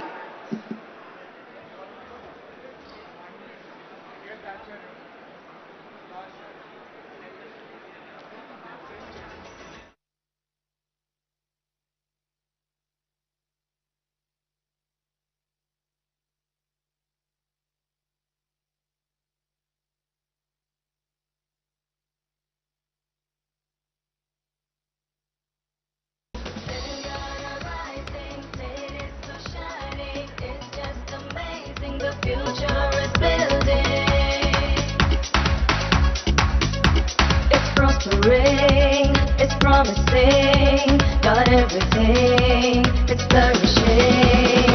Telangana rising, it's so shining, it's just amazing, the future is building.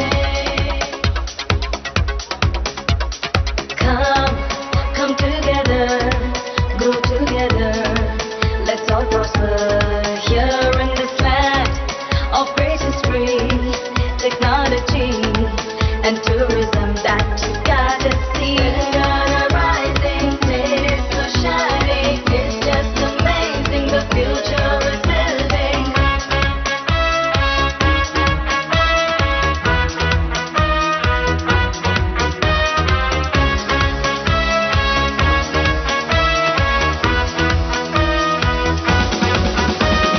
See the unity, diversity in the city. Here we welcome the world where dreams unfold. Let's all uphold every life and soul. Telangana rising, it's so shining, it's just amazing, the future is building.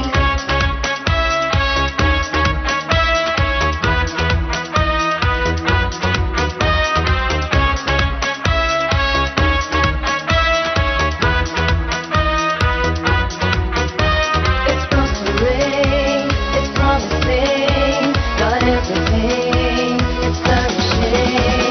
Telangana rising, it's so shining, it's just amazing, the future is building. Telangana rising, it's so shining, Telangana rising, it's so shining, Telangana rising, rising, rising, rising, rising.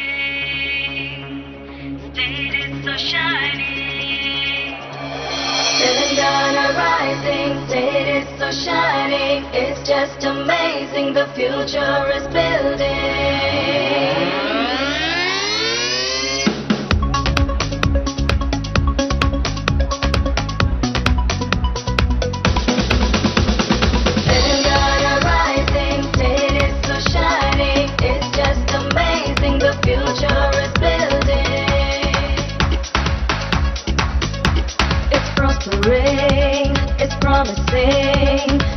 everything, it's flourishing. Telangana rising, it is so shining, it's just amazing, the future is building. Come together, grow together, let's all prosper here in this land of great history, technology, and tourism that you gotta see. Telangana rising, it is so shining, it's just amazing, the future is building.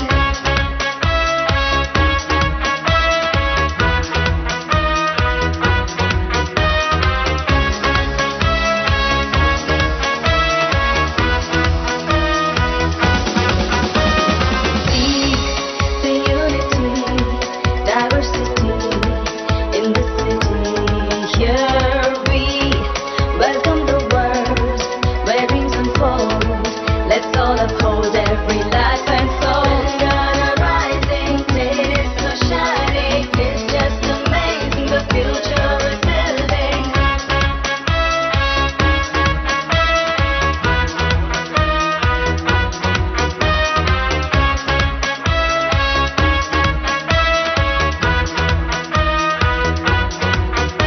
It's prospering, it's promising, got everything, it's flourishing. Telangana rising, it is so shining, it's just amazing, the future is building. Telangana rising, it is so shining, Telangana rising, it is so shining, Telangana rising, rising, rising, rising, rising. It is so shining. Telangana rising, it is so shining, it's just amazing, the future is building.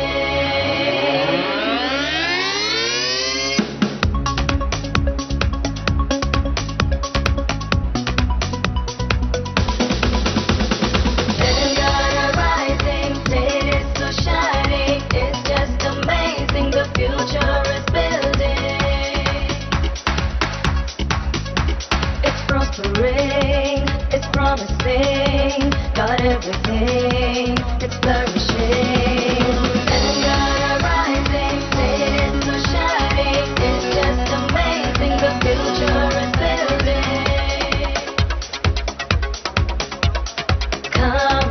Come together, grow together, let's all prosper here in this land of great history, technology, and tourism that you gotta see.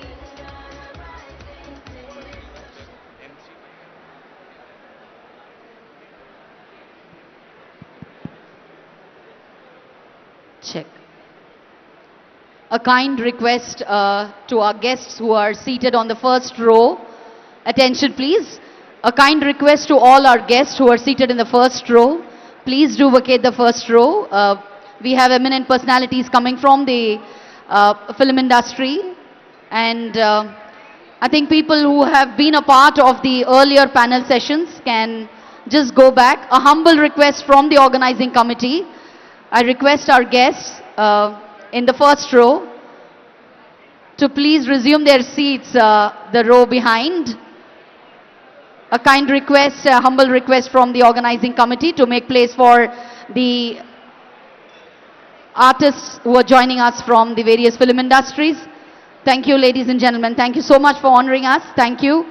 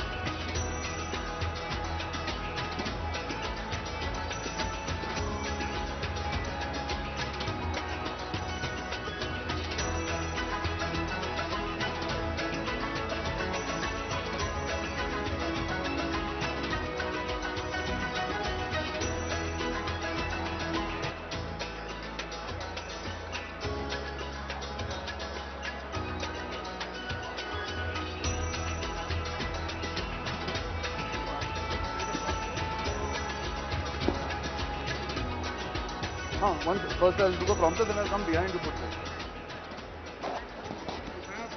That and that. Okay. You want to take this? No, I'll. On करेंगे तो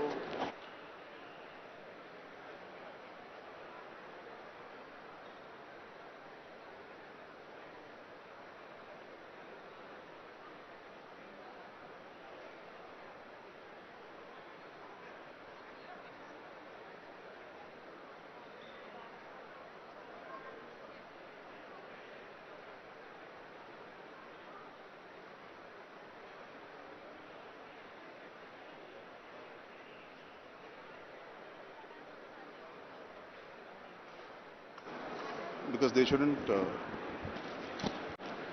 we can talk. Good evening, everyone. It's a privilege and honor to be at the Telangana Rising Global Summit.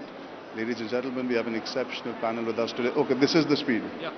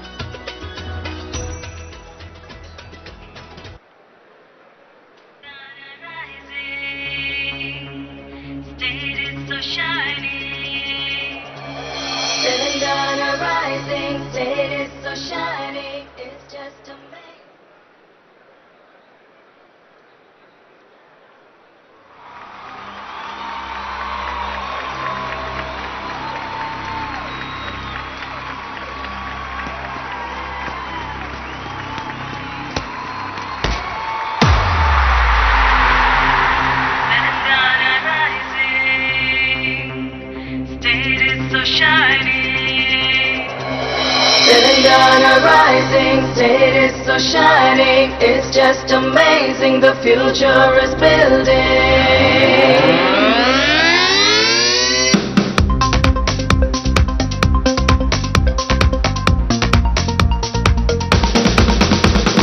Telangana rising, state is so shining, it's just amazing, the future is building. It's prospering, it's promising, got everything, it's flourishing. Telangana rising, state is so shining, it's just amazing, the future is building.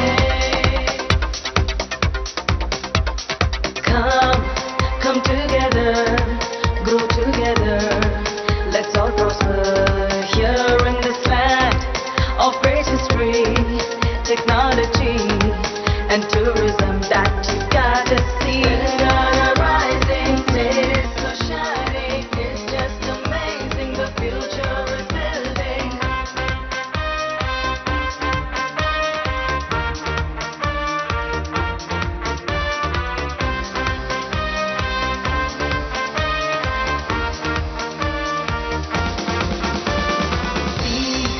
The unity, diversity in the city.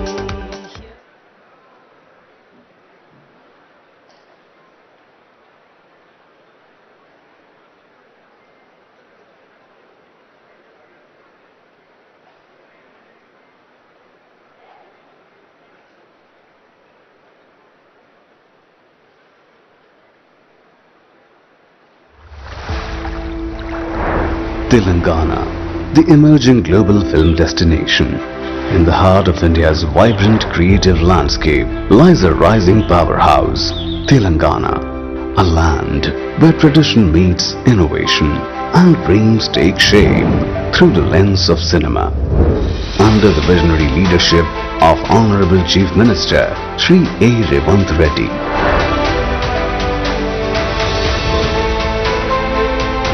Telangana is fast emerging as a global hub for media and entertainment. From world-class film studios to dynamic production ecosystems, the future of cinema is being written here. The Telangana Film Development Corporation proudly unveils a specialized single-window online portal, a revolutionary step towards fast, transparent and hassle-free shooting permissions to make filmmaking seamless. At the heart of it all is Hyderabad, India's media capital, home to legendary studios like Ramoji Film City, Annapurna Studios, cutting-edge VFX hubs, sound stages and post-production houses. Hyderabad blends cinematic legacy with next-gen storytelling technology. Hyderabad has already set the stage for global cinema. From Indian epics like Bahubali, RRR, Pushpa, KGF to international productions such as Life of Pi, Ghost Rider, The Man Who Knew Infinity and The White Tiger. World-class stories have found a home right here. Leading VFX studios based in Hyderabad have delivered high-end visual effects for global titles including Shogun FX, Deadpool and Wolverine, Fantastic Four and One Piece. From fantasy realms to historical epics, Telangana's creative talent is shaping cinematic experiences around the world. Beyond the studios, Telangana offers a filmmaker's paradise. The majestic Golconda Fort, the timeless charm of Ramappa Temple, Charminar's historic grandeur, the serene Laknavaram Lake, and the futuristic skyline of Hyderabad. A visual treasure trove awaits. Come, create, and be a part of the cinematic revolution. Telangana welcomes filmmakers from across the globe with open arms, visionary policies, and unmatched potential. Telangana, where stories come alive.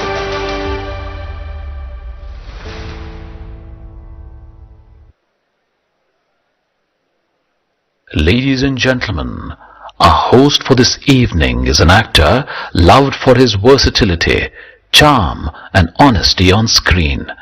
From Ishaq Zadeh and Two States to Sandeep or Pinky Farrar, he continues to push himself with every role and remains a passionate voice for the Indian film industry. Please welcome the ever charismatic Arjun Kapoor.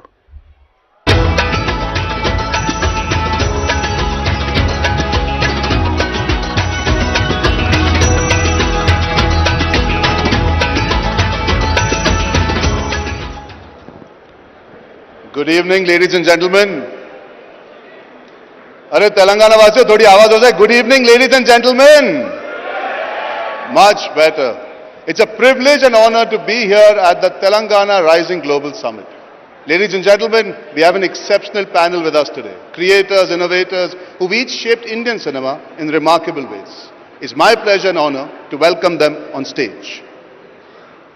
First, we begin with a visionary producer whose impact on the Telugu and Indian film industry spans decades. At the helm of Geeta Arts, he has delivered landmark blockbusters across eras with numerous industry-defining hits. He has championed storytellers, built stars, and expanded Telugu cinema's reach across India and the world.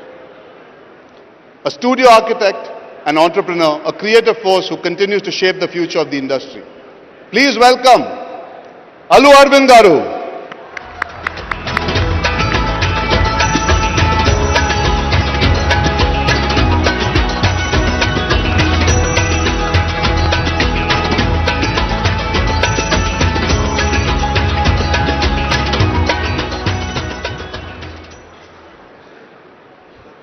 Our next guest, a stalwart of Telugu cinema and one of India's most respected studio heads. Under his leadership, Suresh Productions has produced over 250 films, nurtured generations of talent, and built an ecosystem that has strengthened Telugu cinema's global footprint. From supporting new filmmakers to modernizing production infrastructure, he has played a transformative role in shaping the industry. A true institution in himself. Ladies and gentlemen, please welcome Daggubati Suresh Babu Garu.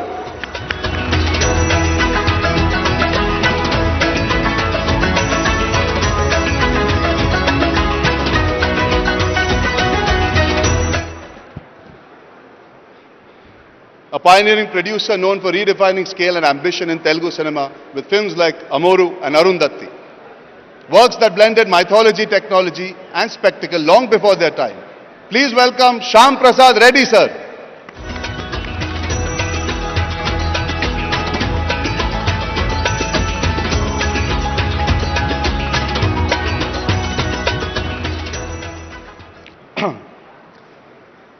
Next up is the celebrated filmmaker whose stories have become part of India's cultural fabric.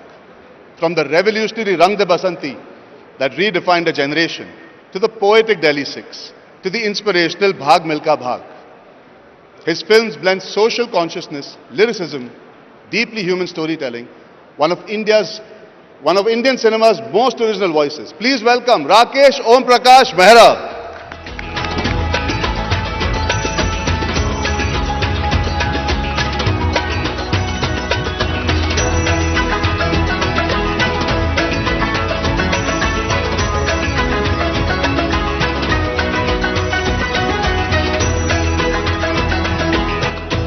A creative force who has reimagined contemporary Indian storytelling with unmatched finesse.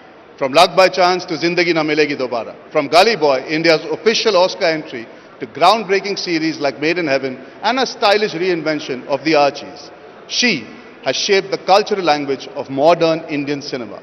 Please welcome the incomparable Zoya Akhtar.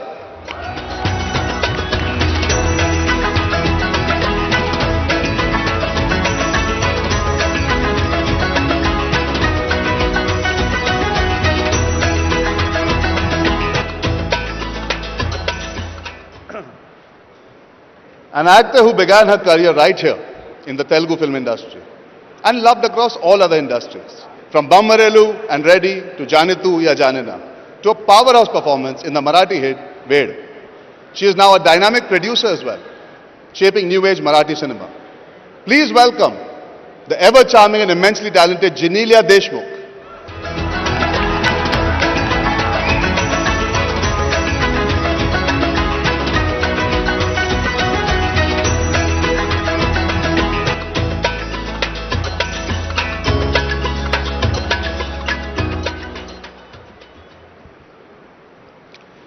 An actor who has seamlessly moved across comedy, drama and intense roles in films like Masti, Houseful, Lay Bhari and Ek Villain. A forward-thinking producer, now also a director. His directorial debut with Ved became one of India's highest-grossing Marathi films. A truly multi-talented personality, actor, producer, director and a creative energizer. Ladies and gentlemen, please give it up for Ritesh Deshmukh.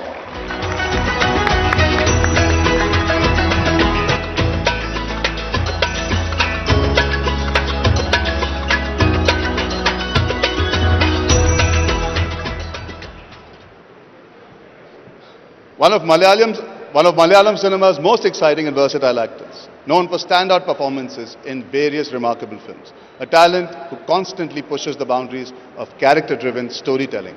Please welcome Asif Ali.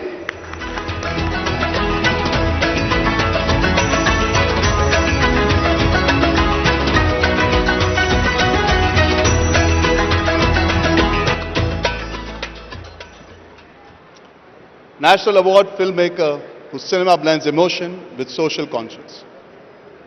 From Anuranan to the deeply impactful Pink, a storyteller of nuance and humanity. Please welcome Aniruddha Roy Chaudhary.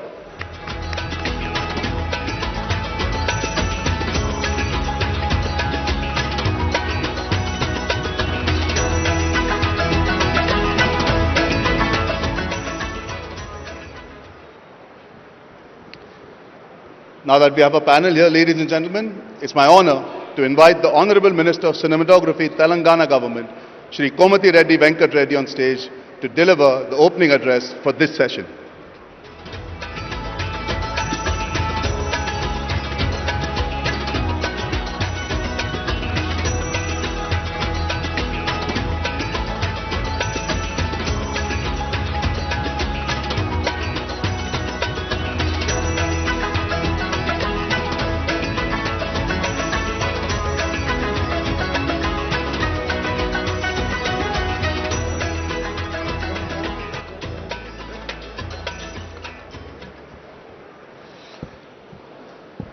అందరికీ నమస్కారం.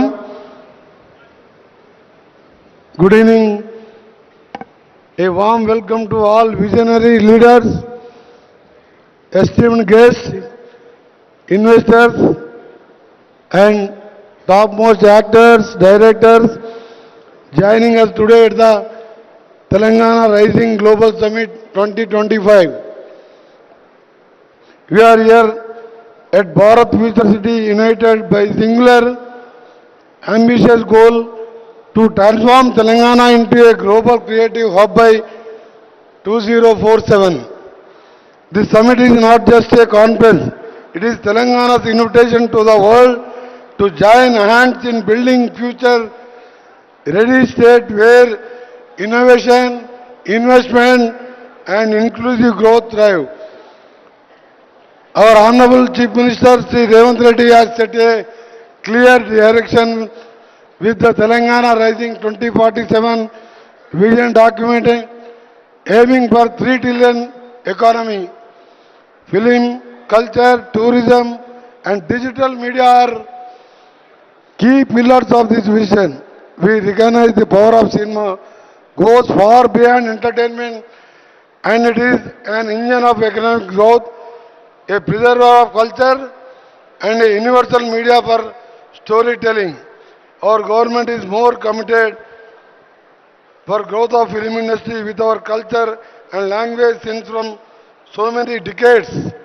Earlier Hyderabad was known for Hindi film releases and the Revenue Minister of Andhra Pradesh, K.V. Rangareddy, asked the Telugu filmmakers to shift Hyderabad from Madras. Is a place where Sri Saradi Studios established in 1956, built by Yarlagada Shivaram Prasad, and the first film shot in studio was Ma Inti Mahalakshmi in 1956. Sri N.T. Ramarao, Sri Akkineni Nageshwarao, the legends of Indian Telugu cinema came forward to establish Ramakrishna Studio and Annapurna Studio in 1976 with the initiation of Congress government. Jalagam Venkalrao Garu and then Chief Minister of Andhra Pradesh. Thereafter in 1984, Padmalaya Studio by Superstar Krishna. 1989, Ramanayadu Studio were established by late Sri Great Ramanayadu Garu. The Bollywood superstar and king of virtuality Ajay Devgan came forward to establish a world-class studio in Hyderabad near future, and which shows the commitment of our government of actively promoting Hyderabad as a national filmmaking capital, supporting studio developments and aiming to attract more productions. Lastly, we will explore the critical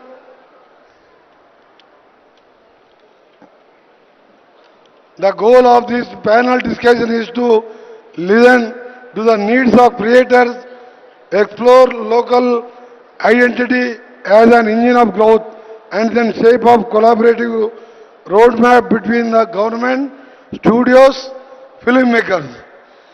Our panelists today, including legendary Rakesh Om Prakash Mehra, insightful Joa Akhtar, and local giants like Allu Arvind, Suresh Babu Garu, Shyam Prasad Reddy Garu, represented the best film of Indian film industry, and we will explore critical areas that will define our future, including Telangana is opening its doors to your ideas, your technology, and your partnership revolutionary. We are ready to make investment necessary to foster world-class creative ecosystem. Let us define the actionable pathways for skills, inclusion, rural development, and technology adoption that will make Cinema Rising 2047 a reality. Thank you, and I look forward to a dynamic discussion, and especially welcoming my favorite heroine Janelia Deshmukh and Ritesh Deshmukh, who is a very familiar in Telugu films. When I am the first time elected, I am in Lok Sabha, I am in Assembly for 30 years continuously, but I never miss the Janelia picture. Is a national actor, national heroine. Thank you for coming to this Hyderabad. I am very happy. I am roads and building, national highways, civil aviation and cinematography minister. I never expected to receive Janelia. Thank you, my sister. Thank you, one and all. Thank you for coming to this global session. Thank you very much. Andarki namaskaram. Jai Hind. Thank you so much, Honorable Minister, sir. Can we request everybody to come forward to take a picture? And also, I would like to invite on stage Mr. Andre Timmins, the head of Wishcraft, to join us for this photo op.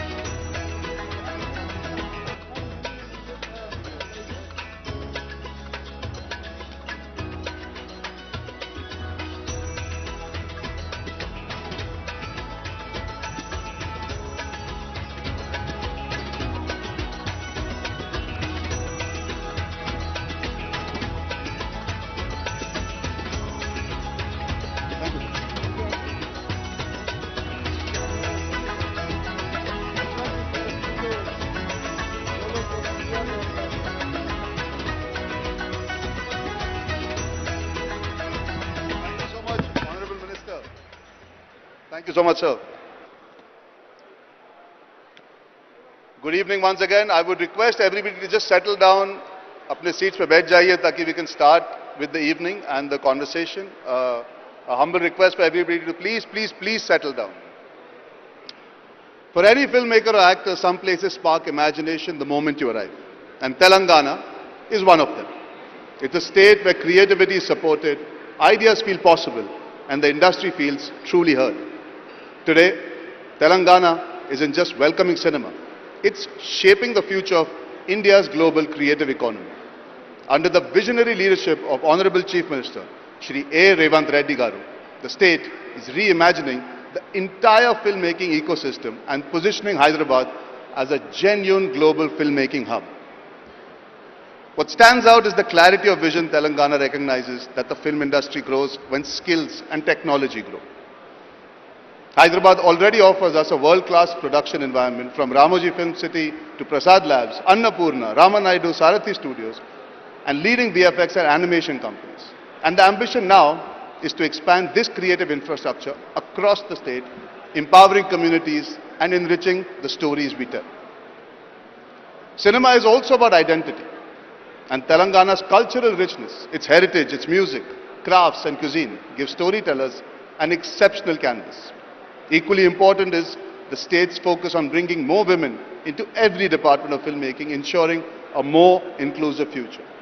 And above all, filmmaking thrives on ease. Telangana's single window permissions, clear zoning and digital processes reflect a sincere commitment to making production smooth and filmmaker friendly. Today's conversation is about how Telangana can build the talent, technology and cultural ecosystem the industry needs, and how cinema in return can amplify the state's identity, economy and global presence. So let's begin on that note.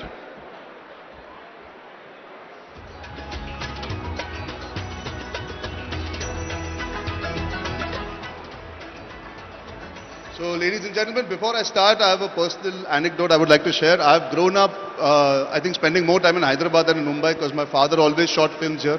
I think I've stayed in Banjara, Taj Banjara more often than I stayed at my own house. My father has remade a lot of films. My father has come here and shot, I think, predominantly before anybody else also did, from the Hindi film industry. And I feel really proud and happy to be here sitting with Suresh Babu Garu, who I have seen when I was a child. For me, Rana is my friend, and I feel very, very proud that I can be here today for bringing our industries together. Sir, I'll start with you, Suresh Babu Garu. You were telling us backstage, which is something that we all learnt and understood.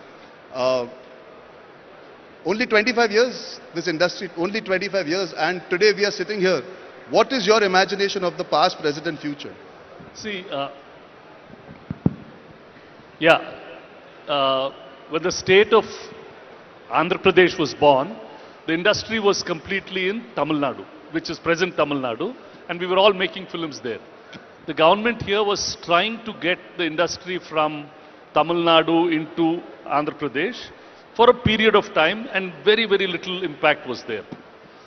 About 25-30 years ago, they just made one tax differential. One chief minister, and they came and said that if you make a film here, the taxes will be lower than what it is elsewhere. And immediately they came in. Another chief minister came, and then he gave land, about 65 acres, for the workers to build a facility. On that day, unfortunately, there was a small problem. Both the Chennai workers and the Hyderabad workers fought.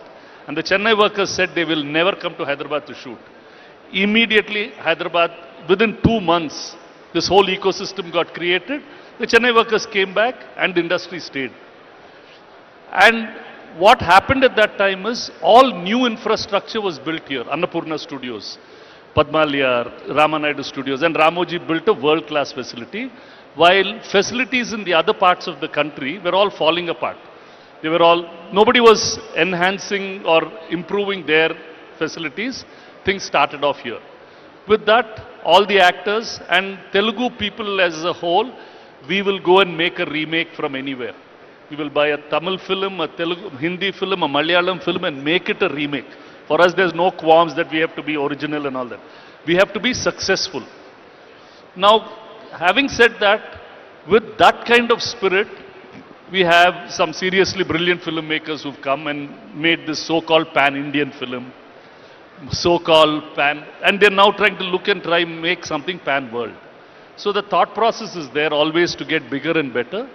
So how can we now, both as Hyderabad, because it's a very flexible and easy ecosystem, how can we as all filmmakers try and see that we have at least one place in India which becomes the global hub within our country? If all of us can talk on that, what can we do when South Korea can do it for Korea?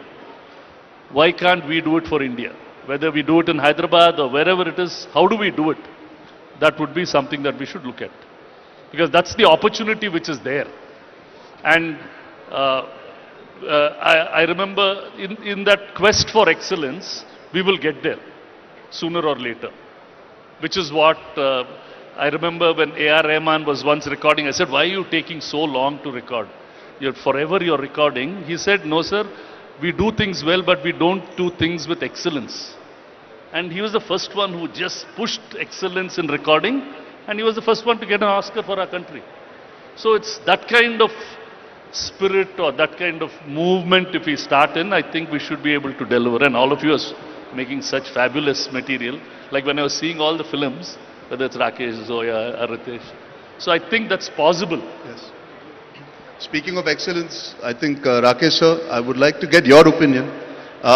We are sitting here today at the cusp of so many possibilities. But it all starts with what we were speaking backstage about. How do we inculcate this culture? How do we inculcate a creative environment? How do we actually bring about people to start believing that we can prosper by forgetting borders, forgetting language, and actually create? And how a state is thinking that way by saying we do not want to think about creating divide, but actually bringing people together. We are all sitting here today. What do you feel is the first starting point from a creative point of view before we go into the technicalities of what the government can enhance? I think there has to be a creative emotion and energy that comes in for us to actually start believing and working towards it for a plan. Yeah, it's not a very simple question to answer. It's quite complex, and there's no one answer to it. So I would say what happens in the nation reflects the mood of the nation. What's happening in Telangana today is reflecting the mood of the state.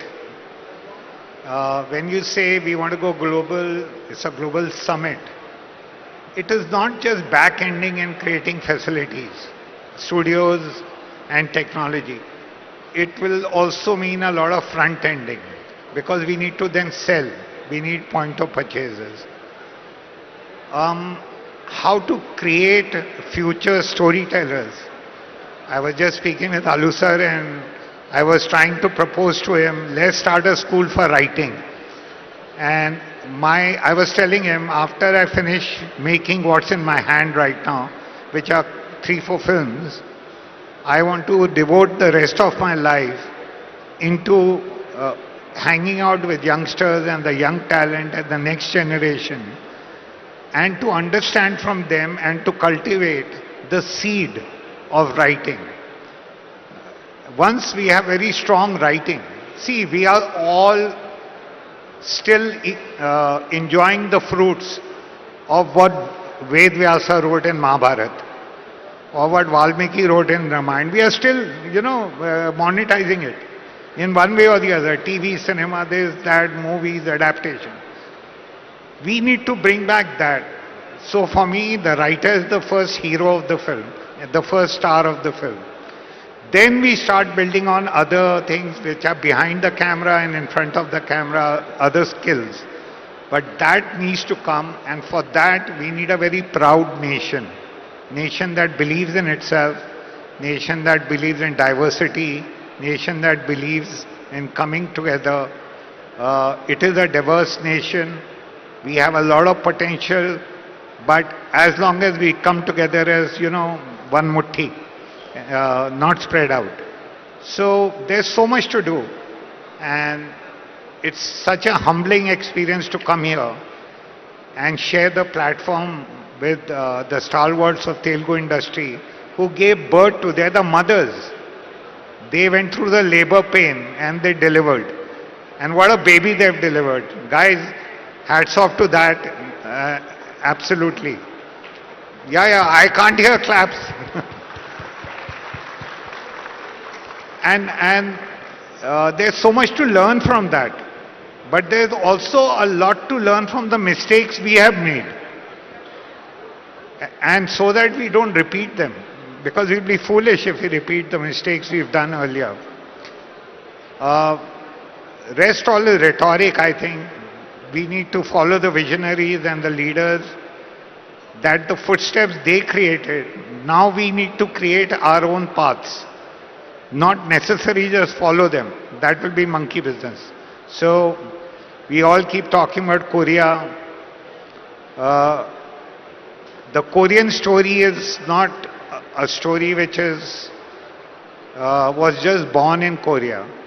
Korea exported its culture slowly and surely and gradually. And once the seed was spread all over the world, they started watering it, they started giving it the right sunlight, the right proteins, vitamins. And one day, boom, it exploded. It didn't happen in that just one moment. It took them number of years. So let's start doing that. It's a lot of hard work. So speaking of stories and speaking of writing, I think we can all say Malayalam cinema right now is leading the way. We have Asif here. Asif, I want to ask you, Telangana is supporting filmmaking for years. Now the government wants to make sure that it's a one-stop shop for all the technicalities of making sure films are made well. But how do you imagine being able to come in and tell a story which is based in your homeland? Come here, tell the same story, and today we have the audiences willing in the entire country to enjoy it. What is your expectation or your excitement to see this kind of cross-cultural amalgamation and pollination of energies that is happening? Hello, namaskaram. Arjun, for us, especially the Malayalam film industry, Hyderabad and Telugu industry is like our backup plan. Our everyday shooting essentials like, you say, the most advanced camera to the most newest lens to be the rig, everything, we depend Hyderabad and Telugu industry. So we are literally counting on this industry.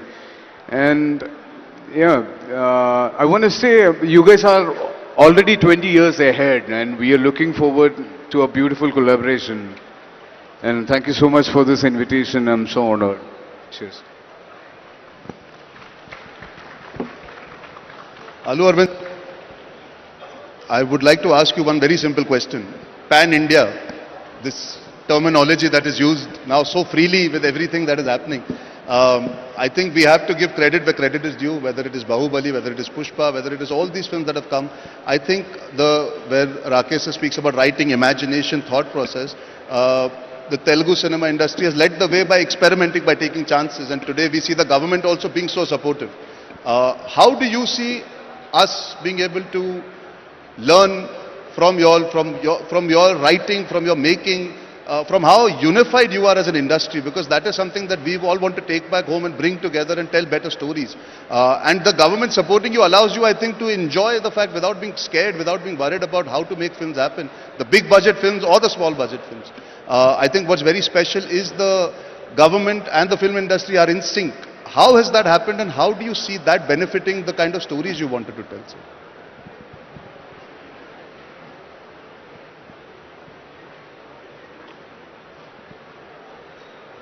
Can you really hear it? I mean, whatever he speaks in this feedback speakers, we could listen only 50% of it. Are you really listening to what we say? Thank you. At least you are in a better place. Because his question, I am struggling to understand and reply.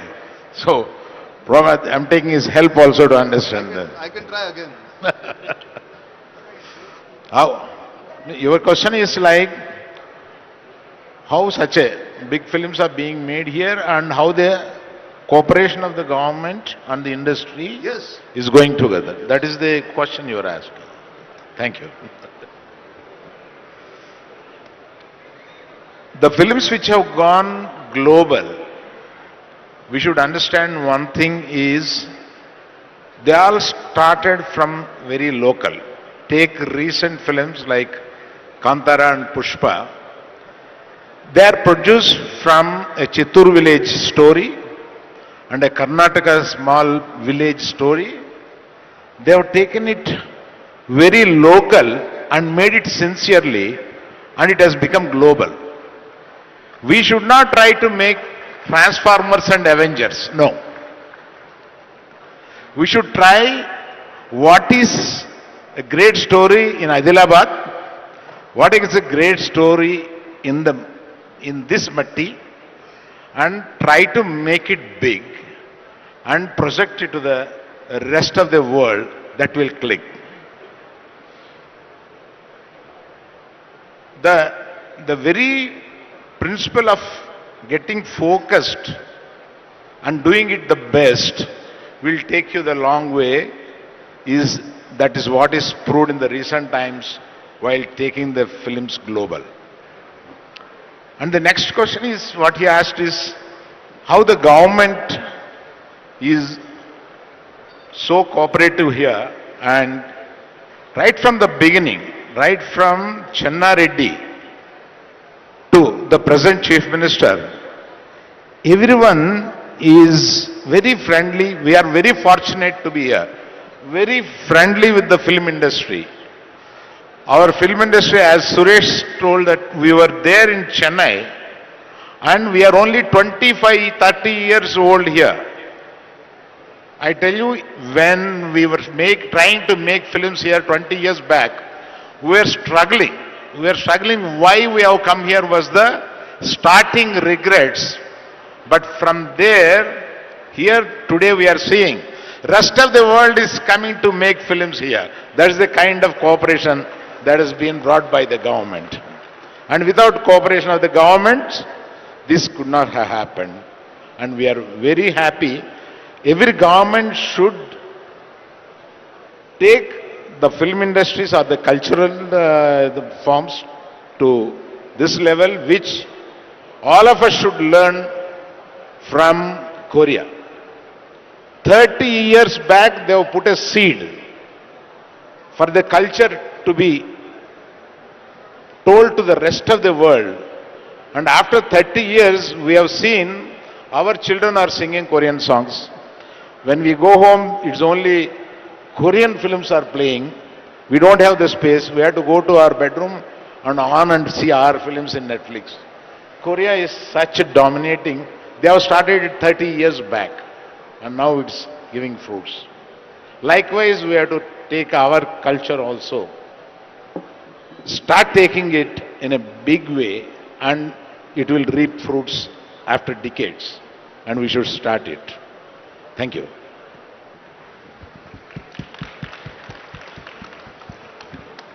Shyam sir, continuing from where Allu Arvind Garu was saying, you were talking about taking cinema global, but we have to be local to go global is what everybody says. Would you like to add to what sir was saying? Yep. I believe that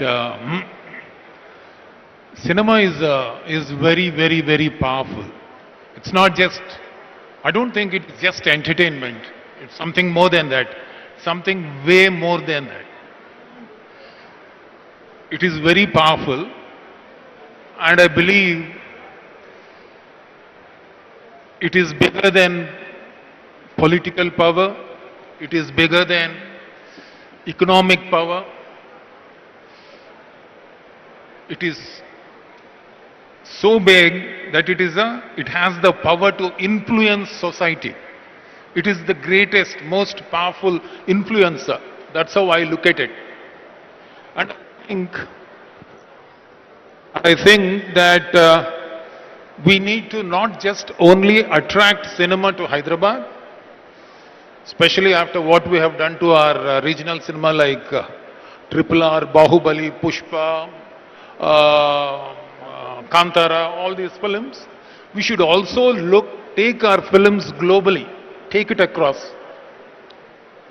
In that context, I would like to talk about, I would like to give an example for better understanding. There is, before 1985, there is a Japanese dish, Japanese cuisine called ramen. It's an original, authentic noodles, which is very popular in Japan.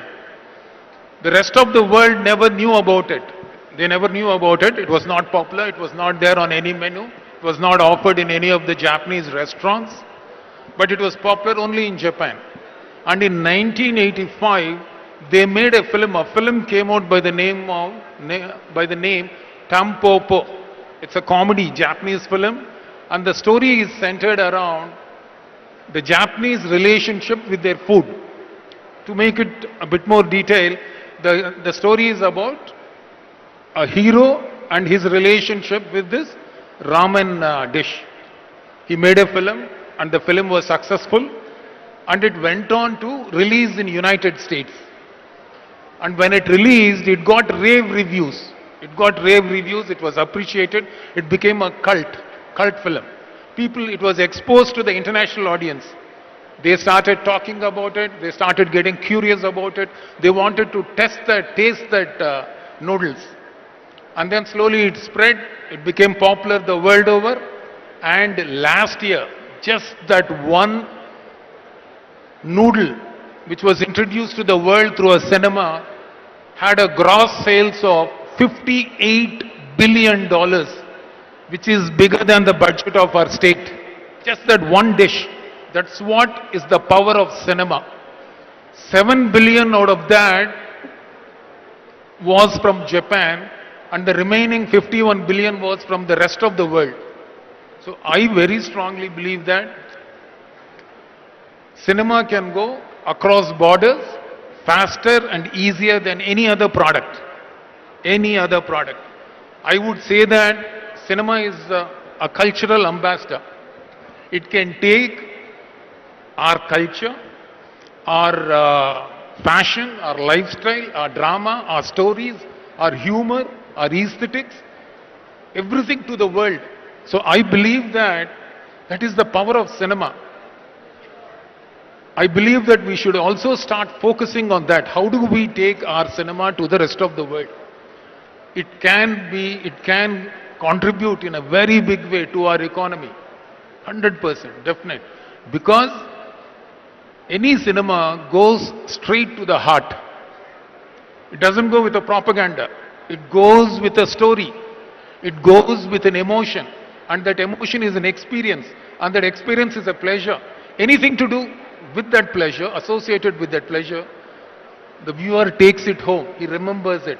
So therefore, I believe that cinema is very powerful. And now that we have started going onto the platform, we have directors like Rajamouli, we have directors like Sukumar, we have directors like Rishabh Shetty. So we should work towards that, take our cinema internationally. But we are not great at packaging, presenting, marketing.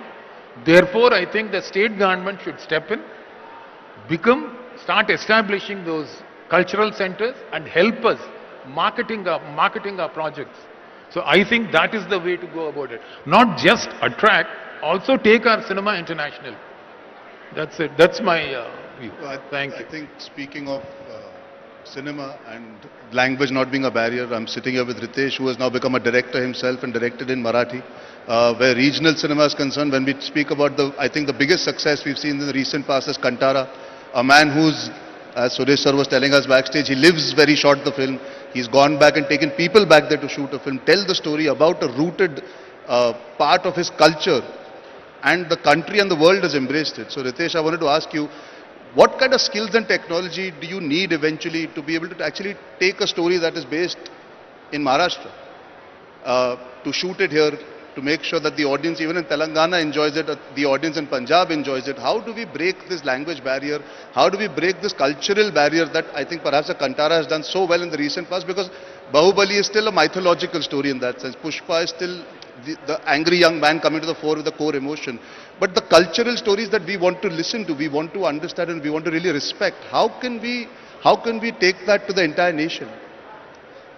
First of all, thank you so much for having me over here. I want to thank Honorable CM Sir, Deputy CM Sir, for organizing this wonderful global summit, and to have great minds here and to feel that I was capable to sit here. First of all, thank you so much. My journey started from Hyderabad. I'm happy to say that I'm a product of Hyderabad. My first film, Tujhe Meri Kasam, where Ginile and me, both of us debuted, was produced by Shri Ramoji Rao. And everything I learned, my first experience about filmmaking, was from here in Hyderabad. I learnt about work ethics. I learnt about how films are made. I learnt about how people are treated. I didn't know anything about filmmaking. But my foundation itself was so good in terms of dealing with people who are so professional, so respectful, and so inclusive. That is one thing that Hyderabad really inculcated in me as a person, and I'm extremely proud to carry it with me for the last 22 years as an actor, a producer, and now as a director. Talking about, I have, Jinil and me, primarily we have produced Marathi films. That's where the language that I'm born in. It's an industry, when you talk about Indian film industry, it started with a Marathi man, Dadasaheb Phalke. And one man's vision in Mumbai, and when we spoke last time that, you know, industry, a lot of people from all over the country came and it became like a pot boiler for filmmaking. It became a hub. It became something much more important, much more like an ambassador to cultures. And it has, like Shyam Babu said, it is practically the biggest influencer that we have world over. And when we talk about cinema, primarily I'll come to what you said about Marathi films being made. Yes, regional films, some industries have struggled and gained success and became big global phenomenon like Telugu, like Tamil. Hindi was already a hugely successful industry, and they are the main drivers.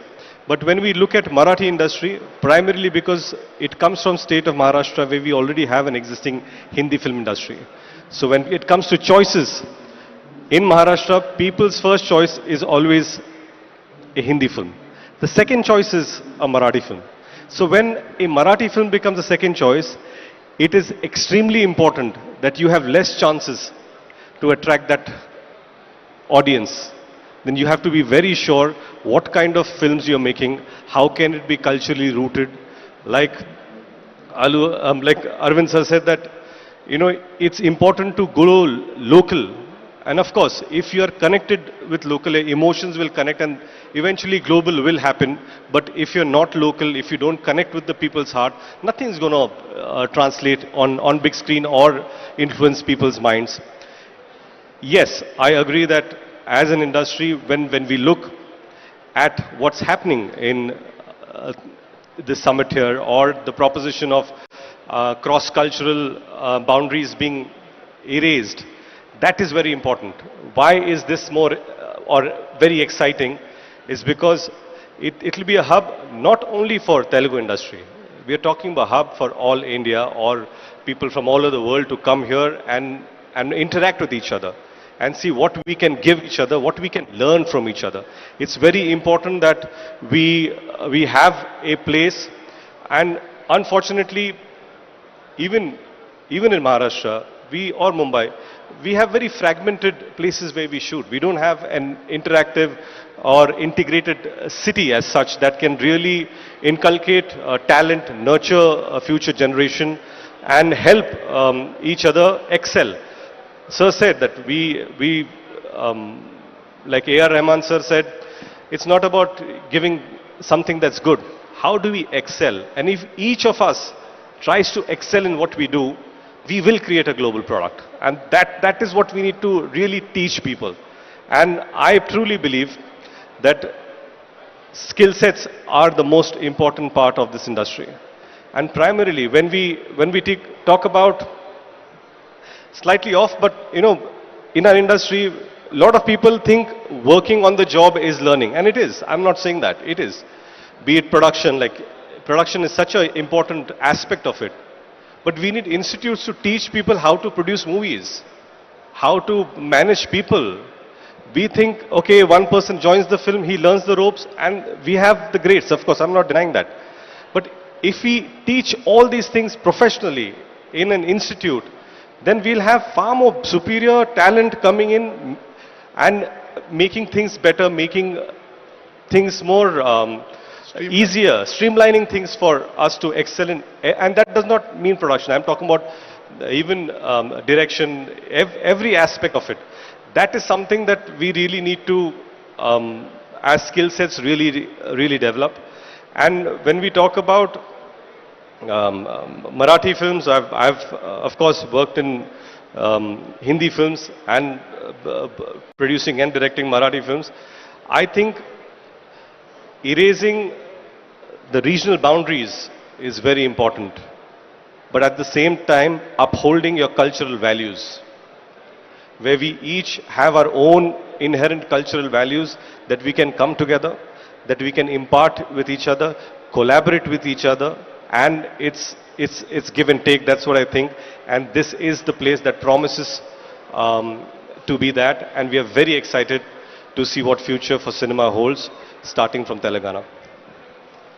So moving to Zoya and Genelia both, I think Zoya, first I'll come to you. I think in the beginning of the summit when I was talking, we spoke about, I hate using the term women empowerment. I think it's just about acknowledging the fact that over the last couple of decades we've had women in front of the camera and now women behind the camera. I think our industry in that sense has started a lot of that conversation for many, many years, and now when we speak about the summit today, they also want to make sure that the ecosystem and environment fosters more behind the scenes women feeling excited, intrigued, curious to learn, to adapt and to be part of cinema. As somebody who's been a torchbearer of being a filmmaker behind the scenes and as an actor who's worked in both Hindi and Telugu and regional cinema, what can actually be done to make sure that more women, more girls, more young girls are excited and intrigued to come and be part, not only in front of the camera, because that will always exist, because there is a certain amount of beauty that comes with it and a certain excitement, but even just to be able to be a storyteller, because abroad we see so many fantastic people who are producing, directing, writing, I mean show running. So I think it's the tip of the iceberg. I think we have to empower women and girls to start believing that they must and they can. Firstly, thank you for having me here. I'm really excited to be here. I absolutely love this question. And here is somewhere where I think the Mumbai film industry has done very well, which is created a safe environment where women can work behind the camera. There are sets that are sometimes more than 50% women. We have women in every field, not just directors and writers, but we also have women in lighting now, women that are grips, women that are shooting films. They are everywhere. I think it starts from the top, and the top is here, so it's a good place to start. I think in Bombay what happened was the biggest production houses and the biggest stars started working with women directors. Whether it was the Khans, whether it was Hrithik, they all started working and signing films with women directors.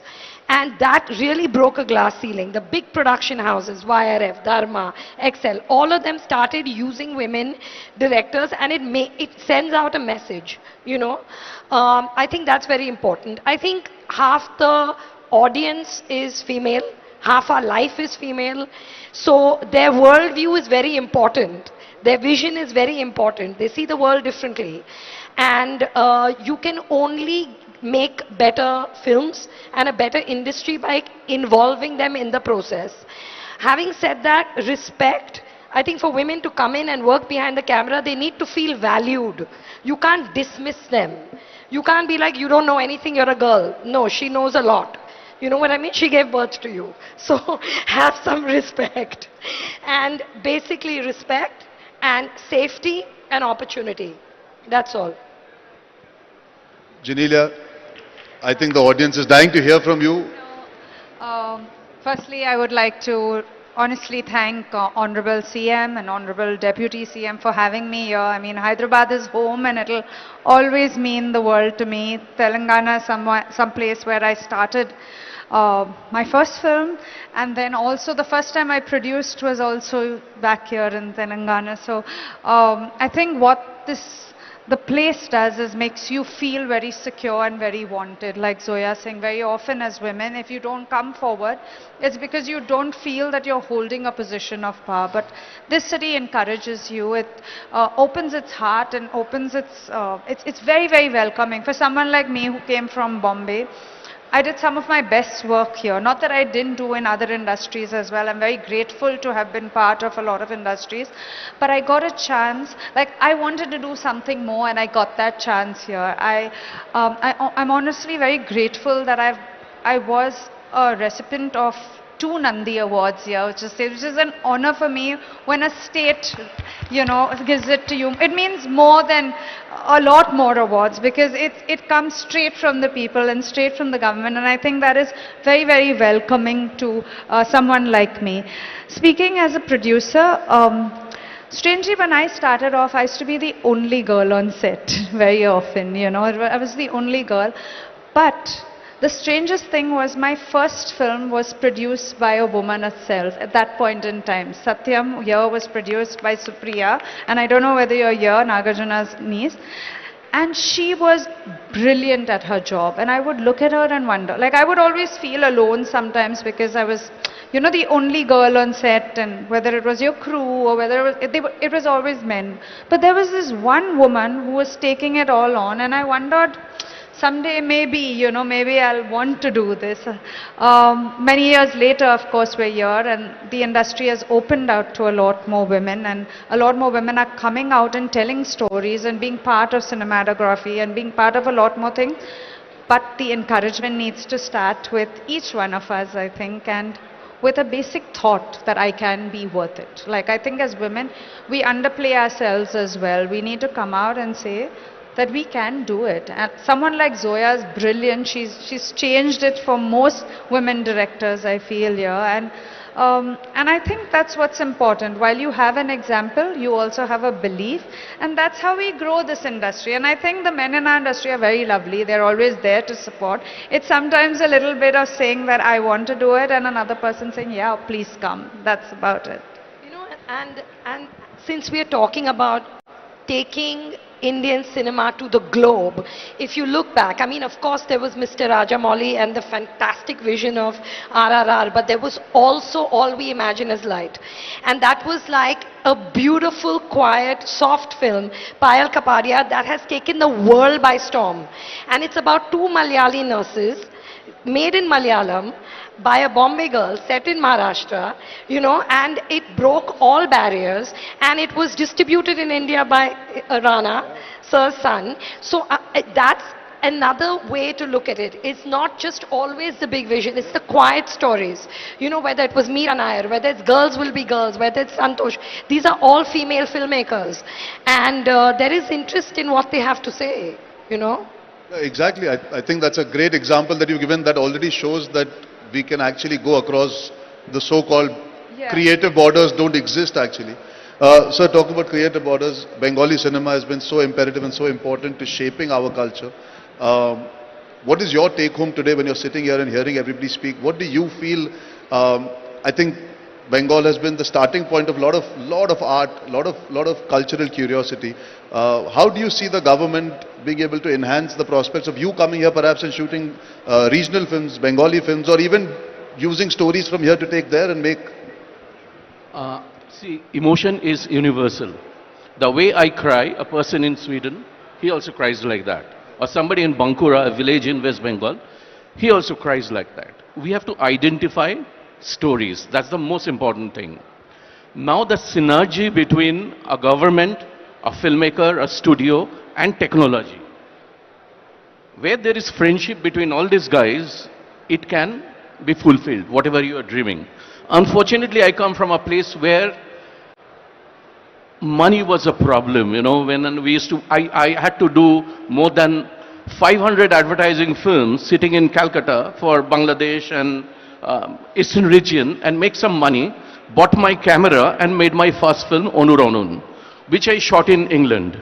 And the way we grew up, it was a very cosmopolitan environment. There was a person from Chennai, then Madras. There was a person from Maharashtra. There was a person from England. There's a person from Jalpaiguri. So we used to get stories from the atmosphere, which was flying here and there. Now, the problem, when you make a film, you dream, but it dies before it starts taking shape. Because where is the money? So when there is a corporation or when there is a state who can give us incentives, give us technology, because now a lot of things you can do. You can create a set and you can do a lot of things digitally. You identify a story or make a cross-culture film. Like you make a film like Frantic, a man and a woman who has come from Burdwan for honeymoon in Charminar, and the woman gets lost. And then what? So we can dream about that when there is a support by the state. We come here, we shoot a very rooted story, a story which has double root, which is story has a root from Kolkata or from Bengal. I live in Bombay also. I've started making small Hindi films. A Maharashtrian man.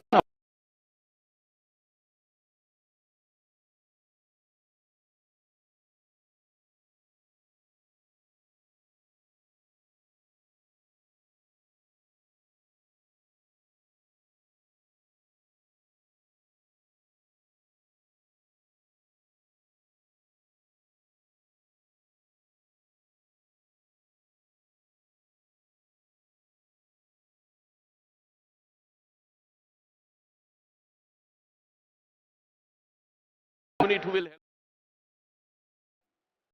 There are a lot of opportunities now how we deal that, and another opportunity we require.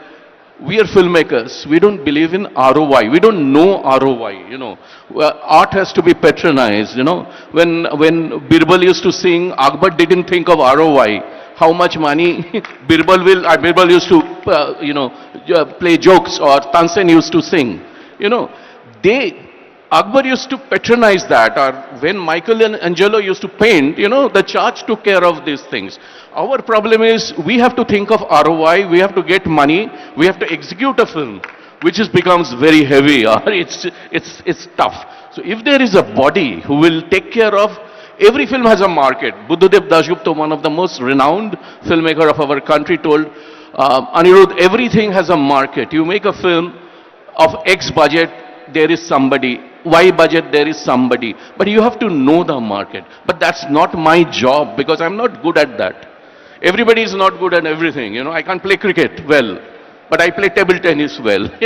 So if this kind of collaboration happens with the stalwarts, like everybody, all of you here, then sky is the limit. Lot of things can happen. Lot of things can happen. I will give example of Zoya's film. I'll tell you why. Zindagi Na Mile Dobara. A week back, I was depressed. So my wife told me, she produces most of my film. Let's watch that film. So you went to Spain. We knew about Spain tourism, but you talked about Indian values, of urban Indian values, their crisis, their, their introspection in their life. So we can always do that. That's very important, to go to places, make a film, rediscover, unlearn, learn, and let's do experiment. And that there is a state, or there is a body, there is a community who will take care of you, which is very important for artists. Filmmakers are also artists. Thank you. Thank you, sir. I have just one simple question to the three producers who are here, taking a cue from you. We are here at a global summit, and we talk about films, and being producing and learning, the costs are just escalating. Everything.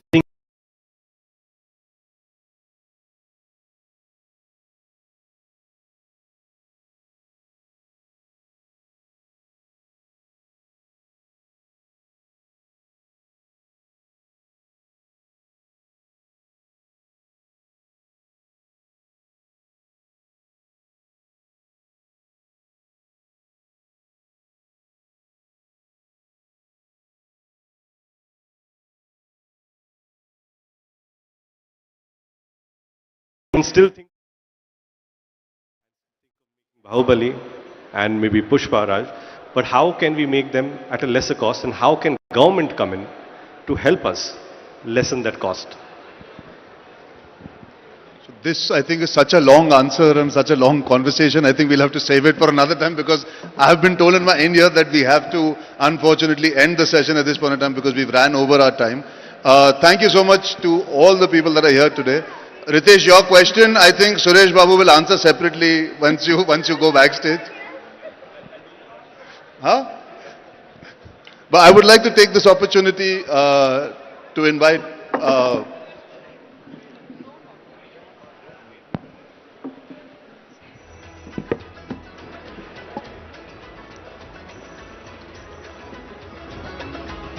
So that was a power-packed session on cinema rising in Telangana. I sincerely thank all our panelists for those powerful insights. What truly stands out is how Telangana is building an ecosystem for 2047 where technology meets talent, where culture meets opportunity, and where filmmaking becomes a driver of social and economic transformation. A special thank you for IFA for taking Indian cinema to the world year after year and showcasing the power of our stories on the global stage. And a heartfelt acknowledgement for Viscraft for putting this together in such short time with such dedication and vision. And of course, Andre Timmins, the director and co-founder of Viscraft, thank you so much for your leadership, passion and unwavering commitment. Thank you all for being a part of this conversation, and thank you Telangana for showing what a visionary creative economy can look like. I request you to all remain seated. I invite Srimati C.H. Priyanka, IAS Managing Director, Telangana Film Development Corporation, to deliver the concluding remark for this session.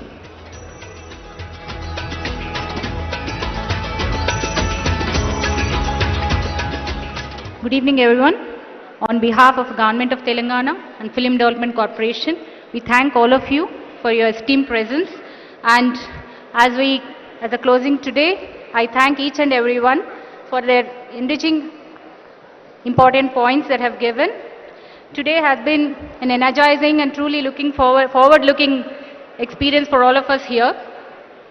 We, as the Film Development Corporation, give a heartfelt thank for all the esteemed panelists here, Shri Allu Arvind Garu, Shri D. Suresh Babu Garu, Mr. Shyam Prasad Reddy Garu, Rakesh Om Prasad Mehra ji, Joya Akhtar ji, Ritesh Deshmukh and Srimati Janelia Deshmukh, Aniruddha Roy Chowdhury ji, Parthiv Goyal ji and Asif Ali ji.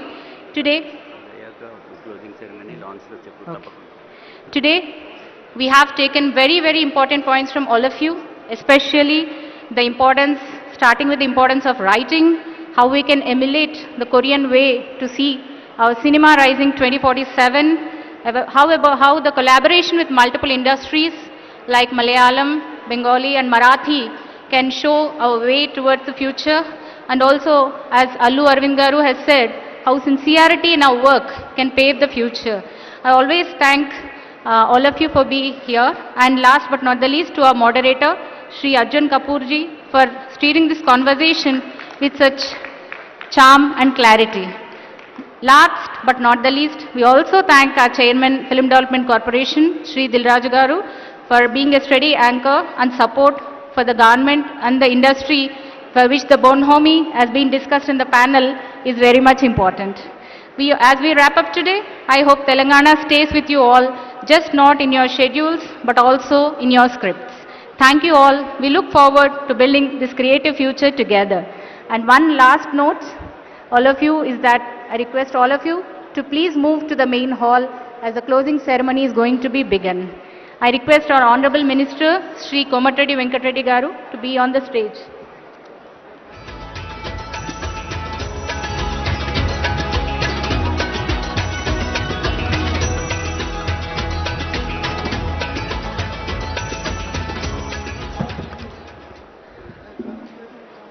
Thank you, ma'am. Thank you, Priyanka, ma'am.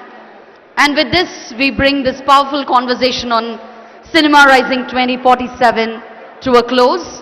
The closing ceremony is not yet done. It's going to happen at the lawns, and that's the unveiling of Vision 2047 happening at the lawns, followed by the drone show.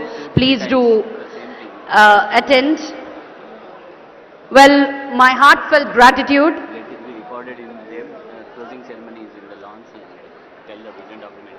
Let me repeat myself, ladies and gentlemen. Unveiling of Vision Document 2047 is happening at the lawns, which is going to be followed by the drone show. We request our delegates to please join us. My heartfelt gratitude to all our panelists present here on stage. Today we didn't just discuss cinema, but we also explored